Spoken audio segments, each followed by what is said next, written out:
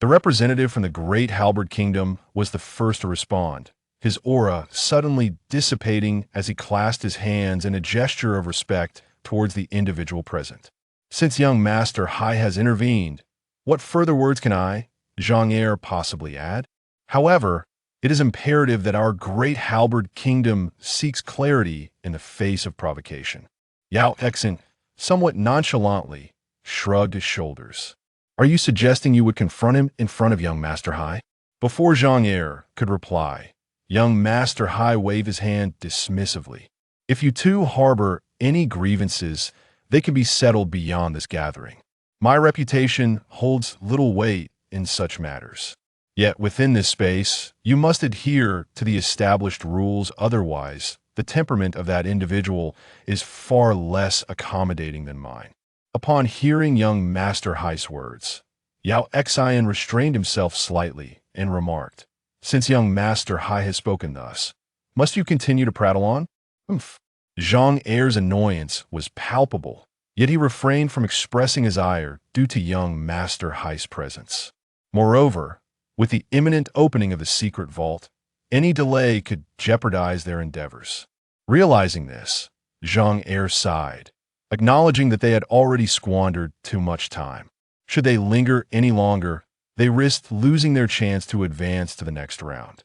Furthermore, the Great Halberd Kingdom had no intention of competing fiercely for a position on the 100 Dynasties, ranking ensuring a steady passage into the next round was of utmost importance. Yao Xian and Zhang Er did not pursue their conversation further, as he naturally would not seek discomfort for himself.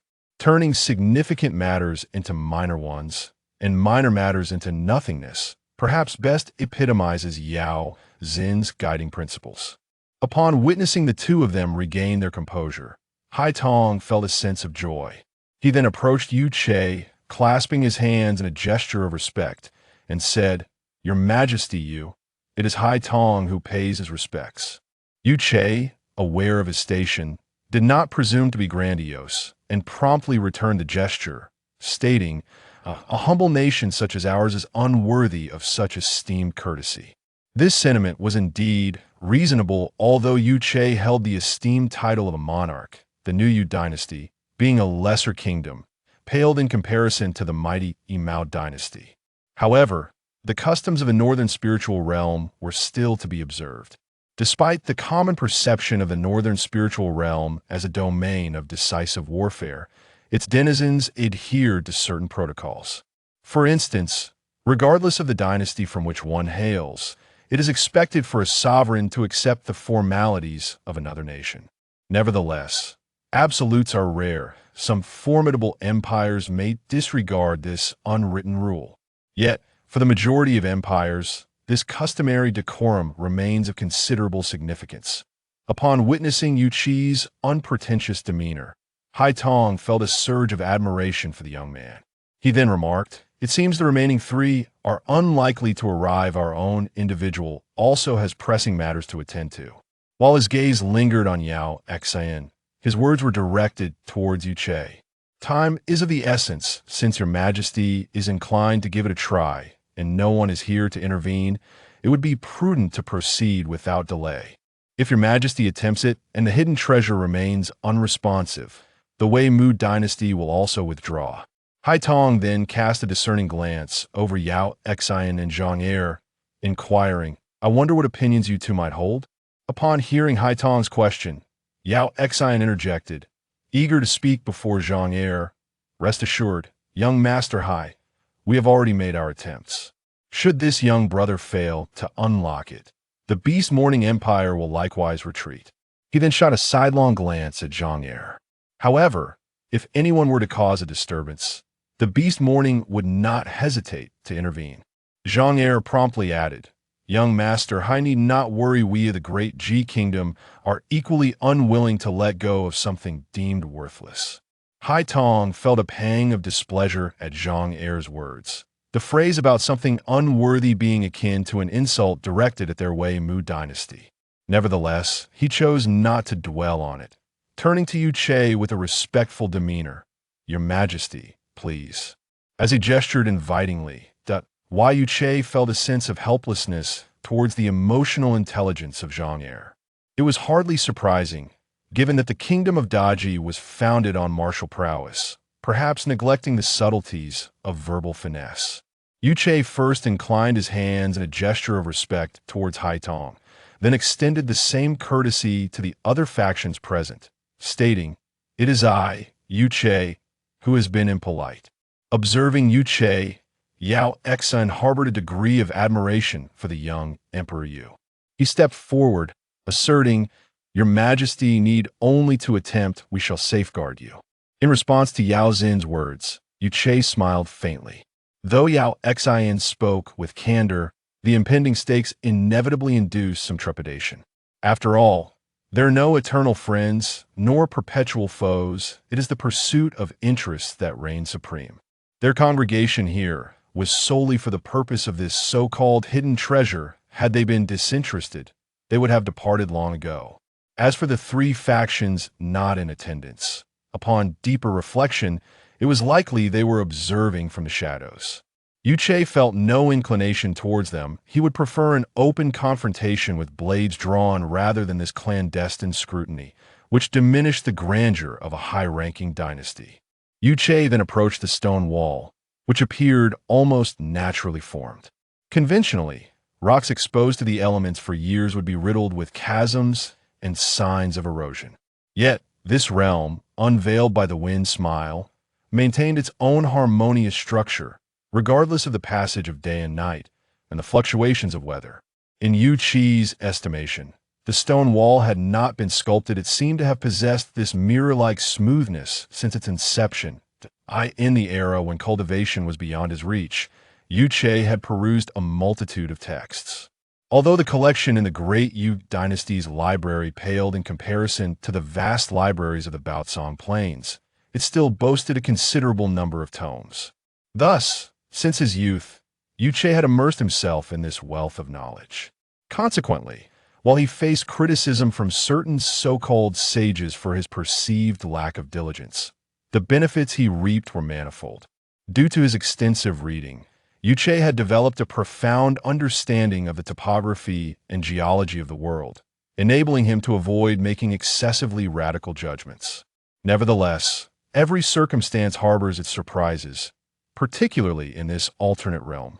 Within the northern domain's spiritual source, there existed unique ores capable of retaining their pristine state despite the ravages of time and the celestial bodies.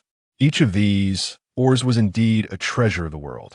Based on Yuchi's assessment, the stone wall before him, if excavated by a skilled craftsman and transported to the outside world, would undoubtedly yield a substantial profit. However, should the ruler of the northern domain, one of the top 3 powers on the entire Yunluo continent, become aware of Yuchi's thoughts, he would certainly reprimand him. After all, this esteemed domain lord had placed this hidden treasure here not for Yuche to unearth and profit from. Just as Yuche pondered this, Haitong beside him spoke up, "Your Majesty, why do you not take action sooner?" Among all present, it is likely that the Imu dynasty yearns the most to depart from this place. The so-called safe town has become a burden for them, who have already ascended to the status of a super dynasty. However, prior to their entrance into this alternate realm, the existence of the Northern Domain Guard had already signaled, or rather imposed, a strict mandate upon them. As long as there remains a faction within Safe Town, they're forbidden from leaving unilaterally. This indeed serves as a form of constraint upon the Super Dynasty, yet it is precisely this constraint that adds a touch of intrigue to the already chaotic grand tournament of the 100 Dynasties. Listening to Haitong's words, Yuche nodded, though he refrained from responding. His mind wandered, contemplating the immense value of the stone wall before him. The individuals surrounding him would undoubtedly not relinquish it easily. Not to mention the Imu dynasty, which established the safe town for the sake of this hidden treasure, but figures like Yao Exun and others also harbored their own hopes. The clandestine factions lurking in the shadows certainly had their own agendas as well. What of the Shaojun kingdom, with which he has already forged an alliance? In this alternate world, one must always exercise a degree of caution, otherwise the consequences could be dire, even fatal. The singular thought occupying Yu Qi's mind was to enhance his strength. For 3 peak sword sovereigns, amidst the grand tournament of the 100 dynasties, still find themselves somewhat constrained. However, it was evidently not the moment for such contemplations. Yu Qi promptly placed his hand upon the stone wall before him. Though it was composed of rock, the sensation it imparted was surprisingly warm, even possessing a certain softness. In that instant, Yu Qi felt as if he were not merely touching a wall of stone, but rather caressing the body of some creature or perhaps the form of a mystical beast. Suddenly, Yu Qi trembled. An outpouring of vital energy surged forth, enveloping him entirely. At that moment, Zhang Er could not help but exclaim in astonishment, which elicited a scornful response from Yao Xian. What a fuss. Calling it the Great Guy Kingdom seems a bit of an understatement. I think the Great Astonishment Kingdom would be more fitting. Zhang Er was about to retort when Haitong intervened, saying, "Lower your voice, lest you disturb His Majesty Yu." Upon hearing Haitong's words, Zhang Er could only glare at Yao Xian in indignation, while Yao Xian shrugged nonchalantly, refraining from further provocation. As Yu Qi was enveloped by his vital energy, 3 distinct presences abruptly surged within the camp, only to swiftly fade away. Though their appearance was fleeting, it captured the attention of all present. Yao Xian and Zhang Er exchanged glances, their lips curling in disdain, yet they chose not to speak further. Haidong, however, maintained her gaze fixed upon Yu Qi, as if the 3 presences were non-existent.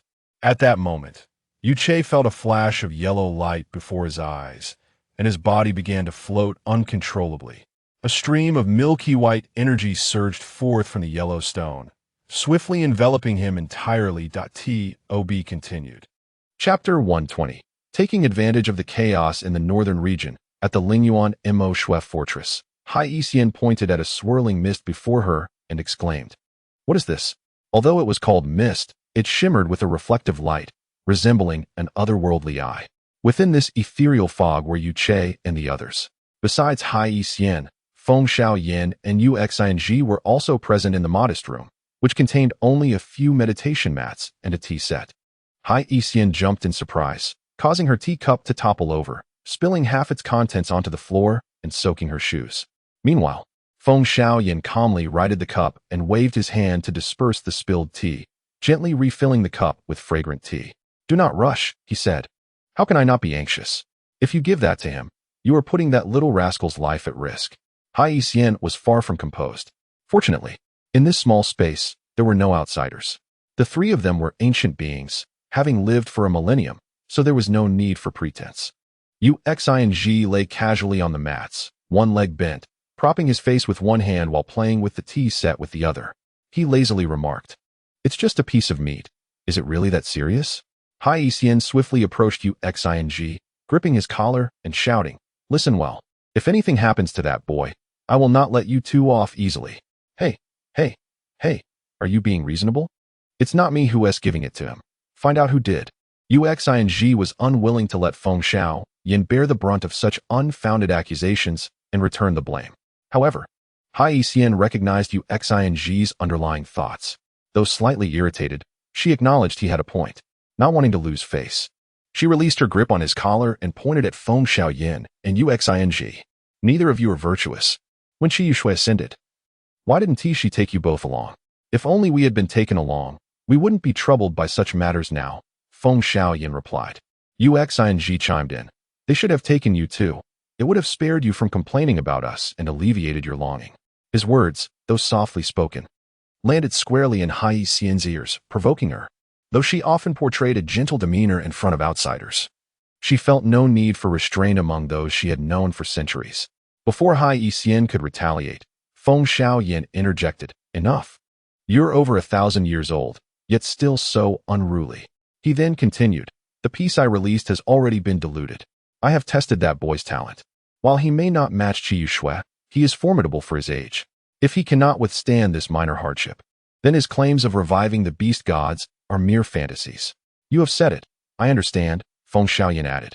pushing the half-filled cup of tea towards Hai Xian. Seeing this, she sighed softly and settled onto a mat. In another realm, as the sudden appearance of the milky white gas enveloped him, Yu Che felt himself floating, overwhelmed by a disorienting sensation of weightlessness. Just as he struggled to regain his composure, he heard Hai Tong's voice resounding. "Calm your mind. This is a rare opportunity." At that moment, Yu Che felt a wave of comfort wash over him, realizing this was indeed a significant chance that belonged solely to him. After all, the Jade Stone had remained untouched for years, and those powerful factions present had surely tried and failed to seize it. Without further hesitation, Yu Che embraced this moment, closing his eyes and surrendering completely to the milky gas. To the onlookers below, it appeared as though he was gracefully spinning in midair, eventually settling into a cross-legged position, suspended by an unseen force. "Ah, what a splendid opportunity," Yao Xian suddenly exclaimed. He nudged Zhang Er beside him and urged, "Aren't you going to rush up and seize it?" Upon hearing this, the expressions of Chang Jiang and Qi Yin shifted uneasily. Zhang Er, a formidable sword king, could easily overpower the two, and if he charged forward, it would force Yu Che to relinquish the opportunity he had already begun to absorb, with consequences far exceeding the mere loss of a treasure. Just then, Ren Xiaobo stepped forward, flanked by Xiaoda and Ren Xiaojun, their intentions clear. Qi Yin and Chang Jiang felt a slight relief. Although only Xiaoda had reached Sword King status, the presence of the three, coupled with their own strengths, would make any typical high-ranking dynasty think twice before intervening. Before Qi Yin and the others could let their guard down, Yao Xen boldly strode up to the group. Qi Yin felt a surge of irritation, and before he could speak, Chang Jiang stepped forward, releasing his fighting spirit and enveloping his spear in energy. As the most powerful figure in this secure town, Hai Tong remained silent, seemingly content to observe. Sister Rue, about to speak, fell silent under Hai Tong's gaze. What insights does Brother Yao possess? To avoid unnecessary conflict, Chang Jiang refrained from acting out. The disparity in strength was significant, and without understanding the other party's intentions, it was wise to proceed with caution. Yao Xian, however, laughed heartily. "Little brother, there's no need to be overly anxious. While I may approach matters with a certain recklessness, I do have my principles. Should any foolish individuals cause trouble today, they will have to contend with my blade." As he spoke, he revealed a knife with a wolf head handle wrapped in burlap. Yet, the glances he cast towards Zhang Er made the latter uneasy. "The greatest treasures belong to those destined to claim them. Since Yu Huang has already obtained this treasure, we naturally must provide protection. Are you planning to leave, young Master Hai?" Yao Xian asked. Now that this hidden treasure has found its master, it would be unwise for anyone else to linger here and potentially complicate matters. Hai Tong replied, bowing to the group. "Until we meet again." As her words faded, Hai Tong's figure vanished from the spot. Sister Rue and the others exchanged glances before activating their fighting spirits and retreating into the distance. Before Qi Yin and Chang Jiang could speak, Zhang Er interjected. "There's no need for you two to rush. Since we have accepted this task, we will not depart easily. A promise made in good faith is invaluable." Yao Xian curled his lips in disdain, yet unusually refrained from engaging in a verbal spar with Zhang Er. Instead, his gaze shifted towards the distant encampment, where three remaining factions lingered. Although within this camp, the balance of power should ideally favor Yao Xian and Zhang Er, if the remaining factions chose to unite. Even they would find themselves in a precarious position. In this world, few are inclined to offer assistance in times of need, while many are eager to take advantage of others' misfortunes. At that moment, Yu Che's figure gradually descended from the air. His seated posture and the milky white aura enveloping him remained unchanged. Qianan's face was inevitably clouded with concern as time continued to elapse, and Yu Che showed no signs of awakening. After approximately half an hour, Yu Che's entire body began to levitate once more. But this time he did not assume a meditative position. Rather, he spread out in a star-like formation, spinning incessantly. Before Qian and the others could fully comprehend the situation, Yu Che suddenly let out a cry that was not one of anger, but rather reminiscent of a wretched scream. The previously calm expression on Yu Che's face now bore a flush of crimson, as if he were enduring an indescribable agony. The milky white energy surrounding him began to take on a tinge of red. To be continued. Chapter 121. The innocent suffer a crimson hue intermingled with a milky white, resembling a splash of red mist amidst white clouds. However, this so-called beautiful sight was far from a blessing for Yu Che, whose heart-rending cries served as a testament to his torment. Though Qian and Changjiang felt an urgency within, they were powerless to intervene in Yuche's plight. Even if Yuche were to surrender, the repercussions on his being would be immeasurable. Their hopes now rested solely on Yuche's willpower and the formidable strength of his physique. The latter was a given for Yuche, as the foremost principle in the beast god sect's training was to refine one's body to a transcendent state. If one failed to do so, the essence derived from the evolved spirit beasts would inevitably lead to catastrophic failure. Yet, while physical prowess was crucial, even more significant was Yuche's willpower. This level of suffering might be bearable, but should it intensify, it would become unbearable. Before Qian and the others could regain their composure, Yuche's form swelled further, resembling a balloon, his body enveloped in a faint golden sheen. However, the blood beads seeping from his skin only intensified the crimson within the milky haze. Despite his agony, Yuche emitted no sound, his lips marred by bite marks, which only heightened the anxiety of Qian and Changjiang, who watched him from below. While Qian maintained a semblance of calm, Changjiang, aside from his status as a minister, bore the additional burden of being Yuche's brother-in-law. Witnessing Yuche's immense suffering deepened his concern. The situation grew increasingly intriguing. Just as Qian and the others focused on Yuche, a party of 4 emerged from the encampment, all clad in dark robes. The leader wore a robe intricately embroidered with golden threads, exuding an air of importance. Though handsome, the man's slightly elongated nose and mustache lent him an unwelcome air of lewdness. Before Changjiang and Qian could contemplate the situation, Yao Xian stepped forward, remarking, "I did not expect your nation, the Dawn Kingdom, to appear so soon. A veritable pack of timid rats, it seems." The man, Imo sang, recognized the sarcasm in Yao Xian's words but remained unperturbed, chuckling. "Though I, Imo sang, may have arrived later, I come with integrity. I wonder what intentions some beasts with human faces harbor." Yao Xian had no reaction to this, understanding that such verbal sparring was best reserved for worthy opponents, and clearly, Imo sang did not fit that description. However, this exchange was significant for Changjiang and Qian. Although Yao Xian and Zhang Er spoke boldly, the dynamics of friend and foe in this bizarre world of the 100 Dynasties tournament remained unclear. Even Ren Xiaoba, who stood behind them, seemed suspect in their eyes. The notion that Yuche could forge alliances with mere words was laughable. As Qian and Changjiang pondered the unfolding situation, 2 more parties emerged from the camp. The left group consisted of 3, led by an elderly gentleman, who appeared prosperous yet bore a gentle demeanor. The right group was led by a tall woman, followed by 4 others. She donned a striking red battle armor and a light purple cloak. 2 more sword kings had joined the fray. Qian murmured, noting that with Mo Sang and these 2 groups, each led by a sword king, the remaining 3 high-ranking dynasties had gathered. Adding Yao Xian, Zhang Er, and Ren Xiaoba to the mix, 6 sword kings were now present in this small encampment.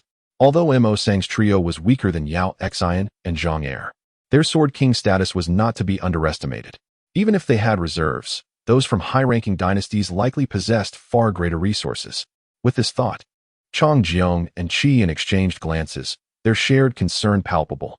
They could only hope Yuche would awaken swiftly and extricate himself from this precarious situation. Yet, the intentions of the factions surrounding them remained uncertain. What a spectacle! As Changjiang and Qian's minds raced, the elderly man and the tall woman approached the group, with the latter speaking first, showing no deference to the elder's age. Mo Sang, seemingly ignoring her words, greeted the elder. Mo Sang pays his respects to Elder He. The elder waved his hand with a smile. "There's no need for such formalities, my young friend. Your Dawn Kingdom, nestled in the south, has certainly adopted much from the 7 Treasures domain." The woman leaned on Mo Sang's shoulder, teasing, "Look, even Elder He cannot tolerate your pretentious demeanor. You should be more straightforward."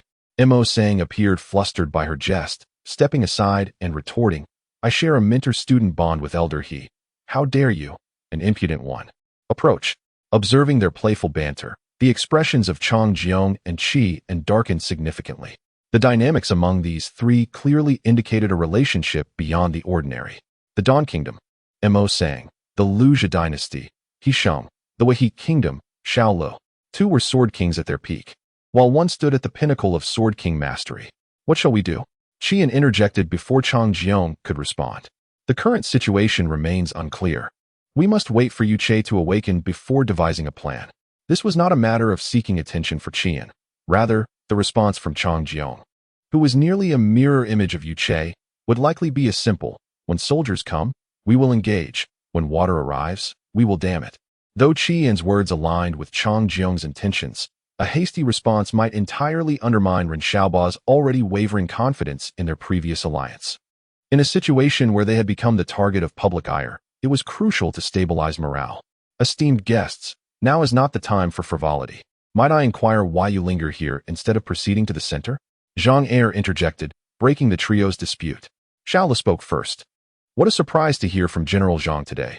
I thought you were merely a loyal hound following Yao Xian. Clearly, a conflict existed between Xiao Lu and Zhang Er. Otherwise, given Xiao Li's Sword King status, she would not have dared to provoke Zhang Er, a Sword King at his peak, at this moment. Zhang Er, known for his fiery temperament and reticent nature, was on the verge of retaliating when Yao Xian interjected. Such impudence from a young lady. It seems I must educate your father on proper manners. Yao Xian's intervention caught Zhang Er off guard, as their usual banter had been rife with tension, particularly between the Great Halberd Kingdom and the Beast Spirit Dynasty. Yet, today, Yao Xian had unexpectedly come to her aid. When I traversed the martial world, you were but a child. I wonder how you have achieved Sword King mastery before the age of 40. It is indeed remarkable. Yao Xian eloquently recounted the life of Xiao Lu, evoking a sense of admiration, for despite being a woman, Xiao Li's prowess surpassed that of many men. This was a fact that even Zhang Er, who often engaged in heated debates with Yao Xian, would likely concede, for his own abilities paled in comparison to hers. As Yao Xian's temper flared, the expressions of Xiao Lu and her companion shifted noticeably. However, being seasoned individuals, they understood that while Yao Xian was formidable, she did not completely dominate them. The outcome of a confrontation between her and the trio, should they unite, remained uncertain. Among them, Xiao Lu undoubtedly possessed the greatest strength. Yet it was He Sheng who commanded the highest respect. Observing Yao Xian's ire, He Sheng cleared his throat and addressed her, saying, "Guardian Yao, permit an old man to impart a word of wisdom. There is indeed merit in what you have just expressed. However, as you rightly pointed out, the world's most precious treasures are reserved for those fated to possess them. If this young brother lacks such fortune..." At this, a glimmer of sharpness flashed in He Sheng's eyes, suggesting that it would not be wise for them to take advantage of the situation. An innocent man bears no guilt, but to possess a gem can invite calamity. Suddenly, Mo Sang interjected, channeling his aura with a surge of fighting spirit, his body lifting off the ground as he extended his right hand, aiming directly at Yuche suspended in midair. To be continued. Chapter 122.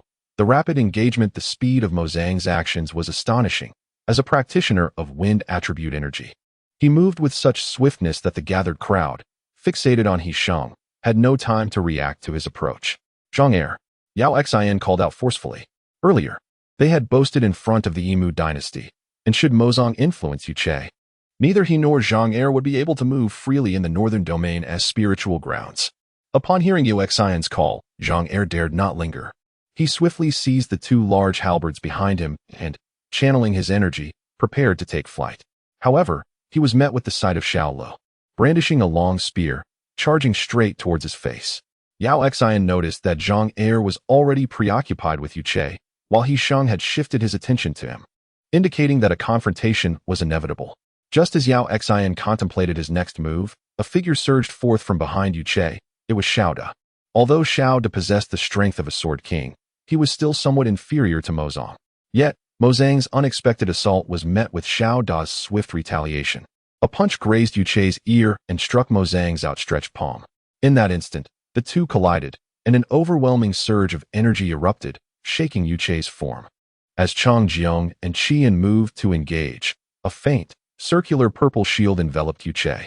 At that moment, Ren Xiaojun also soared into the air, her own body cloaked in a similar purple shield. Realizing his strike had missed, Mozong distanced himself from Xiao Da. His wind attribute energy granted him speed, but facing Xiao Da's earth attribute would place him at a disadvantage in a direct confrontation. Thus, he refrained from such folly. Mozong then turned his gaze to Ren Xiaojun. "The purple energy shield is quite a surprise for this young lady," he remarked to Ren Xiaoba. "Your sister is indeed fortunate." Or perhaps it is the Shaojun kingdom that is blessed. The purple energy shield was a treasured artifact originating from the Baotsong plane and could rival some divine instruments. It provided protection based on the user's energy level and could recognize its master. However, should the master perish, the bond would dissipate, rendering it a relic without a guardian. While it could not protect the user themselves, it still served as a valuable auxiliary artifact. "Thank you," Ren Xiaobo replied. Nevertheless, he remained vigilant, focusing intently on Mozong. As the saying goes, a man is innocent, yet possessing a treasure invites trouble. For top-tier warriors, the purple shield might not be critically significant, but in this otherworldly realm, any form of protection could enhance one's strength considerably. Ren Xiaobo then addressed Chang Jiong and Qian. "Today, my Shaojun kingdom must stand united with the three of you. I ask for your assistance in guarding my sister." Without uttering a word, Chang Jiong and Qian each grasped their weapons, their energy surging forth. Meanwhile, the three individuals behind Mozong tightened their grips on their weapons, revealing themselves as three-sword sovereigns. Intermediate human class, Rock Strike. Xiaoda was the first to attack. Aware that he had no speed advantage against the wind attribute Mozong, he knew he must act first to gain the upper hand. With a powerful strike, he slammed his hands onto the ground, causing dozens of rocks to shatter and fly towards Mozong. At the same time, Yao Xian and Zhang Er led their respective forces into battle against He Sheng and Xiao Lu, engulfing the camp in a whirlwind of energy and dust. Zhang Er had already engaged Xiao Lu, whose earlier humiliation had ignited a fury within this peak sword king. However, Zhang Er was inherently slow-witted, though this did not imply a lack of temper. His dual halberds danced through the air, forcing Xiao Lu to struggle defensively. Yet, Xiao Lu was no novice. Her crimson gold spear began to counter Zhang Er's relentless assault, and adorned in her fiery red armor, she exuded a formidable presence. Nevertheless, her tactics were somewhat provocative, as she targeted Zhang Er's lower regions. Initially, Zhang Er adhered to conventional strategies, but Xiao Li's unconventional approach forced him to hesitate. For a man could not strike a woman with the same ferocity. While Zhang Er and Xiao Lu clashed, Yao Xian and He Sheng remained oddly calm. "Yao, are you not going to strike first?" He Sheng inquired, as their forces had already engaged in combat, yet the two leaders remained inactive. Yao Xian chuckled, crossing his arms over his chest. "Elders first." In response, He Sheng grinned. "Then I shall take advantage of my age." With that, he swiftly turned, using his shoulder to strike, sending a punch towards Yao Xian's right cheek. Yao Xian nimbly evaded, bending his left leg and sliding his right, narrowly avoiding the blow. He then executed a swift maneuver, aiming a palm strike at He Sheng's wrist. Before Yao Xian's hand could connect, He Sheng unleashed a powerful blow that struck Yao Xian squarely in the back. Their previous exchanges had not involved energy, but He Sheng's latest attack was imbued with it. Although He Sheng did not employ a technique, Yao Xian was caught off guard and was propelled away by the force. Fortunately, being a seasoned warrior, he quickly enveloped his legs in energy, executing several rotations in the air before landing firmly on the ground. However, the trickle of blood from his mouth indicated he had sustained some injury. Gazing at the ethereal He Sheng, Yao Xian smiled faintly. "Old man, this is where our true contest begins." Meanwhile, the battle between Mozong and Xiao Da was lively. Mozong understood that against Xiao Da's earth attribute, he had no chance of victory in direct offense.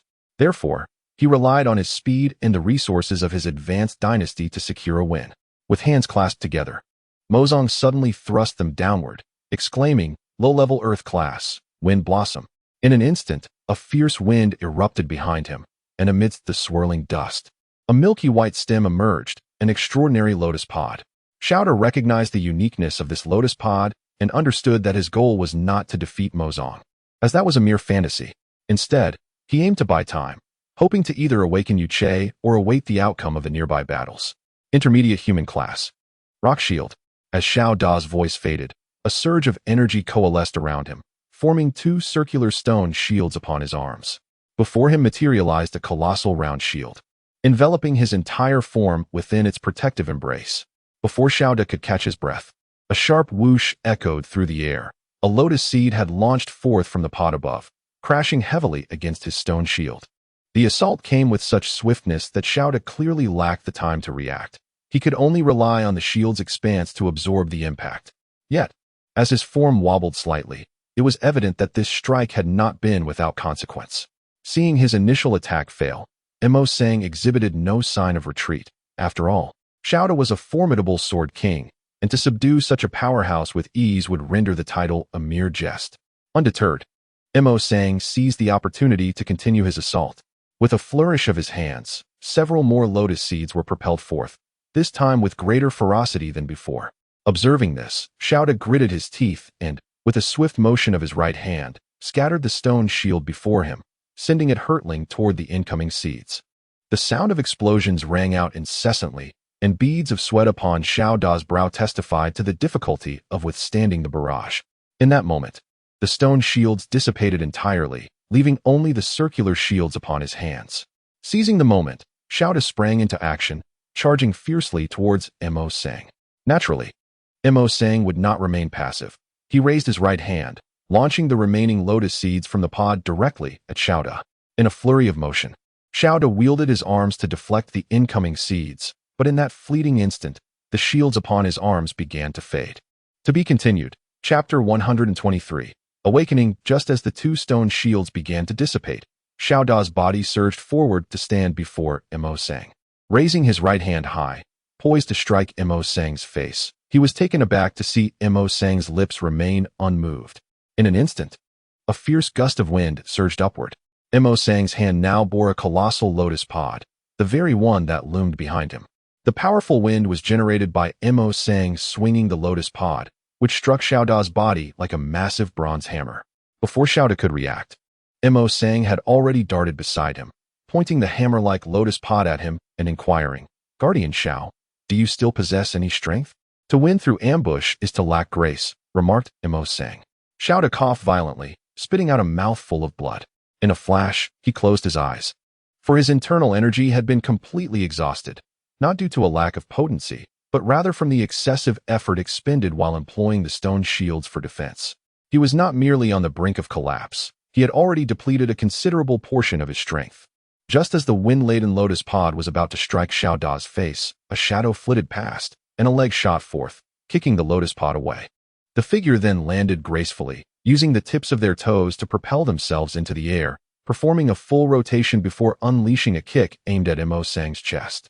Mo Sang, anticipating the attack after the lotus pod was deflected, raised it defensively to shield his chest, successfully intercepting the incoming strike. Though he managed to absorb the blow, the wind-laden lotus pod disintegrated abruptly, sending Mo Sang flying through the air. He executed a flip before descending lightly to the ground, appearing seemingly unscathed. However, the pallor of his face, akin to the bottom of a black pot, and the prominent imprint of a foot on his chest indicated that he had indeed been at a disadvantage in the earlier confrontation. Young Master Mo's opportunistic tactics are quite unbecoming. The shadow spoke suddenly. Mo Sang, placing his hands behind his back, feigned nonchalance and replied, "In this foreign realm, yielding to others is a disservice to oneself." "Your Majesty, congratulations," Mo Sang continued, prompting the assembled crowd to cease their actions and shift their gazes in his direction. Xiaoda, aided by Rin Xiaojun, slowly rose and retreated to the back. Yu Che, mirroring Mo Sang's posture with hands clasped behind his back, observed Mo Sang with an inscrutable expression. Clearly, it was he who had intervened to save Xiaoda. After appraising Yu Che, Mo Sang remarked, "Though your Majesty has acquired a secret treasure, your own prowess remains stagnant, which is quite lamentable." Yu Che, unperturbed by Mo Sang's derision, responded with a smile. "The experiences are best left unspoken. I can grant young Master Mo time to recuperate. After half an hour, we may resume our contest." Mo Sang had already expended considerable energy in his earlier clash with Xiaoda, and engaging Yu Che in direct combat would leave him with no chance of victory, despite his superior cultivation. Yet, this realization stirred within him an indescribable sense of pride. After all, for a master of the Sword King level to contend with what appeared to be merely a pinnacle sword master from a lower dynasty, needing to recuperate, would indeed invite ridicule from others. However, before Mo Sang could voice his thoughts, Shang had already descended gracefully beside him, alongside Yao Xian. Although Yao Xian was far superior in cultivation, defeating Mo Sang in such a brief period would not be an easy feat. This individual seems exceedingly peculiar, particularly after having absorbed the treasures from the secret vault. He should not be underestimated, Shang murmured. Before Mo Sang could respond, Yu Che interjected, "Young Master Mo, Mr. He, and Miss Xiao. You three are renowned figures in the outside world, each acting with decorum. Today's actions are entirely understandable, were I in your positions. I too would find it difficult to restrain myself. After complimenting the three, Yu Che continued, however, having fortuitously acquired this treasure today, it would not be easy for me to relinquish it willingly. He then glanced at Ren Xiaobo and the others behind him, ensuring Xiaoda was unharmed before adding, I wish to engage in a contest with young Master Imo. Should you emerge victorious, I shall withdraw from this grand tournament of the 100 dynasties and present the secret treasure to you without reservation. Yu Che paused momentarily before posing a crucial question. However, what if young Master Imo proves less skilled? Imo Sang was taken aback by the apparent disdain from this youth, seemingly no older than 17 or 18, and was unprepared for Yu Che's seasoned approach. After a brief contemplation, he replied, we shall withdraw. Xiaolu was about to interject when she felt Hisheng tugging at her cloak, prompting her to fall silent. One must understand that the pinnacle of swordmaster status, especially from a lower dynasty, was seen as insignificant compared to their standing from a higher dynasty. Furthermore, Imo Sang had long been established. Facing such a young contender, he would likely dispatch him in mere moments. Let us heed the words of His Majesty Yu and allow young Master Imo a moment of rest. Hisheng suggested with a smile, swiftly positioning Imo Sang behind him before he could object. Seeing the determined glint in Hisheng's eyes silenced Imo Sang. Yu Che, observing Hisheng, echoed, let us abide by the elder's suggestion. As his words fell, he signaled to Chang Jiao and Qian, who understood immediately and stepped forward to act as guards. Yu Che then approached Yao Xian and Zhang Er, while Imo Sang and his companions began their recuperation. I am profoundly grateful for the assistance of the two seniors. The treasures within this secret vault have been fully absorbed by me. I have no means to repay you, but I can assure you that should you require my aid in the future, I will not hesitate, Yu Che stated, bowing respectfully to the two. Yao Xian waved dismissively. As I have said, the greatest treasures belong to those who are destined to possess them. Should your majesty have the opportunity to visit Beast Spirit in the future, I shall extend a warm welcome. Zhang Er remained silent, yet his intentions differed subtly from Yao Xian's. Yu Che bowed once more to both before making his way to Ren Xiaojun and the others, leaning towards Xiaoda and saying, Guardian Xiao, your great kindness shall forever be etched in my heart. Xiaoda, pale and gasping for breath, replied, I acted out of duty and loyalty. Yet, Yu Che interrupted him, placing a hand on his chest. Accompanied by a flicker of gray spiritual energy, Xiaoda's complexion improved noticeably. Your Majesty, you still have a match with Imo Sang to prepare for. Xiaoda began, but was cut off once more by Yu Che. Calm your mind and recuperate properly. Without inquiring further, Yu Che had already considered the circumstances surrounding the Xiaojun kingdom. As a mid-level dynasty, it was at a distinct disadvantage amidst the plethora of powerful contenders in the grand tournament of the 100 dynasties. Moreover, the ethereal aura enveloping Ren Xiaojun has undeniably become a source of exposure. An innocent man bears the burden of possessing something precious. It is indeed prudent to exercise caution. Xiaoda's injuries are not as grave as they appear, merely exacerbated by the depletion of his fighting spirit. Consequently, after Yu Che meticulously tended to his external wounds, his gaze shifted towards Imo Sang. Meanwhile, Yao Xian engaged Yu Che in a discourse regarding Imo Sang and the origins of the Kingdom of Dawn. The Kingdom of Dawn lies at the southernmost point of the northern domain's spiritual plains, adjacent to the Seven Treasures domain, with most of its customs having evolved from the practices of certain sects within the latter. This is not an exclusive trait of the Kingdom of Dawn. Many imperial dynasties in the southern regions exhibit similar characteristics, rendering it quite commonplace.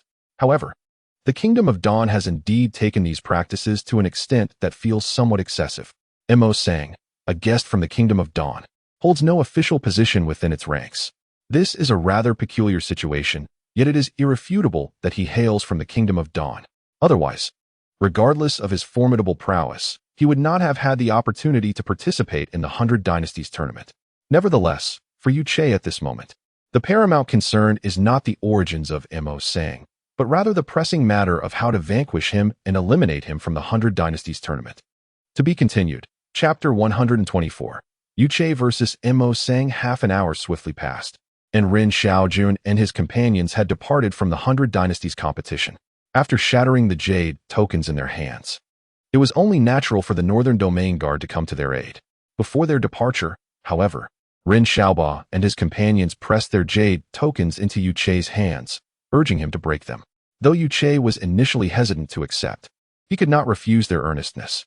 As a result, the number of eliminations for Yu Chei and his companions reached 6. However, the name of the new Yu dynasty remained elusive from the leaderboard. 6 was simply too few. Nevertheless, the title of first place left Yu Chei astonished. It belonged to the Nanyang dynasty, whose number of eliminations had surged to nearly 200. It is worth noting that factions like Rin Xiaoba, who voluntarily withdrew from the competition, were exceedingly rare. After all, the 100 Dynasties competition represented a significant opportunity for any imperial dynasty, a chance to ascend from humble beginnings to greatness. To relinquish such an opportunity is unforgivable for any dynasty. Therefore, to rise to the pinnacle amidst such fierce competition by eliminating others was indeed astonishing, especially given the vast numbers involved. The dynasty ranked 120th was known as the Batong dynasty, a high-ranking dynasty with 17 eliminations, having eliminated at least 4 factions. Their demonstrated strength was beyond the reach of Yu Chei and his companions. However, for Yu Chei, the most pressing matter was not the leaderboard ranking. It was imperative to address the immediate challenges before contemplating further plans. Observing the sky, Yu Chei approached Mo Sang and inquired, "How has your meditation fared, young Master Mo?" Mo Sang, filled with pride, could not help but feel a sense of superiority when facing a sword master from a lesser dynasty. Had it not been for He Sheng's intervention, he would have engaged Yu Chei without hesitation. Now, seeing Yu Chei speak, Mo Sang wasted no time and replied, "Since your majesty wishes to engage promptly, I shall not hold back." With those words, Mo Sang stepped forward, and He Sheng along with Xiao Lu also rose. Flanked by powerful warriors from 3 major dynasties for protection, Yao Xian and Zhang Er, standing behind Yu Chei, also rose. Though they had lingered for too long, they felt an inexplicable fondness for Yu Chei and admired his demeanor. Perhaps they had other thoughts in their hearts, but those were matters for another time. Yu Chei was determined to reason with those who sought to take advantage of him. In the tense atmosphere, Yu Chei would not concede the first strike to his opponent. As Mo Sang steadied himself, Yu Chei exerted force with his left leg, propelling himself into the air and delivering a powerful kick aimed at Mo Sang's shoulder. Anticipating Yu Chei's aggressive move, Mo Sang had already prepared, swiftly sidestepping and striking at Yu Chei's left leg with a palm blade infused with fighting spirit. Following this, Yu Chei executed a sweeping kick aimed at Mo Sang. Realizing his initial attack had failed, Mo Sang propelled himself upward, utilizing his wind attribute fighting spirit to leap into the air. As Yu Chei shouted, he leaned back, supporting himself with his hands and performing a handstand before launching himself into the air, kicking at Mo Sang's lower body. "Low-level human rank, wind palm," he exclaimed. Mo Sang's hands formed palms, enveloped in fighting spirit, meeting Yu Chei's legs with a counterattack. Yu Chei, witnessing Mo Sang's counter, smiled slightly and softly recited, "In the realm of the 9 heavens, I roam freely, indifferent to joy or anger, as I plunge into the mortal world as an ageless sage." As he spoke, his body turned an enigmatic shade of black, captivating onlookers with its allure. Additionally, silver star patterns began to manifest across his form. Before Mo Sang could react, one of the stars dissipated, and Yu Chei vanished from sight. As confusion crept into Mo Sang's mind, he suddenly heard a rush of wind and looked up to find Yu Chei hovering above him, his fist creating the sound of breaking air. Mo Sang's body was nearing the ground, and he thrust his palms downward, releasing 2 gusts of wind that propelled him upward once more. In a similar fashion to their previous exchanges, they clashed again, this time with Yu Chei above and Mo Sang below. Instead of activating his star-stepping technique, Yu Chei charged directly at Mo Sang, whose palms were almost upon him. Before Mo Sang could land a hit, Yu Chei murmured, though clad in golden armor, "I lack the elegance of walking upon the clouds. I drink deeply and madly chase the clouds, enraptured by the celestial sounds that intoxicate the heavens." Mo Sang passed through Yu Chei's form, while Yu Chei leaped aside, proclaiming, "Snow falls without a trace, stars shift in silence. Raindrops brush past, flowers fall in the clouds. Heart of heaven, refine." Yu Chei planted his feet firmly, slightly closing his eyes. Moments later, he opened them wide, unleashing a beam of light as thick as a baby's arm from his brow, striking Mo Sang's body. Contrary to expectations, Mo Sang did not plummet to the ground or get sent flying by the strike. Instead, he hovered motionless, as if in a daze, before anyone could react. The fighting spirit enveloping Mo Sang dissipated, and he fell to the earth like a leaf from a tree, or rather, like a stone tumbling from a cliff. The onlookers from the Dawn Nation moved to intervene, but they observed as another star dimmed on Yu Che's body, and he vanished once more. Just as they began to search for him, Yu Che reappeared behind Mo Sang's descending form. Mo Yun's 12 styles, in technique, soft, Yu Che declared, reaching out to grasp Mo Sang's arm. Yet, Mo Sang's body exhibited no change. This, however, was the perspective of ordinary observers. Those at the Sword King level, such as Yao Xin, recognized that Mo Sang's protective aura had completely dissipated. Yu Che's previous strike had effectively shattered it. It is well understood that a Sword King's aura is not easily breached, even by a Sword Emperor. Yet, Yu Che had astonished everyone, evoking awe. For Changjiang and Xian, Yu Che's growth and strength was a boon for the new Yu dynasty. However, for He Sheng and others, it was a source of trepidation. Could this seemingly youthful lad, appearing no older than 17 or 18, truly possess such formidable prowess? Xiao Lu maintained composure. Yet He Sheng questioned himself. Had he been in Mo Sang's position, he would have likely succumbed even faster. Immediately thereafter, Yu Che astonished everyone once more. With a casual flick, he cast Mo Sang aside and proclaimed loudly, Mo Yun 12 styles, Yang character formula, power. In an instant, he unleashed a punch, and a wave of brownish-yellow light enveloped Mo Sang. However, as before, when the brilliance dissipated, Mo Sang's body remained unchanged. Meanwhile, Yu Che gradually descended to the ground. Just as the crowd exchanged puzzled glances, He Sheng suddenly reacted, exclaiming, You, young one, dare? As if oblivious to He Sheng's warning. Yu Che continued his descent and softly uttered, Mo Yun 12 styles, Yang character formula, explosion. Upon his words, Mo Sang, suspended in midair, exhibited a peculiar transformation. The veins in his limbs appeared to writhe as if something were stirring within, becoming exceedingly robust. This sight was enough to invoke a sense of disgust. Moments later, Mo Sang's body began to swell dramatically, while the individuals from the Kingdom of Dawn could not match the speed of his expansion. By the time they reached beneath Mo Sang, it was already too late. His body had reached a critical point, and with a resounding boom, it erupted like a firework in the sky. Along with the falling fragments of flesh, a token he carried with him plummeted to the ground. Yu Che stepped forward, retrieving it and scrutinizing it closely before shifting his gaze to the people of the Kingdom of Dawn. Who shall be next? After surveying the trio, he smiled and crushed the token in his hand, declaring, Incompetent vermin, how dare you act thus?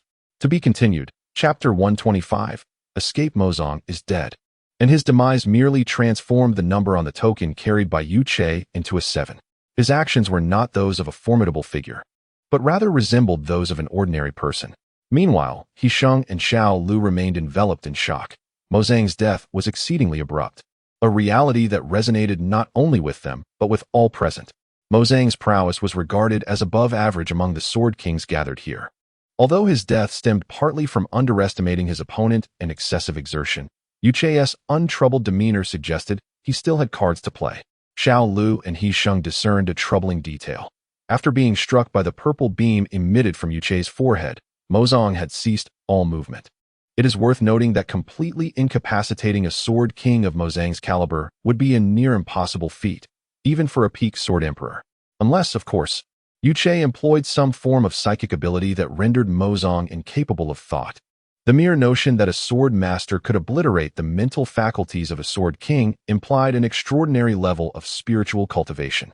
Such terrifying power at such a young age led Xiao Lu and He Sheng to share a regretful thought. They should never have provoked such a harbinger of doom. In contrast, Yao Xian and Zhang Er felt a surge of relief. Unlike He Sheng and Xiao Lu, they were fortunate enough to have aligned themselves with Yu Che. It is known that while the rules of this alternate world prohibit the entry of Sword Emperor-level experts, those who achieve such a rank within this realm face no restrictions. This implies that Yu Che's future is boundless. Furthermore, considering Yu Che appeared no older than 17 or 18 and had already reached the pinnacle of sword mastery, coupled with his ability to defeat Sword Kings, his exceptional psychic skills were nothing short of remarkable. Winning the favor of such a promising youth was indeed a stroke of luck. Initially, Yao Xian and Zhang Er had chuckled at Yu Chei's earlier declaration of being unafraid of death. Given their respective strengths, anyone would have deemed such a statement a jest. However, the prowess Yu Chei exhibited had earned their utmost respect. Yu Chei slowly approached the members of the Dawn Kingdom and inquired, "Will you surrender your tokens willingly? Or shall I take action? Those who recognize the tides of fortune are the truly wise.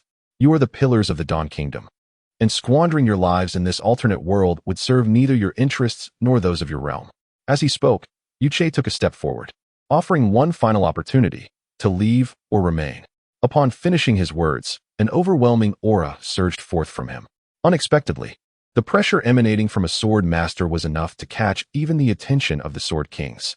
Unbeknownst to them, Yu Chei's aura also contained a hint of the beastly pressure from the spirit beasts he had fused with. Among the 3 spirit beasts, 2 belonged to the legendary 12 divine beasts, while the remaining white-backed yin-yang ape, though lesser, still held a degree of bloodline superiority compared to ordinary spirit beasts. When humans confront spirit beasts of equal standing, they may triumph, yet the innate pressure remains palpable. Thus, when Yu Chei unleashed the pressure bestowed by his spirit beasts, a sense of involuntary fear washed over the hearts of the ordinary onlookers. The first to falter was a sword master at the peak of his abilities, one of the weaker among the 3 from the Dawn Kingdom. Given his youth, he promptly relinquished his token to Yu Chei. A 1,000-mile dike can collapse from the weight of an ant. Once the first token was surrendered, the rest followed suit in a matter of moments, sparing Yu Chei further effort. Though he still retained some energy, the recent rapid succession of techniques, cloud riding, star treading, heavenly heart refinement, and several of the most taxing moves from the Mo Yun 12 styles, had drained him significantly. With only He Sheng and Xiao Lu, both of whom were Sword Kings, remaining, it would be unwise to expend excessive energy on the remnants of the Dawn Kingdom, as it could leave him vulnerable.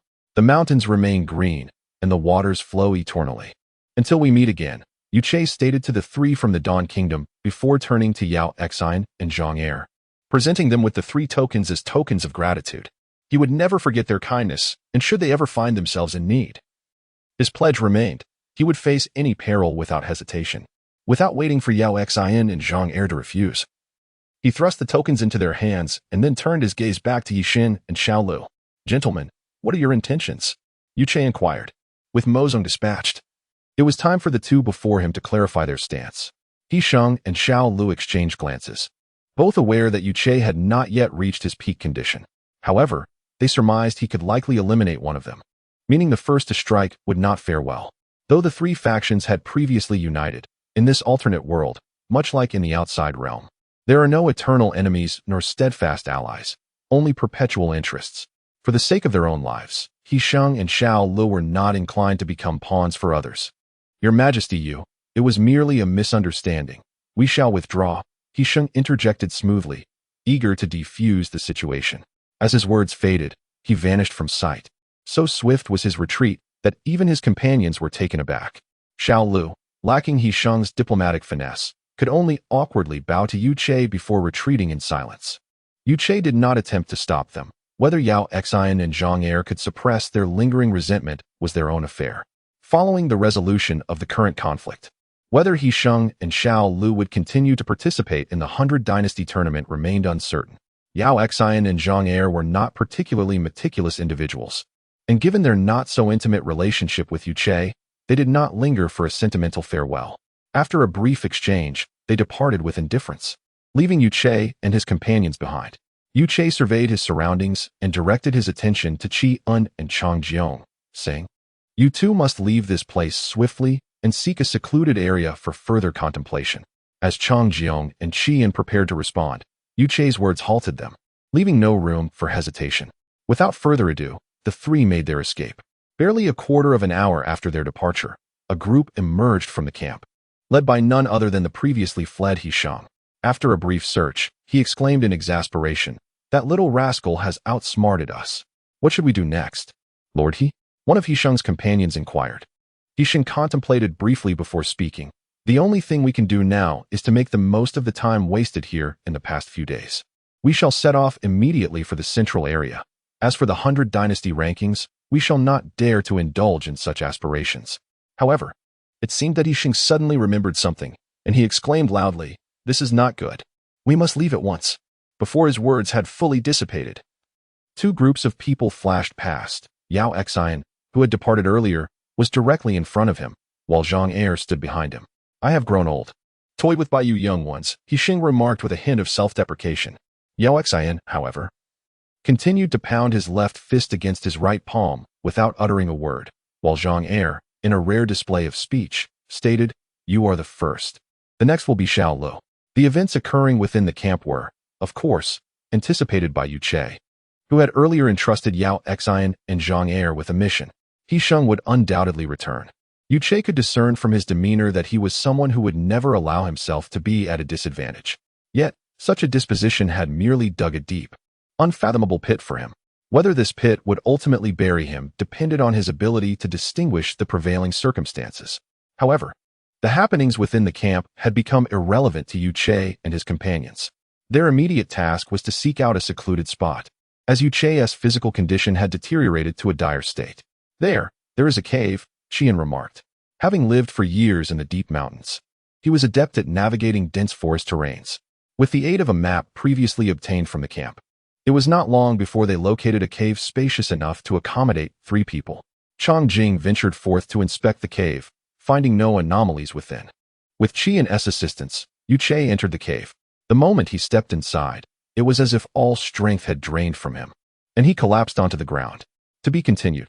Chapter 126. Coma. At that moment, Qian promptly stepped forward to support Yu Che, turning to Chang Jiong and instructing, "Head outside the cave for guard duty." There was no time for further concern. Thus, Chang Jiong hurriedly rushed to the cave's entrance. Qian, meanwhile, assisted Yu Che deeper into the cave and helped him sit cross-legged. However, Qian's face was etched with worry as he gazed at Yu Che.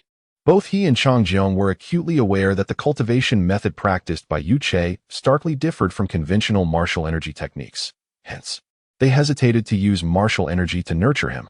Qian's martial energy, being of the wood attribute, was indeed suitable for aiding others' recovery. While it could not compare to the nurturing essence of water, it was certainly gentler than Chang Jiong's sharp metal energy.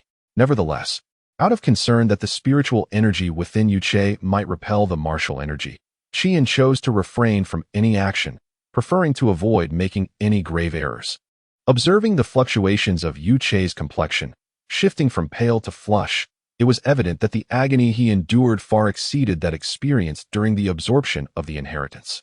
Ordinarily, after absorbing such treasures, the best course would be to meditate quietly, allowing the body and meridians to adapt to the new energy. Yet, Yu Che, having barely completed the absorption of the inheritance, immediately plunged into a grueling battle against an opponent whose power vastly surpassed his own. Naturally, Yu Che could not afford to hold back. To do so would invite an unbearable surprise from Mo Sang, should he fail to eliminate him. At present, Yu Che's body could be likened to a powder keg on the verge of explosion.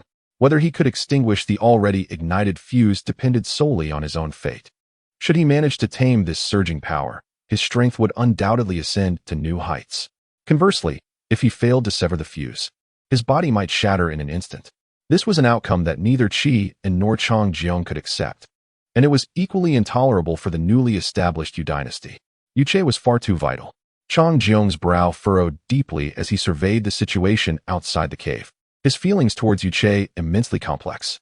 In terms of hierarchy, he was a general of the great Yu dynasty, while Yu Che had once been the 4th prince.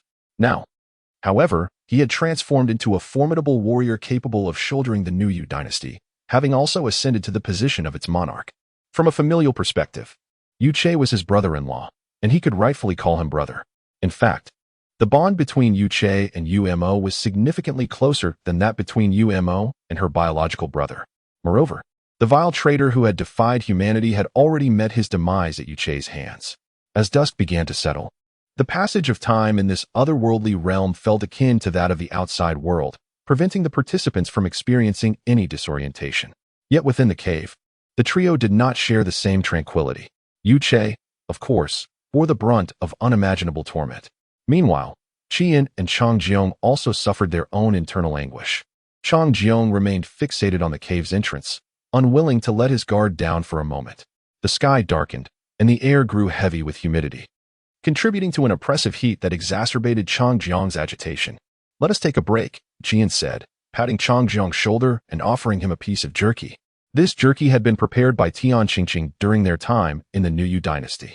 Among the three, Yu Che was unanimously acknowledged for his culinary skills. Qian, having spent years within the confines of a fortified estate, had honed his hunting skills but was not particularly adept in the kitchen. In contrast, Chang Jiong had developed commendable culinary abilities during his adventures with Yumo in the martial world, yet they paled in comparison to Tian Qingqing's craftsmanship, which even the likes of Yu Rui had praised. In this world of perpetual conflict, neglecting sustenance would only hinder their progress. Thus, before Yu Che set off, Tian Qingqing had personally prepared provisions that could sustain them over an extended period. This gesture deeply touched Yu Che, though he currently lacked the appetite to appreciate it.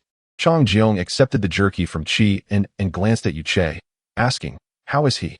Qian shook his head, replying, "It is now entirely up to him. There is nothing we can do." Although Yu Che had previously used spiritual energy to nurture their bodies, that had been contingent on his extensive study of medical texts.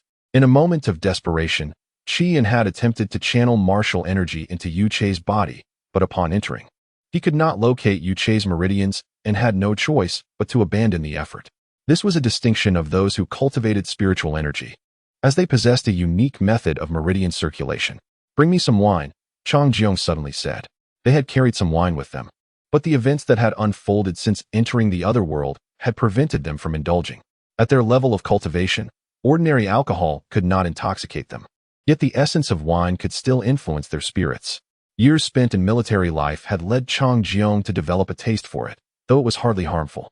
However, in their current predicament, drunkenness was ill-advised. Yet, noticing that Chang Jiong appeared somewhat dazed, Qian refrained from further comment and retrieved a flask of wine from his yun swallowing ring, offering it to Chang Jiong. "Go drink in the cave. I'll keep watch for a while." Accepting the flask without hesitation, Chang Jiong entered the cave.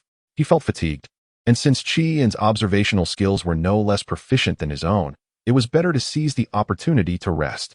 After taking a bite of jerky and a sip of wine, Chang Jiong recognized that, given the circumstances, becoming utterly intoxicated was out of the question. A mere sip was already quite a pleasant indulgence. "It's about to rain," Chang Jiong remarked as he tossed a piece of wood into the campfire. Qian, seemingly having procured a number of green vines from somewhere, proceeded to cover the cave entrance. If one were not to scrutinize closely from the outside, the cave would be virtually invisible. Upon hearing Chang Jiong's words, Qian turned his head, replying, "Yes, this rain will surely be substantial. It may even be a thunderstorm." Chang Jiong nodded. Within the northern domain's spirit origin, the frequency of rain throughout the year was exceedingly rare. The entire northern domain lay shrouded in perpetual snow, with only the southern kingdoms experiencing any significant rainfall. For the rest of the imperial dynasties, the likelihood of encountering rain was minimal, with the vast majority enduring years of accumulated snow. Chang Jiong then shifted his gaze back to Yu Che, observing how the spiritual energy enveloped him like a great zongzi. This further deterred Chang Jiong and Qian from approaching. "Do you think he is on the verge of a breakthrough?" Chang Jiong mused aloud, speaking more to himself than to Qian. As night fell, he declared, "I will take the first watch. You drink your wine and rest for a while. I will take over in the middle of the night." Chang Jiong did not refuse. It was entirely reasonable for him to be alone in the dead of night.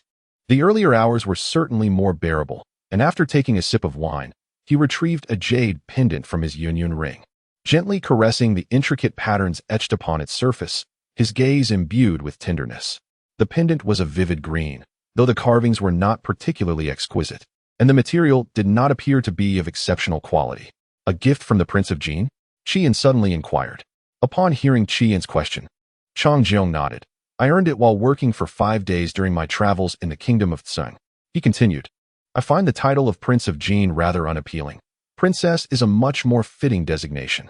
Since childhood, Chang Jiong had journeyed alongside Yumo, and their bond had rarely been severed. Now, having been apart for such an extended period, a sense of longing was inevitable. Qian paused before speaking. "You cannot view her as merely a delicate flower. The Prince of Jin's talents are not inferior to Yu Che's.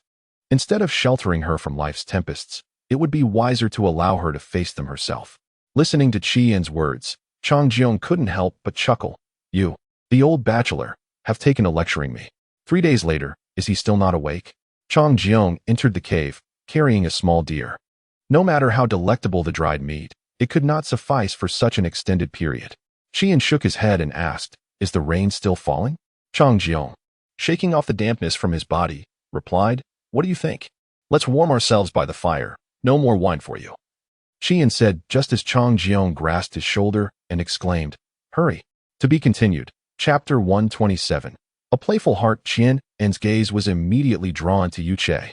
He observed as Yu Che's body floated off the ground, his previously cross-legged position now transformed into a sprawling form, spinning incessantly. The surrounding spiritual energy seemed to be drawn in as if by a whirlpool, containing an immeasurable amount of power. It was evident that Yu Che was on the verge of an explosive transformation. Without a moment's hesitation, the two swiftly retreated to the tops of two towering trees. Within the dense forest, visibility was already hindered, and with the rain pouring down, had they not soared to the treetops, they would have been unable to witness the events unfolding within the cave. Through the curtain of rain, they could see the cave pulsating with gray waves of light, each flicker clear against the downpour. The influx of air rushing toward the cave grew increasingly swift, accompanied by the relentless sound of wind. "I hope he can endure," Qian murmured. The rain intensified, and had it not been for Qian and Chang Jiong's considerable cultivation, standing atop the tree branches would have posed a challenge. However, it was Yu Che's condition that weighed heavily on their minds. A quarter of an hour had passed, yet the strange phenomena within the cave showed no signs of abating. Suddenly, a series of thunderous roars echoed from the distant sky, signaling that the downpour would likely persist, its duration beyond ordinary comprehension. Chang Jiong's patience was wearing thin. If Yu Che perished here, how would he explain it to Yumo? After all, Yu Che was the only person in the world with a blood connection to her. The thought of his demise was a burden Chang Jiong dared not fathom. Another quarter of an hour slipped by when a resounding boom erupted from the cave, followed by a burst of light. The sound echoed like thunder through Chang Jiong and Qian's ears, prompting them to cover their ears and flee in a frenzied dash. Once the explosive noise subsided, they paused, exchanging bewildered glances, unsure of what to say. Chang Jiong broke the silence first, shouting, "Is Yu Che dead?" Yet Qian appeared oblivious to his words, his gaze vacant as he stared at the ground. Chang Jiong stepped forward, grasping Qian's shoulder, and reiterated, "Is Yu Che dead?" "I said, is he dead?" This time, Chang Jiong's urgency pierced through, making the question resound clearly in Qian's ears. After surveying their surroundings, Qian replied, "I don't know, but we must check it out. Such a commotion will undoubtedly attract other forces." "What did you say?"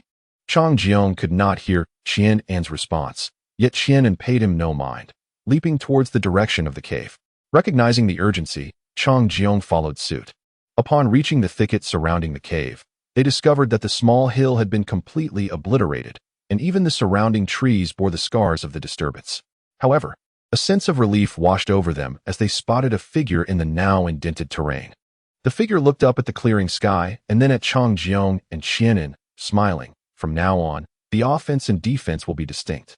In a certain secret chamber within the Mo Shui fortress of the northern domain, Feng Xiaoyan and her companions remained fixated on the swirling mist before them. They had witnessed Yu Che's previous performance, and the recent tremors clearly signified his awakening. However, this awakening had plunged the three into a profound silence, their expressions dark as night. "Are you certain he is from the Beast God sect?" Hai Xian was the first to break the stillness. Feng Xiaoyan cleared her throat and replied, "He should be." Hai Xian then pointed at the figure within the mist, asking, "Then explain to me, why is he standing there bare, trying to show off?" Following her gesture, they beheld Yu Che, completely unclothed. While grand declarations could occasionally be excused, making such proclamations in the nude was undeniably difficult to accept. Seeing Hai Xian disregard her image entirely, Feng Xiaoyan defended Yu Che. After all, he is still a child.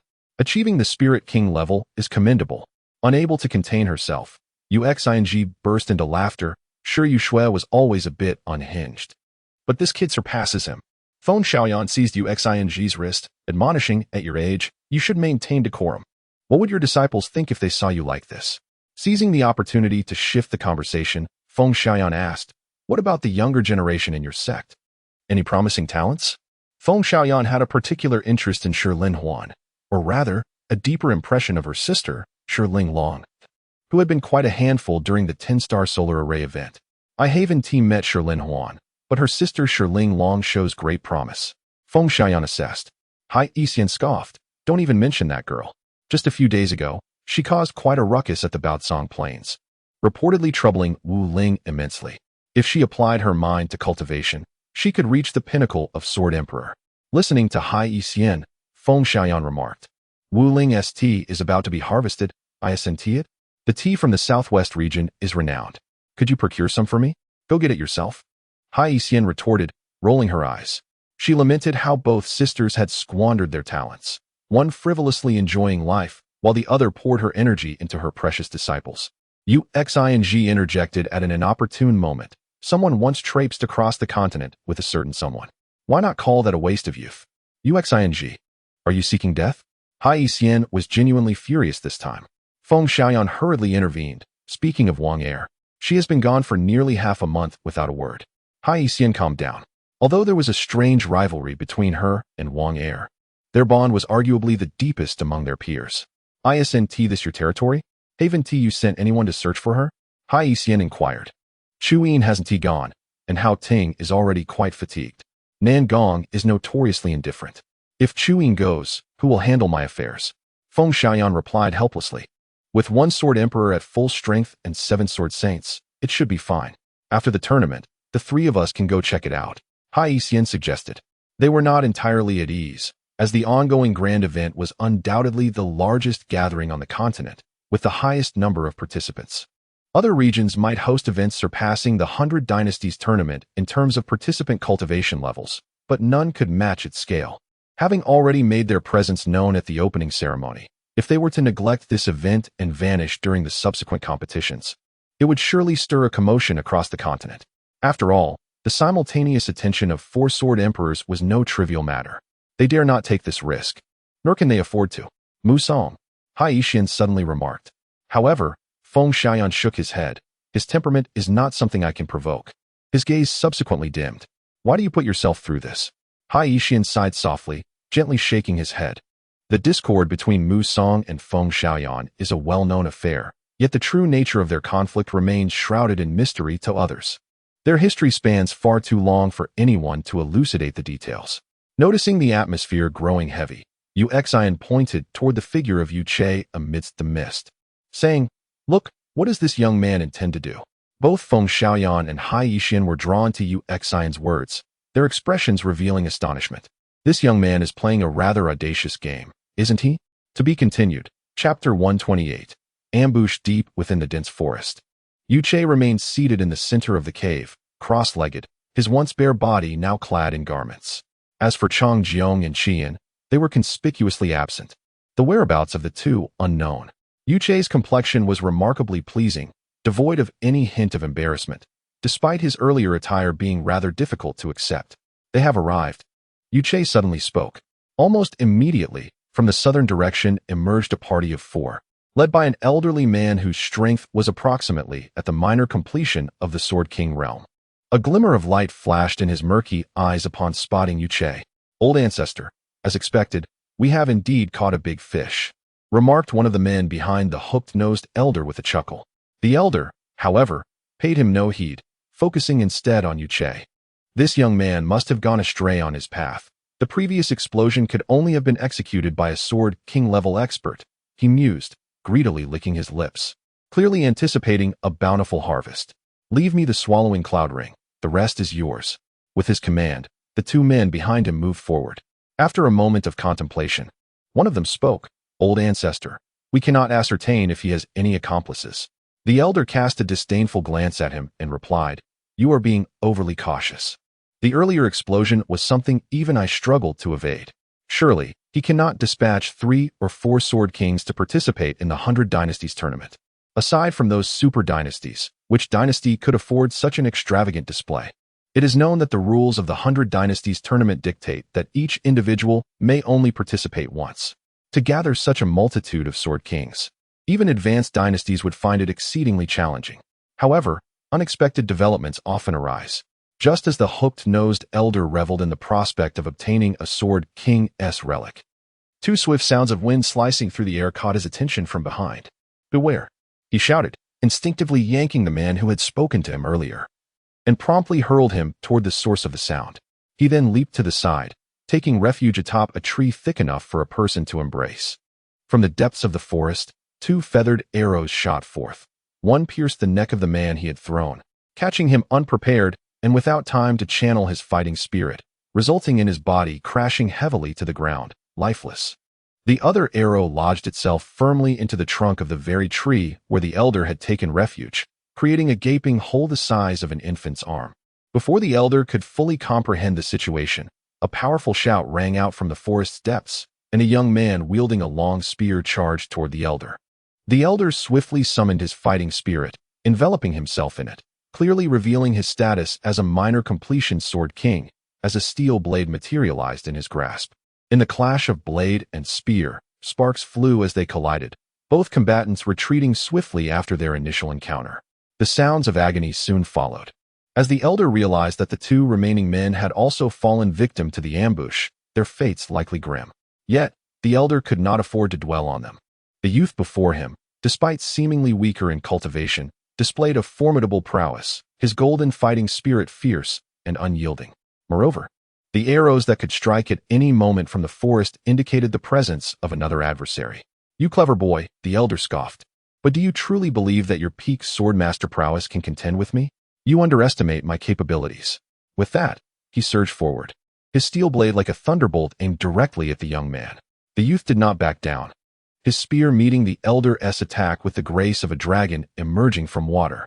"You seek your own demise," the elder roared, striking again.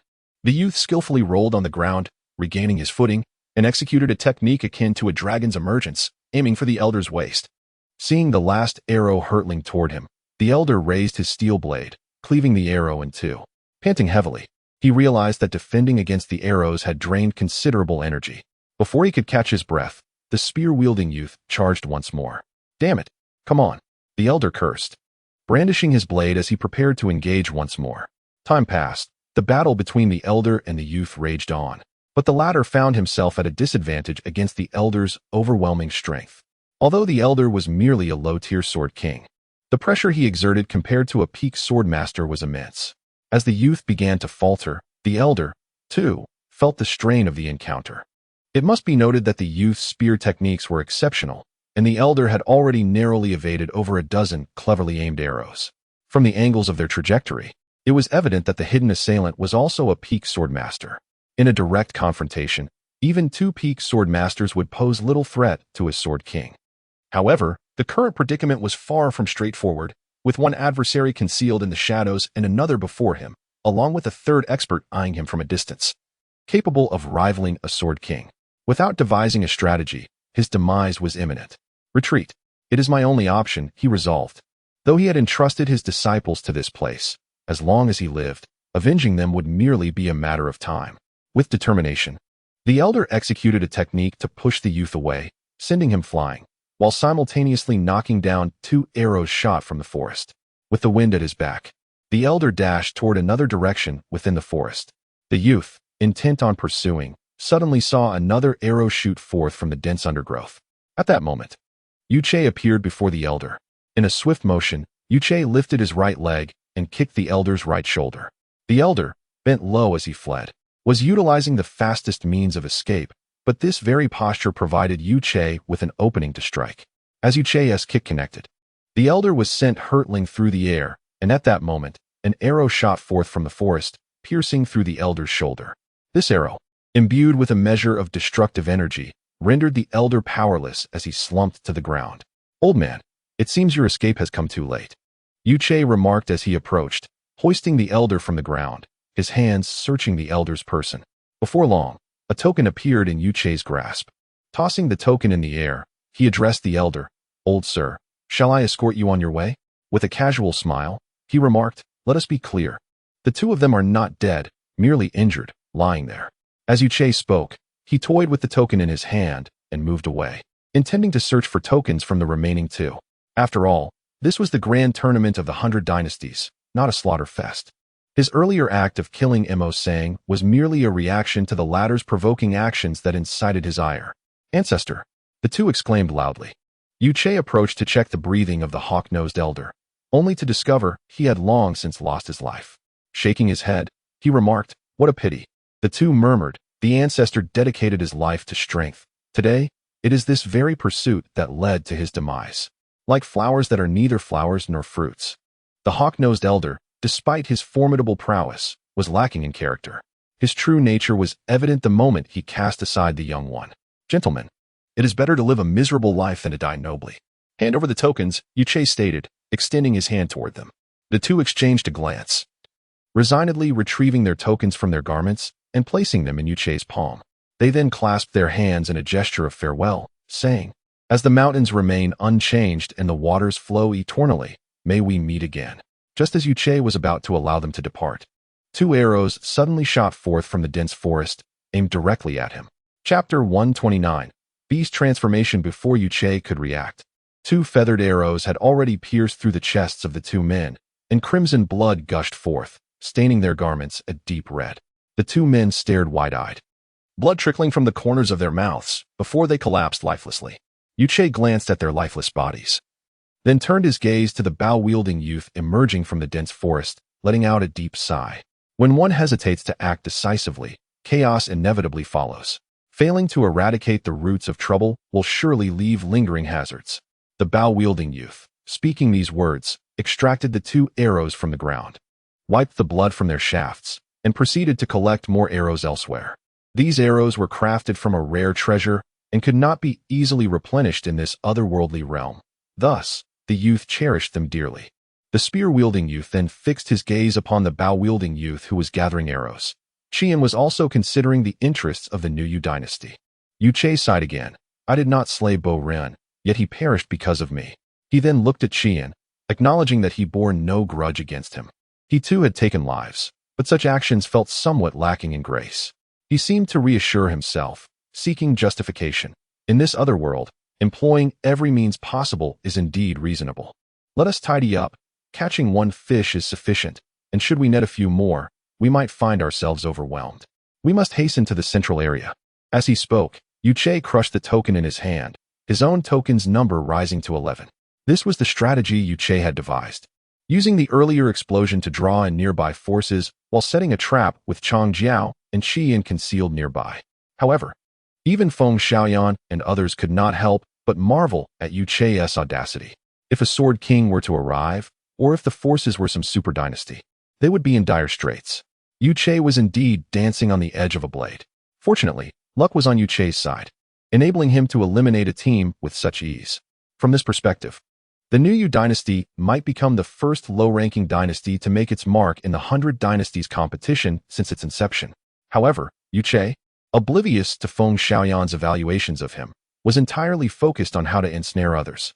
Curiously, he seemed particularly gifted in this regard. The weaker factions invariably fell into Yuche's traps. Pits, quicksand, poisoned arrows, hidden weapons, anything that could provoke disgust in others was employed by Yuche. If he could not procure materials, he would repurpose what was available. Towering ancient trees suffered at his hands, their massive trunks resembling colossal hammers suspended in midair, ensnaring countless strong adversaries. As Yuche and his companions eliminated 37 participants, they attracted considerable trouble along the way. Despite having Qian and Chang Jiao to help mitigate the fallout, Yuche's declaration upon entering, "Nuyu, Yuche has arrived," made his identity all too apparent. Furthermore, many factions would not be completely wiped out. Thus, after eliminating the 38th contestant, the trio found themselves once again in flight, in the depths of the dense forest. The speed at which Yuche and his companions fled was commendable. Their familiarity with the terrain far surpassed that of their relentless pursuers. After all, to ambush all participants of the 100 Dynasties competition without preparation would have been exceedingly reckless. Yet, it was precisely Yuche's audacious actions that elevated the Nuyu Dynasty's ranking on the 100 Dynasties list. While they had not yet entered the top 100, they had certainly made it into the top 500. Before Chang Jiao and Qian could react, Yuche had opened the 100 Dynasties list once again. The Nanyang Dynasty still held the first position, having eliminated 332 participants and continuing to rise. Yuche could not help but reflect on how wise it was to have avoided greater conflict with the Nanyang Dynasty on the Eternal Frost Plains. However, this did not imply that Yuche feared them, having previously dealt with them on the Frost Plains. he was equally capable of confronting them on the northern domain spirit planes. Of course, he would not engage in foolish actions. For now, managing to evade their pursuers was a feat in itself. After leaping over a ridge, Yuche's gaze remained fixed on the 100 Dynasties list. Just as he was lost in thought, he heard Chang Jiao shout urgently from behind, "Stop looking. Think of a way out. They are closing in quickly." Yuche exchanged a glance with Chang Jiao and Qian, but he remained stationary. Although Qian and Chang Jiao were unsure of Yuche's intentions, they recognized that now was not the time for deliberation. If they were caught by those nearly maddened by rage behind them, their fate would be tragically unspeakable. Yuche, however, had dark intentions. Under the cover of night, he enveloped himself in spiritual energy and infiltrated the enemy camp, indiscriminately groping bodies regardless of gender. Due to the special material of the tokens, they could not be stored in the cloud-devouring ring. Furthermore, should a token stray more than 300 meters from its owner, it would shatter automatically. Thus, the participants kept their tokens close at hand. Yuche seized upon this detail. Apart from the tokens belonging to the leading sword kings, nearly all the younger participants fell victim to his plundering. Consequently, those sword kings found themselves isolated, and initially, Yuche's group managed to maintain an advantage in numbers. However, as the number of adversaries grew, this balance began to tip. Eventually, those solitary sword kings formed a silent alliance, united in their pursuit of Yuche. Yet this desperate flight had brought substantial benefits to Chang Jiao and Qian, both of whom were nearing the threshold of breaking through to the Sword King realm. Once they achieved that, even the peak Sword Kings would find it challenging to contend with the three of them. However, that was a matter for another time. The immediate priority was to swiftly shake off the pursuing Sword Kings. Should they be caught, it was uncertain whether they would even survive intact. Yuche gradually descended into the depths of the forest, concealing himself. Upon reaching a certain level of cultivation, one could sense the fluctuations of others' fighting spirit, and the Peak Sword King was well versed in this discipline. After days of interaction with Yuche, the Peak Sword King had come to recognize that this young man employed every conceivable trickery. Now, witnessing the sudden dispersal of the three, he could not help but ponder Yuche's true intentions. The followers of the Peak Sword King also halted, gazing at their leader. Among them, this individual was undoubtedly the strongest, and his pause raised questions about what had transpired ahead. While they sought vengeance for their younger generation, they could not charge recklessly, lest they become mere cannon fodder. This was a consideration they could grasp. Among the group, one or two individuals were about to step forward when the Peak Sword King, after a brief moment of catching his breath, shouted loudly, "Fall back." As the words fell, the individual darted forth like an arrow released from its bow, hurtling directly towards the source of the sound. The remaining Sword Kings had yet to comprehend the situation when they were suddenly met with a thunderous roar emanating from the dense forest ahead. Moments later, a piercing beastly cry reverberated through the ears of everyone present. Fear etched on their faces, many felt an immediate urge to retreat, and those of weaker resolve hastily fled into the distance. Following this, a colossal creature burst forth from the thicket, crashing heavily to the ground. Towering at an impressive 50 zhong, its abdomen was a deep black, while its back gleamed a pristine white. It was the Yin-Yang monkey. To be continued. Chapter 130, Old Friends Indeed.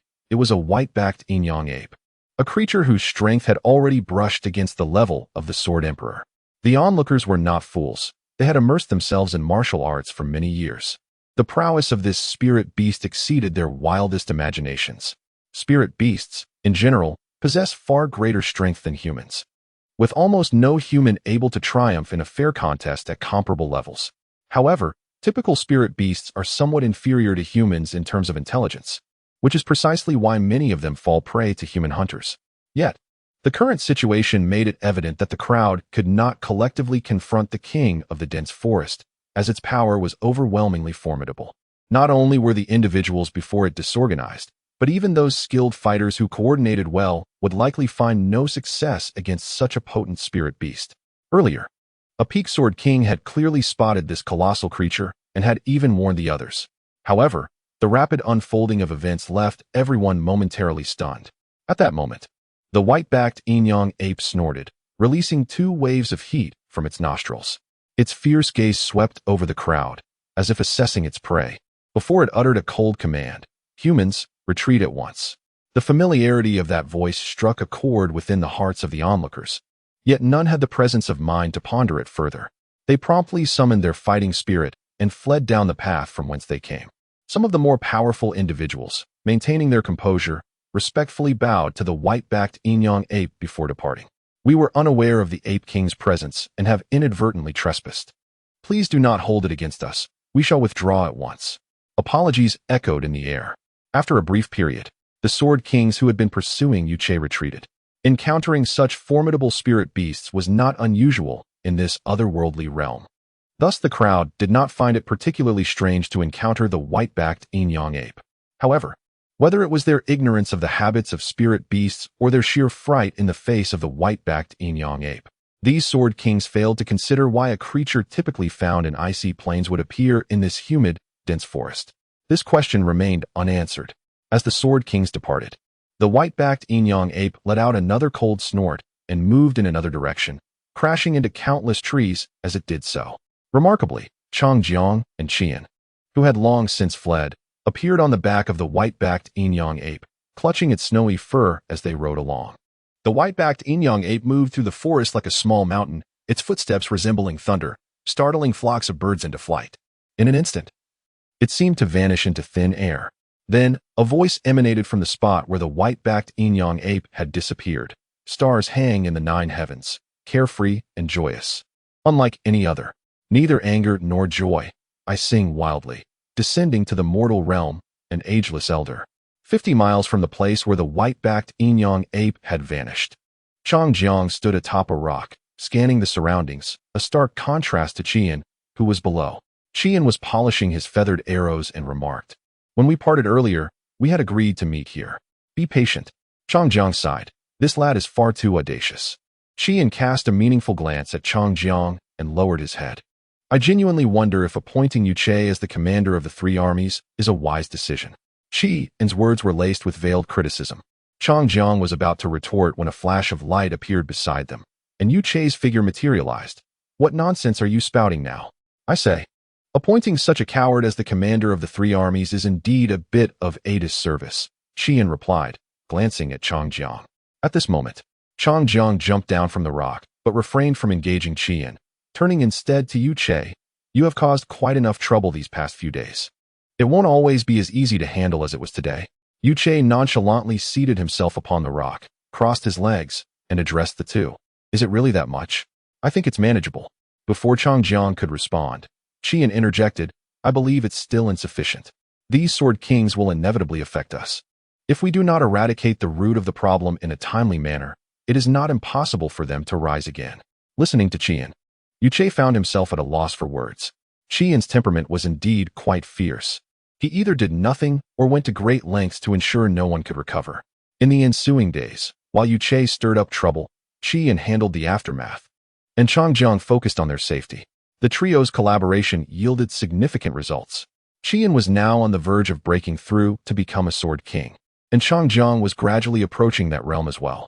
Through the battles of the past few days, Yuche had stabilized his cultivation at the Spirit King level. According to the classifications in the Compendium of Beasts, Yuche's strength had reached the level of mastery. Thus, the white-backed Inyang ape he summoned emanated such powerful pressure.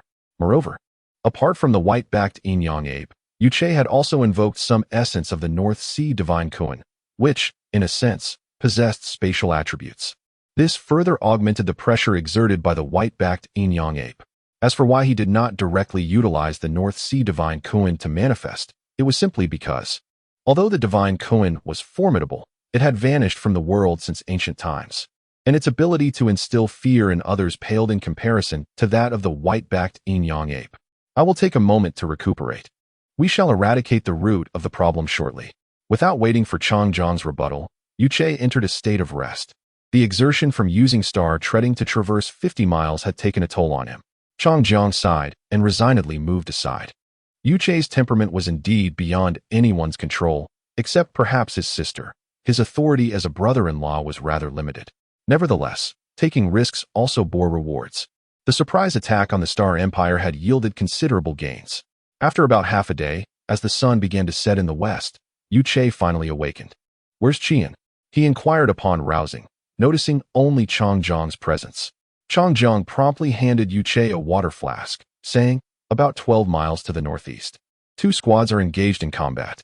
Qi and want to keep watch. Yu Che took a hearty swig from the flask and replied, "Let us go take a look. Perhaps we can catch a few big fish." At Yu Che's words, Chang Jiang felt somewhat helpless but acquiesced to Yu Che's nature. In a situation where the minority obeyed the majority, following these two war enthusiasts left Chang Jiang feeling somewhat sidelined. Fortunately, the situation remained under control. Even if Yu Che continued his reckless antics, it would not pose a significant threat. "Do you know which two dynasties are involved?" Yu Che suddenly asked. This piqued Yu Che's interest, and before Chang Jiang could finish speaking, he soared into the air. In the frozen plains, the Yunshan Empire had a notable connection with Yu Che, even having aided him in the past. Although the initial encounter was not particularly pleasant, a drop of water shall be repaid with a fountain of grace. Yet, it remains uncertain whether the Yunshan dynasty is the oppressor or the oppressed. "What is the current situation?" Yu Che remarked, hidden upon another branch of the tree. A smile of bemusement crossed Yu Che's face, for he had not anticipated encountering an old acquaintance in this foreign realm. It appears that these two factions harbor a deep-seated enmity, for otherwise, such fierce conflict would not ensue, Qian lamented. Listening to Qian's words, Yu Che could not help but reflect. Indeed, their grievances bear some connection to me. However, within the northern domain's spiritual origins, where formidable beings abound, the true capabilities of a bygone super dynasty are beyond their control. Even participants from certain super dynasties may falter unexpectedly. The silver-faced drought specter, an old acquaintance indeed, Yu Che mused as he gazed at an individual by the lake. Chapter 131. The silver-faced drought demon, known as Gu Zichu, possessed an exquisite visage reminiscent of the legendary drought spirits, hence he earned this moniker. The drought demon is a peculiar type of spiritual beast, born with an innate affinity for fire, and its mere presence brings about severe droughts within a 100-mile radius. These creatures inhabit the thunderous desert in the western continent, yet occasionally venture into the Seven Treasures domain and the northern spiritual origins. Due to the unique nature of this spirit beast, whenever it appears, many gather to hunt it down. Gu Zichu, being exceptionally powerful and possessing a fierce temperament, came from a background of banditry, thus accumulating a considerable amount of bloodshed. He had committed over 700 heinous acts in the Yunshan Empire, annihilating 3 small towns. Ultimately, the Yunshan Empire deployed 300,000 troops to subdue him, and it is said that, to quell public outrage, he was subjected to a slow and torturous execution. It was unexpected to encounter him here today, proving that official statements cannot always be trusted. Years ago, on the frozen wasteland, Gu Zichu had already reached the pinnacle of sword mastery. Over the years, he encountered fortuitous opportunities and ascended to the rank of Sword King. Although he had only achieved a minor success in this realm, his power had significantly evolved. Aside from Gu Zichu, amidst the chaos of battle, Yu Che also recognized many familiar faces. One such face belonged to Su Ying, the crown prince of the Yunshan Empire. Su Ying was an old acquaintance of Yu Che. During their time on the frozen wasteland, he had once lent his assistance against the forces led by Wen Qiuying of the Jing-Nai dynasty. Consequently, Yu Che held a favorable impression of Su Ying, who was well regarded in the outside world. As the crown prince of the Yunshan Empire, Su Ying stood out among the few female heirs in the northern spiritual origins, particularly in a nation that held patriarchal values in high esteem, where women's societal standing was generally low. Typically, Su Ying would have grown up naturally, destined to follow in the footsteps of her female relatives by entering a political marriage. However, she distinguished herself among her siblings, emerging as the crown prince. Not only did she escape her predetermined fate, she also became a paragon of the new generation within the Yunshan Empire. Su Ying demonstrated considerable acumen in governance. 2 years prior, she established the first supervisory institution in the Yunshan Empire, rectifying the slightly corrupt bureaucratic practices. Some citizens even erected a shrine in her honor, a privilege that even the current monarch of the Yunshan Empire had not received. In the past 2 years, Su Ying humbly sought counsel from seasoned ministers regarding effective governance strategies, initiating a sweeping reform throughout the Yunshan Empire. She opened 3 trade routes with neighboring empires, facilitating commercial development and discovering new markets for the Jinshan. Su Ying also did not lag behind in her cultivation. Unlike Wen Qiuying, who was consumed by the pursuit of political power, Su Ying recognized that in a world dominated by martial prowess, one's personal strength was equally crucial. If 2 years ago there were doubts regarding Su Ying within the royal court, now, Under her leadership, the Yunshan Empire had become a united front, and further advancements were merely a matter of time. At this moment, Su Ying had also broken through to the realm of Swordmaster, a commendable achievement for a nation's heir. Of course, this was contingent upon her singular focus on state affairs. Should she wish to ascend further in martial arts, she would need to dedicate herself to continued effort, alongside an unfamiliar yet formidable Sword King. The participants from the Yunshan Empire had already surpassed the strength of the Dawn Nation. In a life-or-death struggle, even Zhang Heir would have to retreat from their might. However, they faced the Jing Nai dynasty, which boasted several Sword Kings, two of whom had reached the pinnacle of their realm. Despite their prowess, the Jing Nai dynasty's Sword Kings would still dominate the Yunshan Empire. Among these Sword Kings was a familiar figure to Yu Che, Ma Dao. Known in the martial world as Ma Dao, a name that aptly depicted his weapon of choice, the horse-slaying saber. Ma Dao was notoriously brutal. Previously a horse bandit, and unlike typical bandits, he roamed the world alone, targeting villages and leaving no survivors in his wake. His actions eventually drew the ire of the Jing Nai dynasty's chancellor, a renowned commoner statesman. Ma Dao had decimated the village where the chancellor's family originated. Although the chancellor had relocated his parents to the capital, the village was home to his blood relatives. Consequently, the chancellor mobilized his personal army to hunt down Ma Dao, inciting the wrath of the Jing Nai dynasty's ruler, who, being suspicious by nature, ordered the execution of the chancellor and his family for raising a private army. Following the chancellor's death, the national governance of the Jing Nai dynasty plummeted, leading to a peasant uprising. However, Ma Dao was later conscripted into the national army of the Jing Nai dynasty, now wielding the imposing horse-slaying saber. Measuring 7 feet in length with a 3-foot blade and a 4-foot handle, its glimmering edge seemed to reflect the very essence of the heart. The prince of the Jing Nai dynasty, His Highness Wen Xiaoying, did not participate in this grand contest, likely due to his limited capabilities. After all, his body had been ravaged by indulgence, and no amount of miraculous treasures could restore him. Ascending to the Sword King level seemed an unattainable dream for him, and even reaching the realm of Swordmaster appeared to be an insurmountable peak. Although Wen Xiaoying's absence might have been seen as a blessing for the Jing Nai dynasty, sparing them the need to allocate resources to attend to him, Ma Dao's attacks remained as vicious as ever, each swing accompanied by a gale of force. His signature move, licking his weapon after a strike, remained unchanged. Another fierce slash sent Su Ying flying. An unfamiliar Sword King promptly engaged, deflecting Ma Dao's saber with a folding fan and urgently instructing Su Ying to flee, stating, "Your Highness, go. We shall hold him off here." Upon hearing this, Ma Dao shook his saber, unleashing a wave of battle energy that sent the unknown Sword King sprawling several dozen paces back.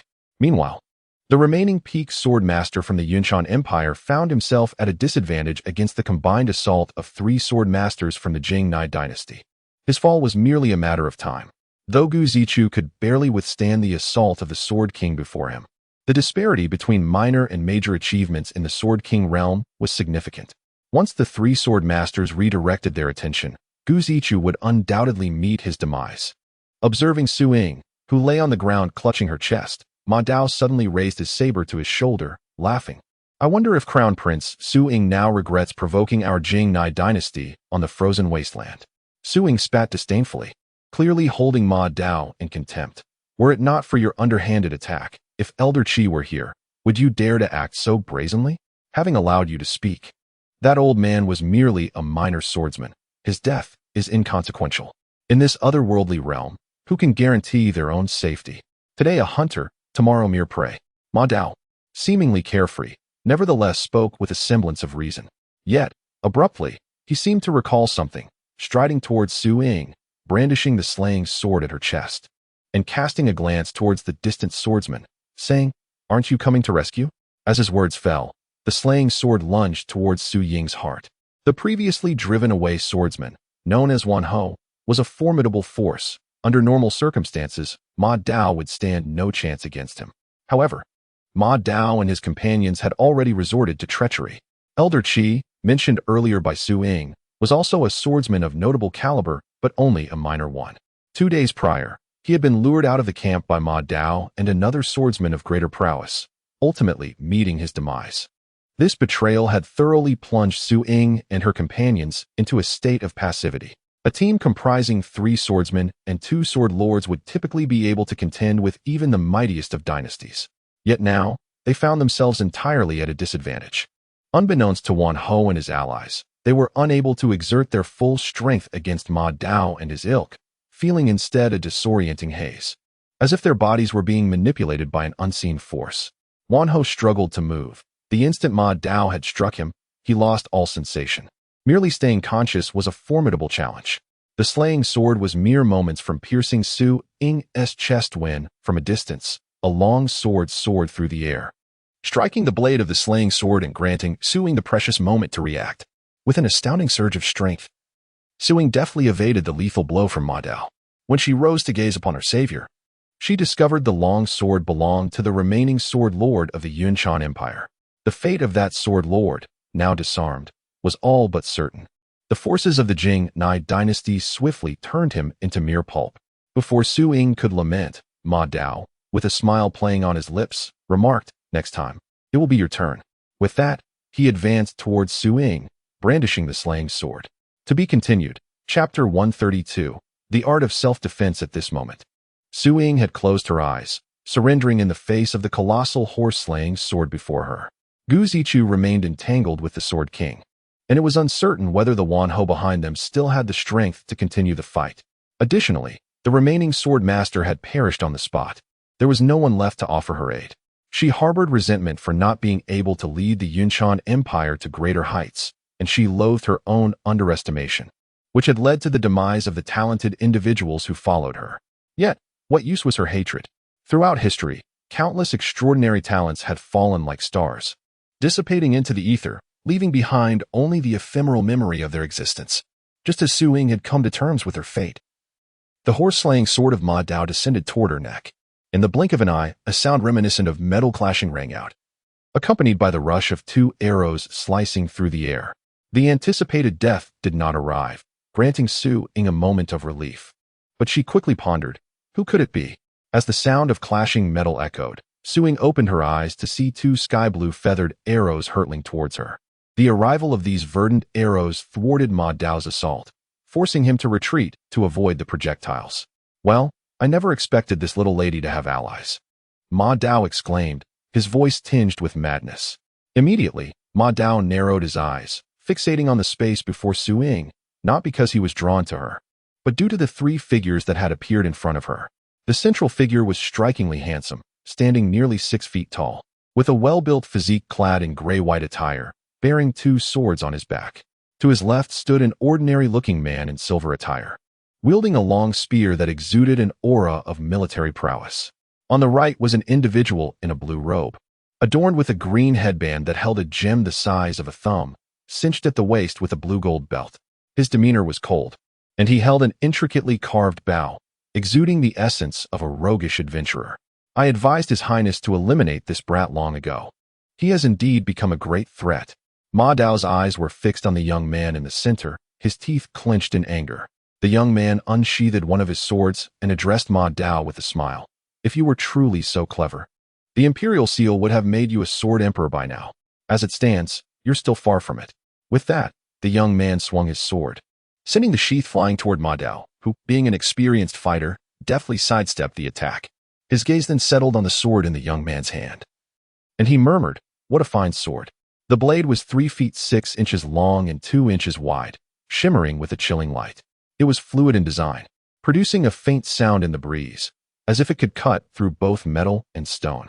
The young man then traced his fingers along the blade and looked at Ma Dao. "This sword is called Xuansong. It is exceptional for slaying horses." Ma Dao, undeterred, chuckled and replied, "In your hands, that sword is likely only fit for slaughtering livestock. Watch the blade." With those words, Ma Dao seemed to merge with his horse-slaying sword, charging toward the young man. The young man, however, was no ordinary adversary. He brandished his sword and met Ma Dao's advance head-on. "Changjiong, Qian, you two should be able to handle the remaining 3 over there, right?" Changjiong adjusted his grip on the spear, while Qian aimed his ornate bow at one of the remaining members of the Jing Nai dynasty, declaring, "This is a trivial matter." With that, he released a sky-blue feathered arrow toward the trio. There was no need for further introduction. The name Yu Che was already well known.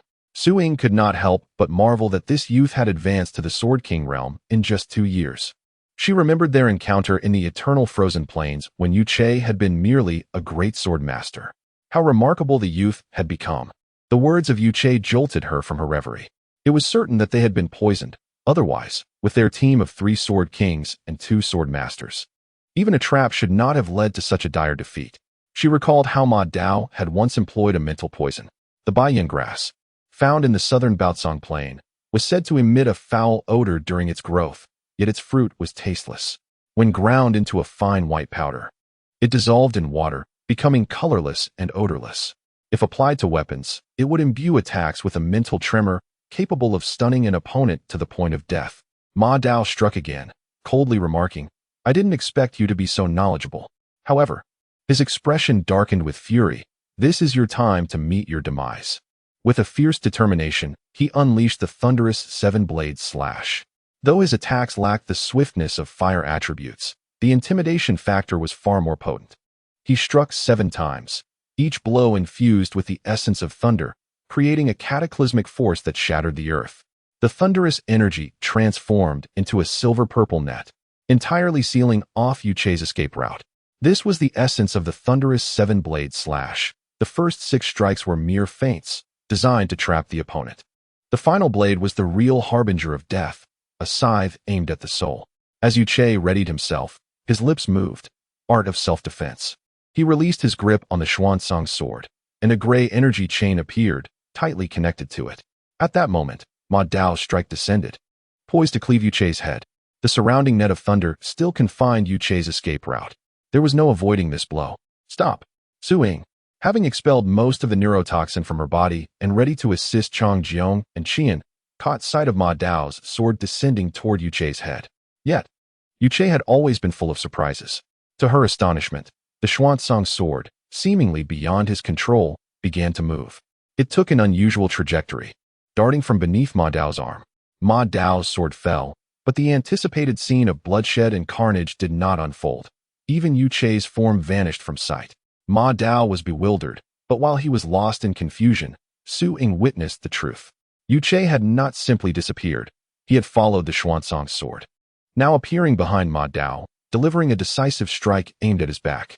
As Ma Dao sensed the shifting aura behind him, he executed a move reminiscent of Su Qin's sword technique, swiftly redirecting the blade of his formidable horse-slaying sword to intercept Yu Che's strike. The technique known as Yushanxing was conceived by the divine creature Baiming Shenkuan, representing the inaugural form of the Baiming swordsmanship. This technique fundamentally revolves around the sword guiding the body. Given that Baiming Shenkuan wielded a heavy scythe-like sword, weight was of little concern. One merely needed to follow the trajectory of the scythe's attack to maneuver their body accordingly. However, Xuansong, in terms of heft, fell significantly short of the scythe. Thus, Yu Che devised an innovative offensive approach, connecting Xuansong to his body through spiritual energy and controlling it with mental prowess to propel himself forward. Before Ma Dao could pivot to face Yu Che directly, Yu Che launched another strike, reminiscent of fishing the moon in water, adjusting the trajectory of Xuansong to slash horizontally towards Ma Dao's waist.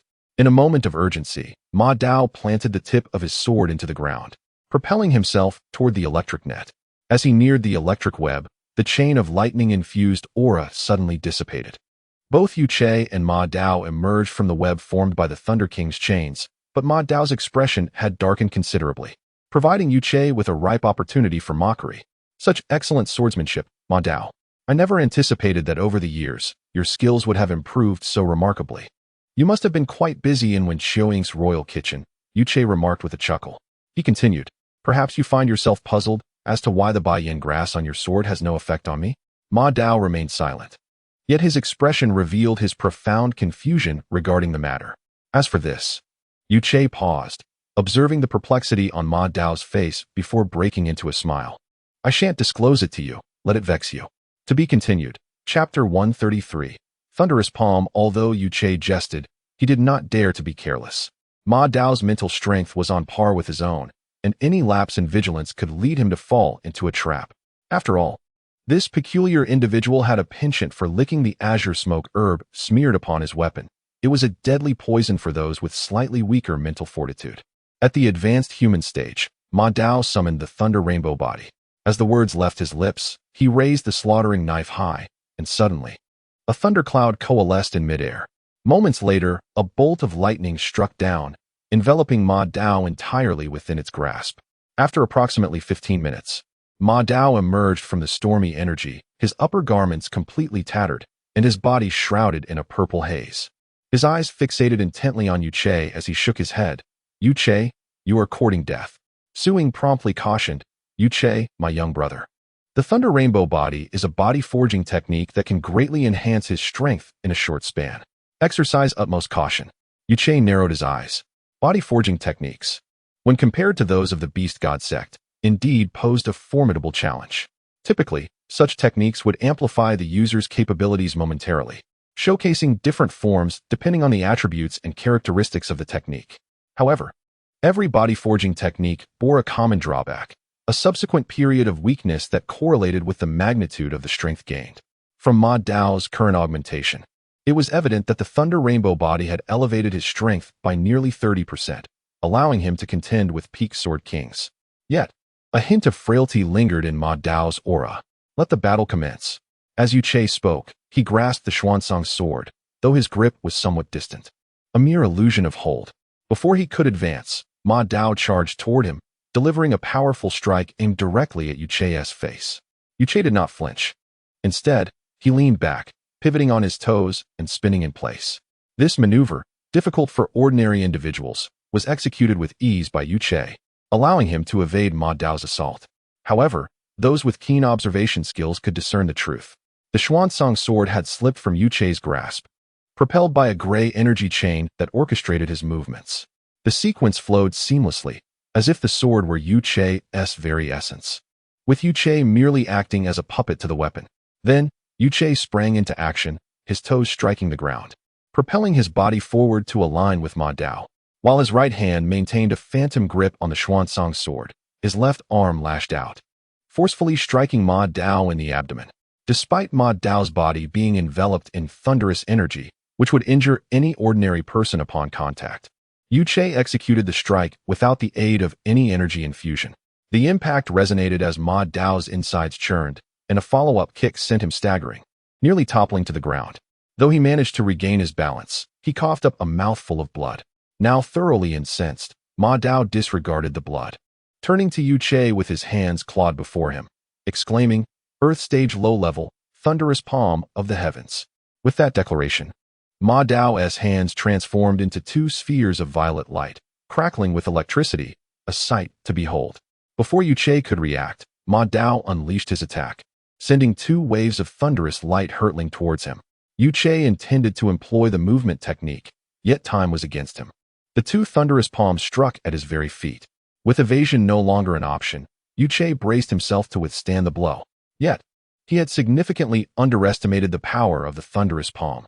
In the realm of cultivation, there exists a saying, human-level injuries, death, earth-level upheaval, heaven-level awe. This aptly describes the classification of martial techniques. Failing to withstand a human-level technique might result in severe injury, while earth-level techniques could turn the tides of battle. The legendary heaven-level techniques were capable of altering the very fabric of existence. Nevertheless, Yu Che was not particularly attuned to these classifications. This was understandable, as the techniques practiced within the Beast God sect did not adhere to such hierarchies, leaving Yu Che oblivious to their potency. It was precisely this ignorance that led to his inadequate response against the thunderous palm. He raised the Xuansong sword, directly confronting the two waves of thunderous energy. In an instant, a resounding clash echoed as the two lightning waves diminished in size, though Yu Che's complexion paled under their glare. Thunder energy was known for its formidable offensive power, especially considering that Ma Dao had undergone a body forging enhancement, elevating his strength to that of a peak sword king. Although there remained a gap compared to a normally cultivated peak sword king, it was more than sufficient to challenge Yu Che. Seeing that the two waves of lightning could not subdue Yu Che, Ma Dao unleashed another strike, this time depleting his internal energy. Though he barely sustained his form, he was nearing his limits. The blue-violet radiance enveloping him diminished significantly, revealing patches of flesh beneath. Confident in his assault, Ma Dao had never before allowed anyone to escape from beneath his thunderous palm. With his enhanced strength, he felt assured. Yet, despite the immense power of the thunderous palm, its energy consumption was considerable. In normal circumstances, he could unleash only 2 strikes before reaching his limit. However, with the Thunder Rainbow body, he could manage a third, albeit at the brink of exhausting his energy reserves. Nonetheless, Ma Dao was satisfied with the results of his 3 strikes. Yuche was now ensnared within the electric waves. Observing Yuche closely, Ma Dao surmised that he was likely a mental-type fighter. This provided clarity as to why the energy surrounding him appeared so peculiar. Ma Dao believed he had unraveled the reason behind Yuche's resilience against his Azure Smoke Herb attacks. The Azure Smoke Herb targeted the mind, while mental-type fighters had honed their mental strength to extraordinary levels, making their resistance to such attacks understandable. Yet, as with all things, there were strengths and weaknesses. Almost all mental-type fighters shared a common flaw: their physicality. The finite nature of one's energy meant that a dual focus would inevitably hinder the mastery of either aspect. Choosing a singular path had become a consensus across the continent of Yunluo. Thus, the approach of cultivating physical strength, deemed easier and safer, became the prevailing method. Although the cultivation of mental strength is exceedingly arduous, should one succeed, they undoubtedly would emerge as a paragon among their peers. One need only observe the inner disciples of the esteemed Xinhua sect, each a formidable master of mental prowess. Yet, to safeguard these inner disciples, the Xinhua sect has scoured the entire continent to recruit numerous formidable individuals as outer disciples. Alas, a sword king of mental attributes, even if summoned by the Xinhua sect, would scarcely match your prowess. As Ma Dao spoke, he momentarily paused, adding, "Yet, you have brought this upon yourself." Before Ma Dao could erupt into laughter, a piercing wave of sword energy, transcending heaven and earth, erupted from the radiant light, revealing a singular figure amidst the tempest of thunder and light. "Ah, a miscalculation," Ma Dao mused, observing the individual suspended in midair. The figure appeared unperturbed, their attire unruffled, with a long sword resting against their back, replaced by a hefty blade measuring 4 feet 2 inches in length and 6 inches 6/10 in width. Ma Dao then directed his gaze toward the sword wave that had cleaved perilously close to him. The wave was a staggering 4 feet wide, slicing directly beside him. It was evident that had Ma Dao leaned just a fraction to the right in his current state of depletion, he would have met his demise without a trace. The violet aura enveloping Ma Dao dissipated entirely, and he truly felt the specter of death drawing near. Once a remorseless executioner, his hands bore the stains of countless lives extinguished. He reveled in the terror reflected in the eyes of ordinary individuals facing their end, relishing the sensation of rendering their lives a living hell. He was a demon from the depths of hell, recklessly harvesting the lives of others. Now, this very sensation had turned upon him, and the glimmer of fear flickered in his own eyes. He was to perish. To be continued. Chapter 134. The return. Ma Dao possessed an astute judgment, yet this was primarily applicable to commonplace situations. After all, apart from a select few spirit attribute fighters, only those with similar attributes could withstand the effects of the bitter smoke herb without any forewarning. Nevertheless, serendipity or coincidence often found its way to him unexpectedly. He could never have anticipated that Yuche's mental cultivation was on par with his own. Nor could he fathom the existence of such a formidable physical body in this world. The Earth-tier combat techniques summoned a modicum of primal energy within their fighting spirit. It is noteworthy that even a sword king invoking an Earth-tier technique would be hesitant to confront it head-on, as it could threaten even some sword emperor-level warriors. Yet, Yuche met the attack head-on, seemingly unaffected. Of course, Yuche's calm demeanor did not signify an easy defense against the strike. "Unyielding Reaper, dream of the void," Yuche declared as he brandished his scythe towards Ma Dao with fervor. At that moment, Ma Dao had closed his eyes, accepting death with serenity. Was he afraid? Naturally. When faced with the specter of death and the cold air filling his throat, fear would grip any heart. However, he deemed this an appropriate punishment, one that perhaps should have been meted out long ago. As Yuche's scythe was about to cleave Ma Dao's face, a blur darted in, seizing one of Ma Dao's arms and pulling him away to safety. Upon witnessing Ma Dao's rescue, Yuche discerned the situation. Gu Zichu must have been defeated. However, he surmised that his life was not in jeopardy. Despite the disparity in strength, if the mysterious figure intended to kill Gu Zichu, it would require considerable effort. This individual was known as Ran Jing, whose strength was not to be underestimated. Suing cautioned, Yuche, with limited knowledge of the Jing-Nai dynasty and the vast expanse of the northern region's spiritual origins, was unfamiliar with Ranjing. However, given Su Ying's evident wariness, it was clear that his prowess was formidable. Before Yuche could inquire further, Ranjing whisked Ma Dao into the depths of the forest, calling out, "From the Jing-Nai dynasty, retreat swiftly." He did not shy away from the customary taunt, directing a remark at Yuche, "You, young lad. The Jing-Nai dynasty will not rest until we settle this." Yuche, unperturbed, swiftly redirected his gaze to the battlefield between Changjiang and Qian. Changjiang's offensive style was bold and expansive, reminiscent of a military tactician, while Qian excelled at exploiting his adversary's vulnerabilities for lethal strikes. If Changjiang was a fierce tiger, then Qian was akin to a venomous snake lurking in the shadows.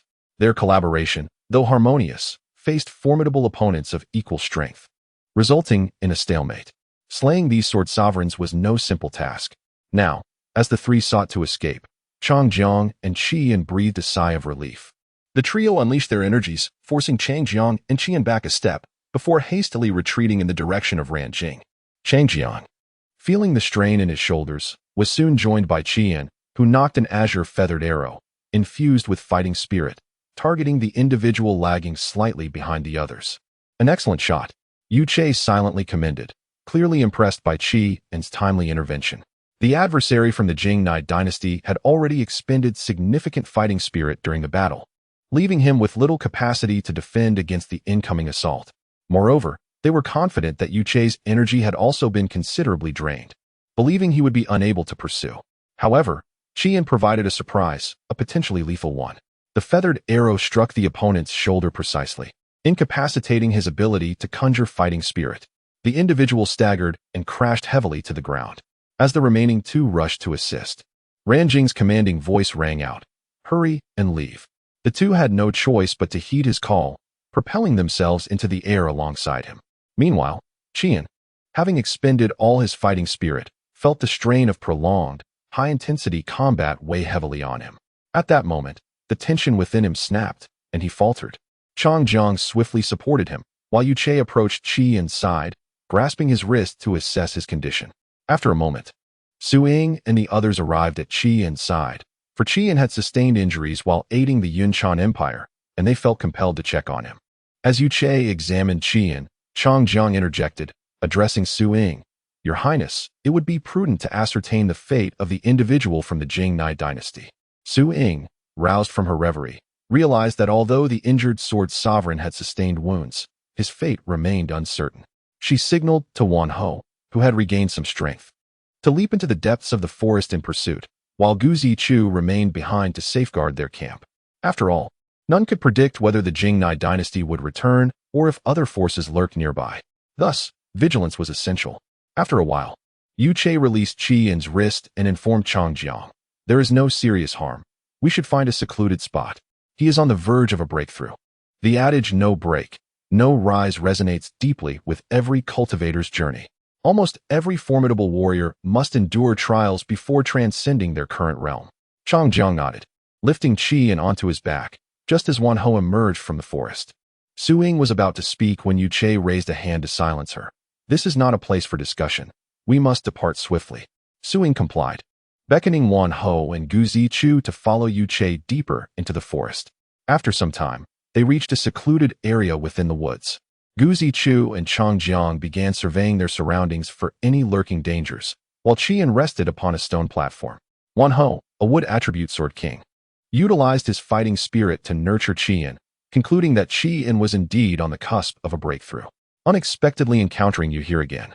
After having repaid a favor on the eternal frost plains, I now seem to owe you even more," Su Ying remarked to Yuche. Yuche smiled and replied, "I am quite pleased to have you indebted to me. What do you intend to do next?" Su Ying glanced at Wan Ho and said, "What else can we do? Our strength has been significantly depleted, and even Qi Lao has fallen here. It seems the 100 dynasty rankings will remain beyond our reach.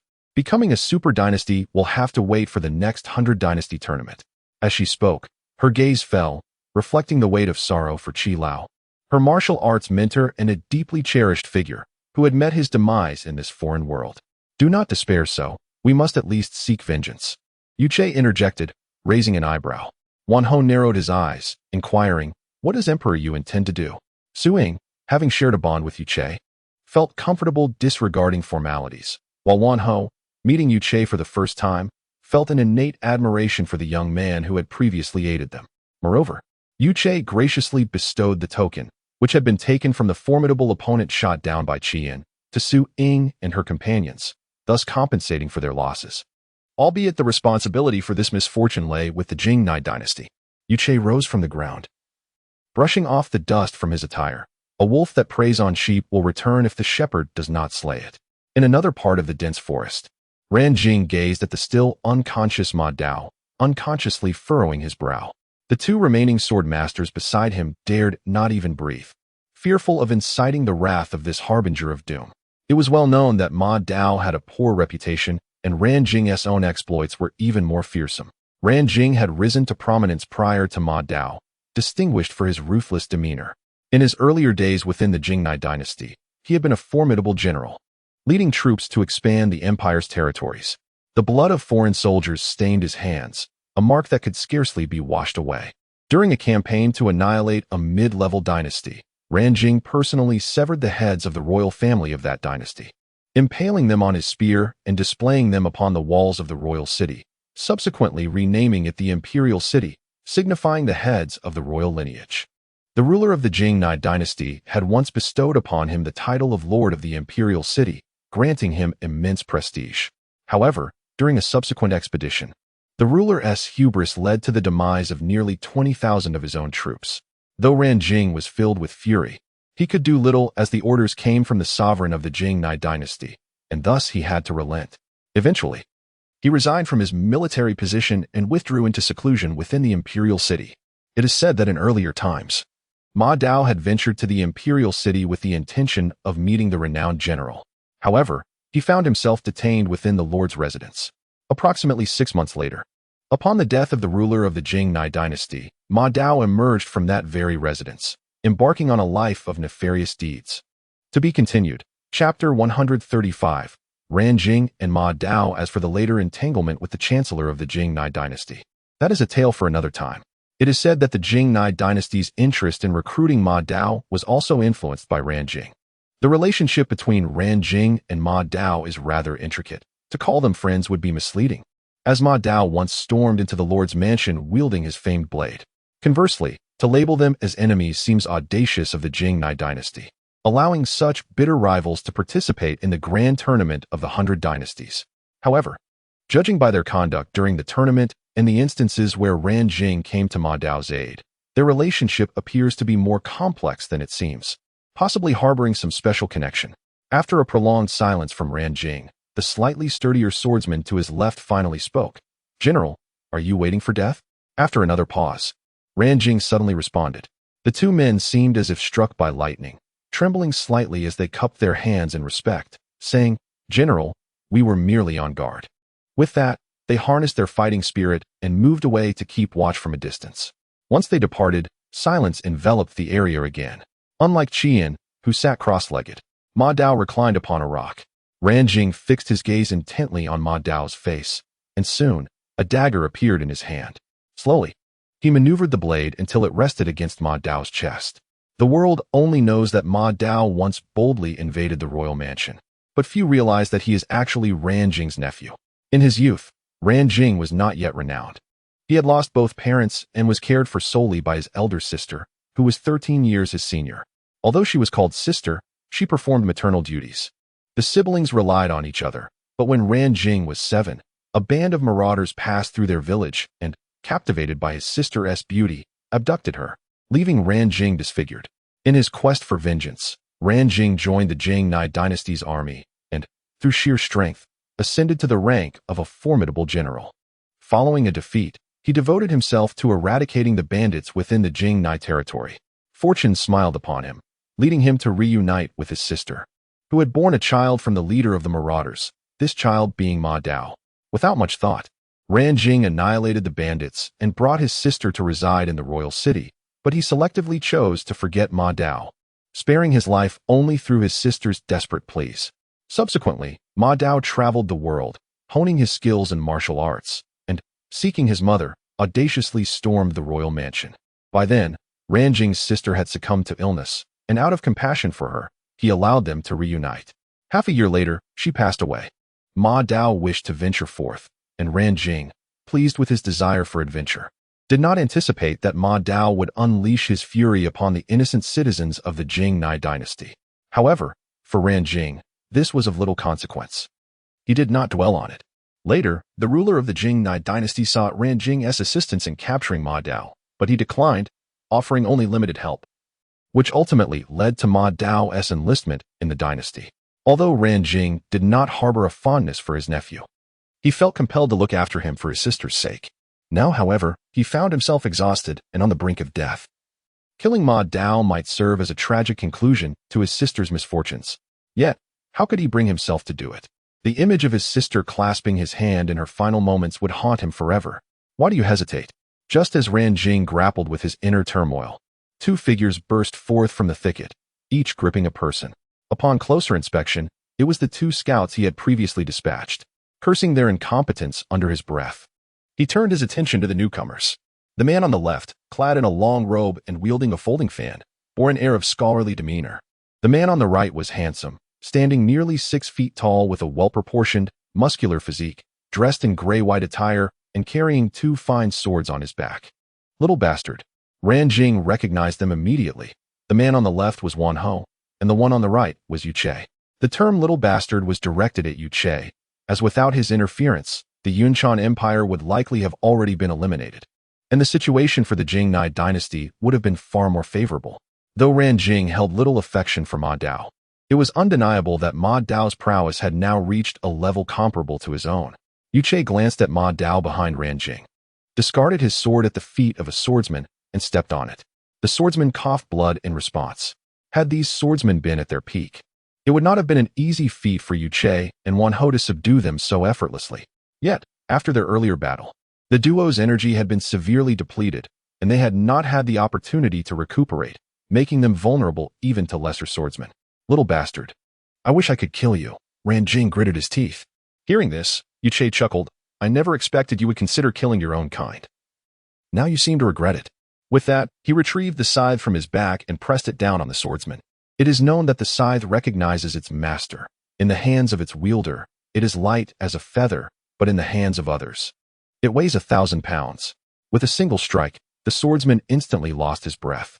Yu Che, observing the increasingly grim expression on Ranjing's face, remarked with amusement, My apologies, I inadvertently crushed him. Wan Ho found humor in Yu Che's words, appreciating the young man's spirited demeanor. As a scholar by background, Wan Ho carried a cultured air, reminiscent of the ethos of the Bian Kingdom, a land Yu Che had encountered on the Eternal Frost Plains. The Bian Kingdom, like the Yunshan Empire, was located in the central region of the northern spiritual plains, but was closer to the northeast where the new Yu dynasty resided.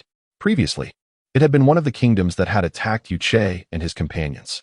However, after saving the prince's uncle, Cheng Yuanong, during a battle, Yu Che had earned the prince's goodwill. Later, when Yu Che led the Great Yu army south to pacify the Qing Empire, Cheng Wanxian had even sent supplies, although he did not dispatch troops due to the long distance. For Yu Che, this assistance had been invaluable, and after he established the new Yu dynasty, Cheng Wanxian sent congratulatory messages. Their friendship remained amicable, yet he wondered if he would encounter him again in this foreign realm. Meanwhile, Wan Ho's demeanor did not reflect the pretentiousness often found in those hailing from the southern regions. Instead, he exuded a scholarly confidence. However, the current situation was decidedly unfavorable for Ranjing. After all, both Yu Che and Wan Ho were Sword King-level warriors, while his own allies lay dead or injured, with Ma Dao, also a Sword King, trapped in a state of feigned death. Within the depths of Ranjing's sunken eyes, it seemed as though a momentous decision had been made. He suddenly turned, fixing his gaze upon a tree, and addressed Yu Che with a tone that dripped with disdain. You wretched creature, until we meet again. His expression then shifted to one of complex emotion as he glanced towards Ma Dao, who lay still upon the rocky terrain. Without a hint of hesitation, he surged into the depths of the dense forest. Yu Che observed Wan Ho, who spoke first. The terrain within the forest remains unknown. Ranjing is cunning and astute. If we recklessly venture forth, we may very well fall into his trap. Upon hearing Wan Ho's words, Yu Che nodded in agreement and approached Ma Dao. Rather than striking, he took hold of Ma Dao's arm to check his pulse. Meanwhile, Wan Ho gathered the tokens of the two sword masters from the Jing-Nai dynasty and placed them beside Yu Che. He then stepped aside to keep watch over the remaining sword master of the Jing-Nai dynasty, not out of fear of his escape, but rather to prevent any interference with Yu Che or the risk of him regaining strength and retaliating in desperation. After a brief interval, the sun began its descent in the west, and Yu Che sighed as he rose. To have traversed this life only to end in such a manner. Wan Ho immediately inquired, "Are you suggesting he is to perish?" Yu Che slowly shook his head. In his current state, he has succumbed to a semblance of death. Absent an overwhelming will to survive, he may remain thus for the rest of his days. In other words, he could rightly be deemed a living corpse. Then, shall we grant him a swift end? Wan Ho had already positioned his folding fan against Ma Dao's throat. To be continued. Chapter 136. It's hard to be happy, forget it. Let us leave a life behind, Yu Che remarked, producing the token of Ma Dao. Just as he was about to extend the token to Wan Ho, he noticed Wan Ho waving his hand, and instead placing the tokens of the two sword lords into Yu Che's palm. No need for thanks, you have saved us. And this is what you deserve. Yu Che intended to refuse, yet the resolute expression on Wan Ho's face compelled him to relent. Without further ado, Yu Che crushed the token in his hand. The surviving sword lord and the still-living Ma Dao vanished from their location, while the remains of the sword lord, reduced to a mere pulp by the scythe pine, remained behind. This was part of the rules of the 100 Dynasties tournament. If one was alive upon crushing the token, they could depart this other world. However, if one was deceased, only their corpse could remain. This regulation was instituted to prevent chaos, for each individual possessed distinctive combat styles. And should someone seek vengeance after the tournament, it would lead to dire consequences. After all, the primary objective of the 100 Dynasties tournament was the selection of talent for the Northern Guardian Corps, and any ensuing turmoil would be disastrous. Naturally, neither Yu Che nor Wan Ho had the benevolence to excavate a grave for the fallen sword lord. Allowing Ma Dao to live was already a decision fraught with compassion. Had it been Qian, the remaining sword lord would likely have been abandoned in this foreign realm. As the group was not situated within a safe haven, they refrained from lighting a fire to avoid unnecessary trouble. Fortunately, they were all formidable in strength, and even in the darkness, they could sense the presence of those around them. Yu Che accepted the golden cicada wine from Su Ying, hesitating briefly before drinking. He harbored an innate aversion to consuming insect-based delicacies. Despite the wine being a highly prized medicinal brew in the outside world, he felt somewhat awkward as he sipped it. Excellent wine, Yu Che couldn't help but exclaim, though his expression soon darkened. The elderly gentleman who perished outside Xiaogu City had been particularly fond of this drink. Yu Che's visage grew somber. Since Su Mingan's passing, he had never commemorated her. On the 23rd day of the 12th month in the year 1276 of the Starry Era, Su Mingan valiantly battled 5 sword kings, slaying 2, wounding 1 lightly, and another severely, ultimately falling in despair. Nearly 3 years had elapsed since that fateful day. Teacher, Yu Che murmured. Su Ying interrupted, concerned, what is it? Your teacher also. Yu Che shook his head, managing a smile without elaborating. Su Ying's teacher had recently fallen, and discussing such matters would inevitably plunge her into sorrow. What are your plans moving forward? Yu Che revisited a question he had previously posed. He found it perplexing. The 100 Dynasties tournament was a grand event, exceedingly alluring for any superpower. Moreover, the Yunshan Empire was currently on the rise, and if they did not seize this opportunity, they would be left waiting for an indeterminate number of years. Su Ying did not meet his gaze but understood his thoughts. Indeed, the candidates for superpower status hold immense significance for every faction. Just days ago, I thought similarly. Yet events have taken a turn. Qi Lao has fallen, and Yu Fong has also perished. I cannot allow Mr. Wan and Old Gu to risk their lives here, she stated. In the camp, only the 2 of them remained, alongside Qian, who was in a state of breakthrough. The other 3 had ventured nearby for protection. Maintaining vigilance, Yu Che observed Su Ying. It was late at night, and without a fire, even though his spiritual strength surpassed that of others, he could not discern her expression in the darkness. Nevertheless, he sensed her emotions. The Star Empire loomed ominously, and it was difficult to find anyone who could stand against them within the vast expanse of the Great Yu territory.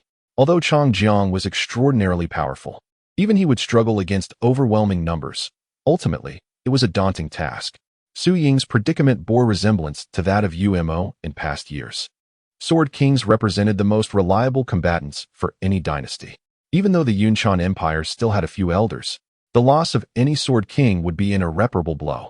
Furthermore, Wan Ho, Gu Zi, and the others were in their prime, capable of becoming Sword Emperors in the future.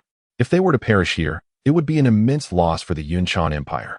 This was a burden Su Ying could not bear, nor could she afford to. Despite her current status as the crown princess, dissenting voices persisted within the empire. However, her earlier accomplishments, supported by figures like Wan Ho, had quelled opposition. Should Wan Ho and the others fall in this foreign realm, the domestic situation would inevitably descend into chaos, and her repressed allies and their factions would undoubtedly rise.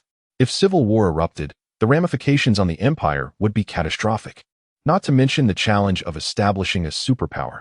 The stability of the domestic situation was uncertain. Consequently, Su Ying made the decision to withdraw from the 100 Dynasties tournament. Although her aspiration was to transform the Yunshan Empire into a superpower before ascending to the throne, failing to reach that caliber would still mean becoming a candidate. Yet now, she had no choice but to relinquish that dream, a reluctant concession to reality. Was it truly right to forsake her aspirations for the sake of practicality? Or was it ultimately beneficial for her? Would she truly find happiness? After a moment's pause, Su Ying turned to Yu Che, asking, "What is your dream?" Yu Che was momentarily taken aback. He seemed to have never contemplated his own aspirations. In his childhood, after his mother passed and his father remained in seclusion, his dream had been simply to heal the sick. Later, after moving to the Yanwang residence and living with Yu Qin, Chang He, Chang Jiao, Qing, and Miao Qianren, his dream had been to live a good life. Until today, Yu harbor resentment. Su Ying suddenly interrupted Yu Che's reverie, adding, "But I do not know what you resent. I won't urge you to let go of your grudge. It is unjust to advise others to be virtuous without having endured their suffering." Su Ying paused before continuing, "Yet we all carry burdens as we traverse life. Existence is akin to a journey against the current, and we are all mere transient guests. To live while bearing hatred is ultimately a challenging endeavor." Yu Che nodded but remained silent. The two fell into a profound silence once more. The night was deep and heavy, often evoking a sense of oppression. Some people cherish the night, yet many fear it. They dread its uncertainties, yet are irresistibly drawn to its mysteries. "When do you plan to leave?" Yu Che suddenly inquired. Breaking the tranquility, Su Ying chuckled. "Are you going to see me off? Are we that close?" Realizing the awkwardness of the situation, her cheeks flushed instantaneously. However, due to the darkness, Yu Che failed to notice her discomfort, replying, "Seeing you off is fine, but I wanted to ask if you have any more golden cicada wine. I would like some. If it's too precious, I can purchase it." Yu Che waved his hand. "2 jars will suffice." After accepting the wine jar from Su Ying, they both fell silent again. After a while, Su Ying broke the stillness once more. "Yu Che." Startled by her words, Yu Che glanced around. "Who else is here?" Su Ying found his reaction amusing. "Look at you. You seem overly cautious. What's wrong? This night has been quite eventful." Yu Che mumbled as he sat down once more. "Allow me to share a sentiment with you." Su Ying spoke softly, and before Yu Che could respond, she uttered the words, "If happiness proves too elusive, then I wish for you the freedom to weep whenever your heart desires." To be continued. Chapter 137. Observing the rankings, Su Ying departed on the morning of the following day. Yu Che, holding the tokens of the 3 companions, bid them farewell. Even accepting the token of the slain sword master from the Jingni dynasty, which Su Ying had entrusted to him. Although Yu Che intended to decline, Su Ying insisted on pressing it into his hands. Yet, what puzzled Yu Che was the meaningful smile that Wan Ho had left him as he departed, along with the blush on Su Ying's face and the tears shimmering in her eyes. However, such thoughts were now too late for Yu Che to ponder. "What shall we do next?" Chang Jiong suddenly inquired. "Shall we head to the central area once Qian awakens?" Yu Che, however, had opened the 100 Dynasties ranking and began to scrutinize it closely. First place, Nanyang Dynasty, Super Dynasty, eliminated, 311. Second place, Fengchuan Empire, Super Dynasty, eliminated, 301. 46th place, Ming Empire, Super Dynasty, eliminated, 230. 47th place, Hidu Dynasty, Super Dynasty, eliminated, 224. 81st place, Imu Dynasty, Super Dynasty, eliminated, 161. 100th place, Qin Empire, Advanced Dynasty, eliminated, 77. 120th place, Xinglong Empire, Intermediate Dynasty, eliminated, 61. At the very bottom, a few large characters still glowed in red, not ranked. Dayu Dynasty, Low-Level Dynasty, eliminated, 44. The Nanyang Dynasty remained firmly at the top, with nearly all of the top 60 positions occupied by super dynasties. This was to be expected. The strong always prevail. These super dynasties had inherited countless epics, their treasures undoubtedly vast. Thus, it was only natural for them to dominate the top 60 spots. The subsequent 60 places featured some advanced and intermediate dynasties, as even the most ancient legacies must eventually wane, allowing dark horses to emerge. However, there was no sign of any low-level dynasties in the rankings, highlighting a stark disparity. What surprised Yuche was that the Emu dynasty had actually made it onto the list. He recalled that when he and his companions left the safe town, the Emu dynasty had yet to rank. In just a few short days, over 100 had been eliminated, a terrifying display of strength that instilled fear. Yuche's sudden thought to rename the Dayu dynasty to the New Yu dynasty was merely an impulsive idea, hence the 100 dynasties ranking still bore the name of Dayu. Prior to encountering Su Ying and the others, Yuche and his companions had already eliminated 38 competitors.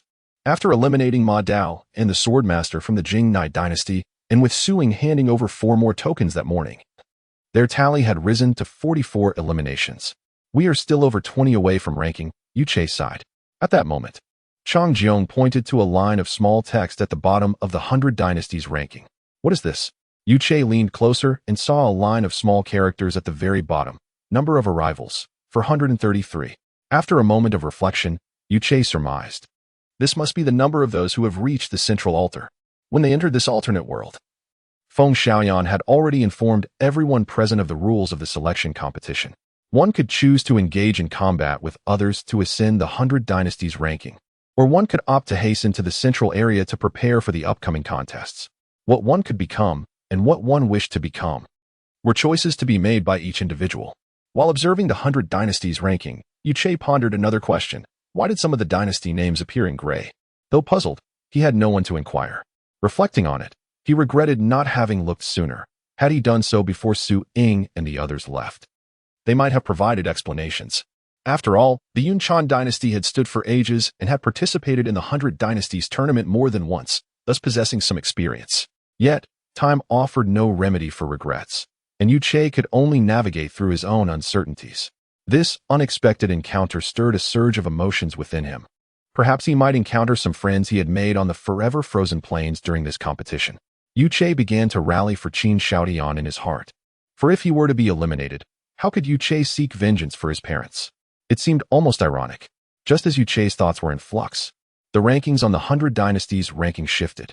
The name that had originally held the last position, Xinglong Empire, was supplanted by another, Zhongling Dynasty. 120th place, Zhongling Dynasty, Advanced Dynasty, eliminated, 63. The Zhongling Dynasty resided in the southern part of the northern domain's spiritual abyss, neighboring the Seven Treasures domain, and was also an advanced dynasty. What set this dynasty apart was that it had been a candidate for Super Dynasty in the previous competition. However, due to a weak foundation, it had not managed to elevate its status to Super Dynasty in the past 20 years. Nevertheless, even so, the strength of the Zhongling dynasty should not be underestimated. Some claimed it to be the true first dynasty beneath the super dynasties. Prior to the competition's commencement, Yuche had ventured alongside Qian and Chang Jiong to gather information about the surrounding dynasties. They concluded that the Zhongling dynasty was not to be taken lightly. So why had it now fallen to the 120th position, trailing behind empires of significantly lesser strength? Chang Jiong shook his head. He has been abstaining from food. Over these past few days, he has consumed quite a bit with us. It inevitably affects his cultivation. As for breaking through to Sword King, your cultivation focuses on vital energy, which differs from our fighting spirit. Since I have not experienced a breakthrough myself, I cannot assist him. I do have an idea, though I'm unsure if you will agree, Yuche said, gazing at Chang Jiong. Though Yuche spoke mysteriously, Chang Jiong could glean some understanding from the glint in Yuche's eyes. This young man surely harbored intentions of adventure. Chang Jiong looked at Yuche with exasperation. If I say I disagree, will you not go? I just want to make your sister happy, Chang Jiong replied, waving his hand. Do as you wish. I will be here. Yuche hurriedly embraced Chang Jiong. Good brother-in-law. Then I shall take my leave. Saying this, he leaped away, disappearing into the dense forest in the blink of an eye. The chaos he stirred could always be resolved skillfully.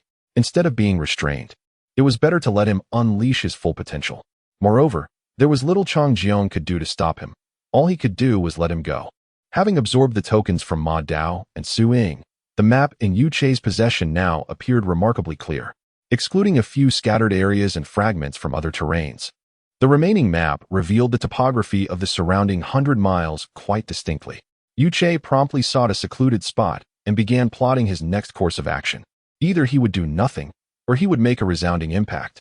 In the northern icy plains of the alternate world, fierce winds swirled snowflakes, and unlike the southern forests, this northern region rivaled the cold of the forever frozen plains.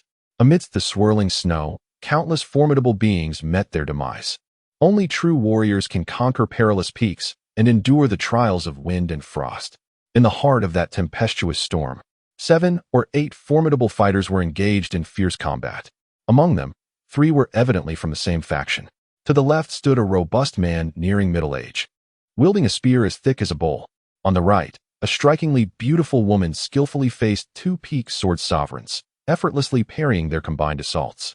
In the center, a man donned in black attire, with a scarlet ribbon tied around his waist, exuded an air of scholarly elegance, appearing to be in his 40s. His hair, which had turned white at the temples, was tied up with a red silk ribbon. His eyes bore the weight of experience, and despite his handsome visage, his prowess was equally impressive. It is worth noting that had he attained such a level before entering this alternate realm, he would have been ineligible to participate in the 100 Dynasties tournament, as those of the Sword Emperor rank are not permitted to compete. To be continued. Chapter 138. A physician in the dense forest. The Super Dynasty represents an insurmountable pinnacle for any faction, not solely due to the formidable strength of its members, but also because those hailing from such illustrious lineages possess an inherent depth that enables them to triumph over others of equal rank. This phenomenon is not confined to the northern domain's spirit origin. Rather, it manifests wherever there exists a faction of influence across the continent. Established powers, through primitive accumulation, forge their entrenched dominion, further consolidating their authority by suppressing and absorbing rival factions. The strong remain ever strong. Yu Chei harbors profound dissatisfaction with this reality, yet feels a sense of helplessness. The institutional legacies accumulated over millennia cannot be altered by his mere existence at the Spirit King level. Before him stands a genuine super dynasty, and with merely a day and a half remaining until the 3-day deadline set by Chang Jiong, Yu Chei has elevated the numbers on the token to 60. The 3 lower-tier dynasties have been eliminated, and although he has yet to face a Sword King, engaging with these individuals has nonetheless yielded valuable insights. Having ousted 3 factions, Yu Chei has firmly established his cultivation at the minor completion level of the Spirit King. Despite the considerable gap between him and those at the pinnacle of power, his inner conviction has only grown stronger. He believes he will ascend to that echelon and ultimately stand atop the summit. Nevertheless, Yu Chei remains engulfed in uncertainty, unsure of his direction or the purpose of his endeavors, and oblivious to the identity he wishes to embody. He shakes his head, casting these thoughts aside, resolving instead to challenge his own limits and surmount the obstacles before him. The camp houses but 4 individuals, rendering this super dynasty comparatively weaker than those Yu Chei previously encountered. Only one boasts the prowess of a peak sword king, while the others, seemingly of similar age to Yu Chei, are significantly inferior in strength. The strongest among them barely reaches the minor completion of the Sword King level. Were this statement uttered by another, it would likely invite ridicule. Yet, in Yu Chei's eyes, a teenage Sword King holds little significance. This pride, however, is not without merit. Had he not encountered Su Mingyan and Yu Rui, he might well have become a mere heap of bones, perishing in the turmoil of the Star Empire's rebellion. Yet, such what-ifs have no place in Yu Chei's current reality. The new Yu dynasty has undergone transformation, and he possesses the capability to shield it. Friend, would you care to share a drink? The voice belongs to the Peak Sword King, clad in a white robe that belies a certain opulence. Though lacking in imposing presence, the aura he exudes leaves others somewhat breathless. Yu Chei is taken aback momentarily but quickly descends from the tree branch, landing before the Peak Sword King. Senior, your cultivation is admirable, Yu Chei expresses, genuinely impressed. He had concealed himself using both spiritual energy and mental prowess. a feat that typically eludes the notice of most peak sword kings. Yet, this master had discerned his presence and recognized him. The Sword King gestures to his own head, stating, "One must employ their intellect in their endeavors." He then offers Yuche a cup of wine. "Care for a drink?" Yuche accepts the cup and downs its contents. "Excellent wine. Truly fine wine." The Sword King refills Yuche's cup, remarking, "You have a commendable capacity for alcohol. However, this Mushian has quite the kick. Should you become inebriated, do not blame me for pouring more." Observing the cup in his hand, Yuche remains silent, taking another sip. However, this time, he sways slightly. His tolerance for alcohol is not particularly great, and he is merely putting on a brave front. After steadying himself, he places the cup on the ground. Mushian is crafted from superior spring water, complemented by celestial herbs and distilled using ancient methods. It ferments in clay at night, hence its name. "Senior, could it be that you hail from the country of Yida in the southwestern region?" The country of Yida, located southwest of the northern domain spirit origin, borders the thunderous desert and is a genuine, long-established super dynasty. However, compared to other dynasties, Yida appears somewhat decrepit. Having endured for nearly 6 centuries, it should be flourishing, yet signs of decline are evident. Upon hearing Yuche's identification, the Sword King chuckles, his earlier cold demeanor softening. "I never expected this young lad to possess knowledge of Yida." The name of Yida resonates throughout the Southwest. Naturally, we younger generations are aware of it. Yuche replies with a smile. The Sword King gazes thoughtfully at Yuche before sighing. "A sunset on the mountain, indeed." Yuche remains silent, pouring himself a bowl of water, only to see the liquid rise and spill onto the ground. Observing the water stains, he glances at the Sword King. "I did not anticipate that you possess an affinity for mental attributes." The Sword King waves his hand dismissively. "No need to dwell on that. Come, drink."